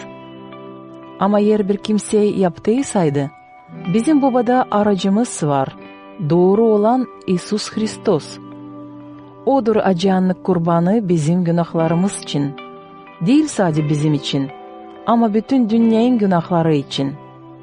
Bundan anlarız, hani tanıdık onu, eğer tamamlarsaydık onun sımarlamaklarını. Kim der ben onu tanıdım, ama sımarlamaklarını tamamlamır, o bir yalancı, da onda yok aslılık. Ama kim tamamlar onun sözünü, hakkına onda Allah'ın sevgisi doluluktan var. Bundan tanırız, hani biz Allah'tayız. Kim der hani o Allah'ta bulunur, o lazım yaşasın da öyle, nice İsus yaşadı. Sevgili kardeşler, yazıyorum size değil bir yeni sımarlamak, ama eski sımarlamayı hani siz baştan kabul ettiniz. Eski sımarlamak o sözdür, hani ta baştan işittiniz. Ama yazıyorum size hep o kadar bir yeni sımarlamak. Hangisinin aslılığı görüldü nice Hristos'da, hep öyle sizde de. Zira karanlık geçer, da hakkına aydınlık şimdi aydınladır. Kim der hani aydınlıkta bulunur, ama kendi kardeşinden az etmer, o ta karanlıkta bulunur. Kim kardeşini sever, o aydınlıkta kalır. Ona yok bir şey kösteklenmek için. Ama kim az etmer kardeşinden, o karanlıkta bulunur. Karanlıkta gezer de bilmer nereye gider. Zira karanlık onun gözlerini kör eder. Yazarım size uşacıklarım, zira sizin günahlarınız affedildi onun adının hatırı için. Yazarım size babalar, zira siz tanıdınız onu kim ta baştandır. Yazarım size delikanlılar, zira siz kötü olanı ensediniz. Yazarım size uşaklar, zira siz babayı tanıdınız. Size yazdım babalar, zira siz tanıdınız onu kim ta baştandır. Size yazdım delikanlılar, zira siz kavisiniz, Allah'ın sözü sizde kalır, hem kötü olanı ensediniz. Sevmeyin dünyayı hem ne var bu dünyada. Kim sever dünyayı, onda yok babanın sevgisi. Zira hepsi ne var bu dünyada, tenin hamelleri, göz mayıllığı hem yaşamak şişkinliği, değil babadan ama bu dünyadan. Dünya hamellerinden geçer, ama kim Allah'ın istediğini tamamlar, o diveç yaşar. Ben size yazdım değil hani aslılığı bilmersiniz. Ama onuştan hani bilirsiniz hem anlarsınız, hani hiçbir de yalan aslılıktan gelmez. Herkes kim atılır oğuldan, onda yok baba. Ama kim açık kabul eder oğulu, onda var baba. Onuştan ne baştan işittiniz, o sizde kalsın. Eğer sizde kalarsaydı, ne baştan işittiniz, o zaman siz kalacağınız hem oğulda hem babada. Budur adamak, hani o bize adadı, diveç yaşamak. Bunları yazdım size onlar için, hani bakırlar sizi aldatma. Öyle ki uşacıklarım, yaşayan onda ki açan o görünecek, olsun kıyışmamız da utanmayalım onun önünde açan gelecek. Eğer siz bilirseydiniz hani o doğru, o zaman biliniz, hani hepsi kim yapar doğru, ondan doğmuş.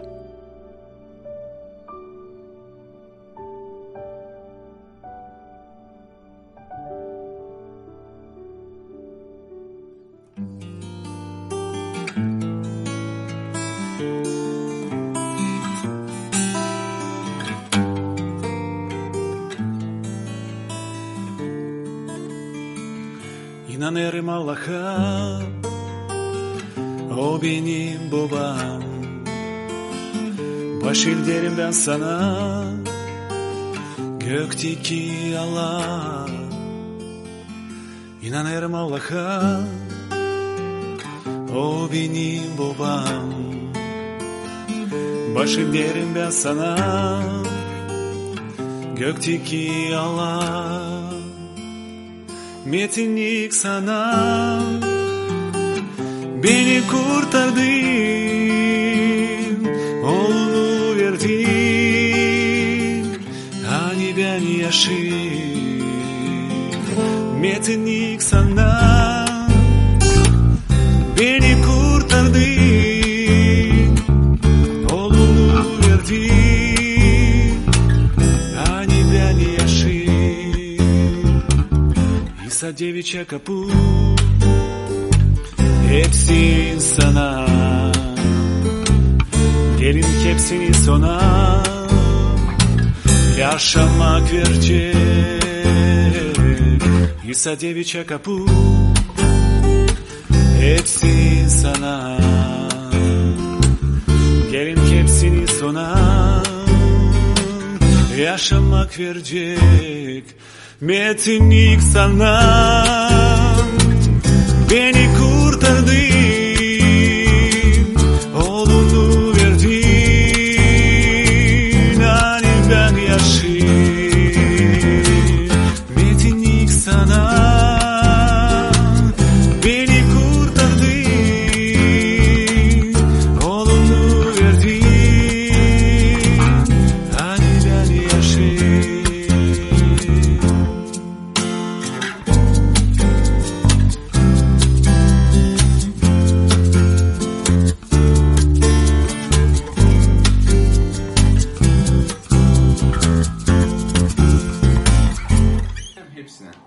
Ben 3 yıl işledim yönetici. Da bu 3 yılın içinde istedim anlama uşaklara hani yardım etmediğini onlara. İsterim söylemeye bu değil pekilin ama pek lazımlı.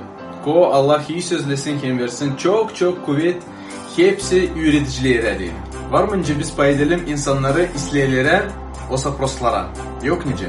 Zere hepsi insan Allah'ın önünde birdir. İsle. Prost öğrenerse de biri yokunca söylesin hani o ahmak ya da fikirsiz. Böyle bizim yaşamamızda da. Isaac Newton hangisi açtı çok fizik bağlantıları pek prost öğrenermiş okulda. O zaman adam açan onun klasından bir çocuk düğmüş pek. Napolyon Bonaparte da okulda öğrenemezmiş pek. Ama matematikada pek kaviymiş. Ludwig van Beethoven yaşamanın bitkisine adan yazarmış yanlışlıkla. Hem de matematikada bir şeycik anlamazmış. Ama o oldu hem büyük muzikantların arasında usta. İsus Hristos'da da varmış 12 öğrenici, sonra 70 öğrenici, hem başkaları da. Ama o onları öğredermiş, onlar hep o kadar yaparmış yanlışlık. Bitkiye zoru gördüğünden atıldılar, hem kaçtılar Hristos'dan. Ama sonra gördüğünden hani Hristos dirildi, hani o halis yaşar. Onlar istediler gitme onun ardına. Da geldiğinden gene zorluk onların yaşamasına. Onlar istediler vermeye canını da. Ama Hristos için. Bize de onlardan yetişti bu iyi haber. Hani İsus Hristos var halis kurtarıcı. Bütün yaşamımız bizim öğrenmek gibi. Neredeyse anlarız, neredeyse anlamayırız. Ama bir şeyde anlamazsak bu dünyada lazım anlayalım bir. Hani sadece İsus Hristos var, ayos hem pak üretici, hem ikinci hani sami İsus Hristos'un kağıdı Bibli'ye o var bizim üretmek kağıdımız. Hangisinde lan biz okuyalım da gidelim bu dünyada o kitapla. Sadece böyle biz varınca olalım halis Hristos'un öğrencileri. İsus dedi, yer tamamlarsaydınız benim sözlerimi ileri doğru da akına olacağınız benim öğrencilerim.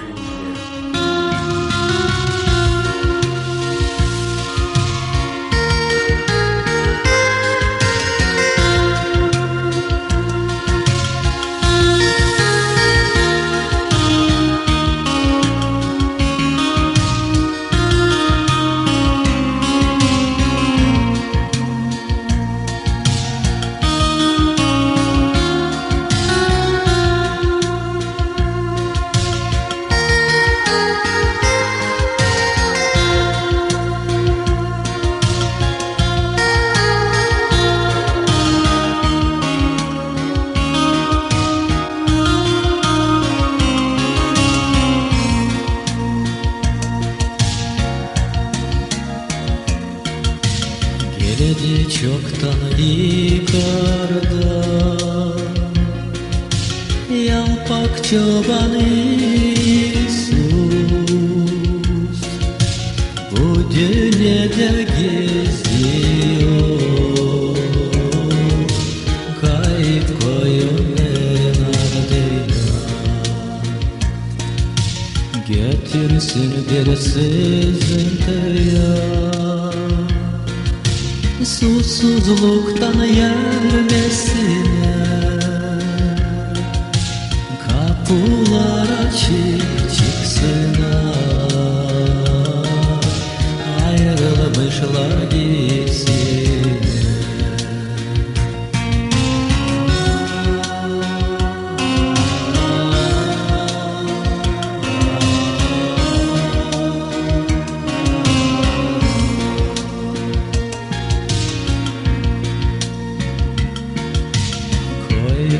Seslendiler, kafayla da hızlandılar, boynuzlarından süstüler, göğsünü de deldiler. Aktı su hem çok gökte çeketti Allah'a, yolda karanlık pek oldu,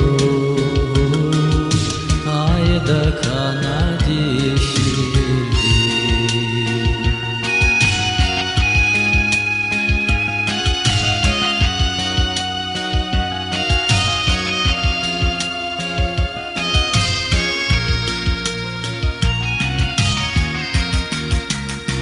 Hristos uçtu göklere, koyunlara otlayacak bulsun. Az vakitten sonra gelecek çılsın onu, götürsün bir başaya. Nerede onlar dinlenecekler, orada usluluk olacak,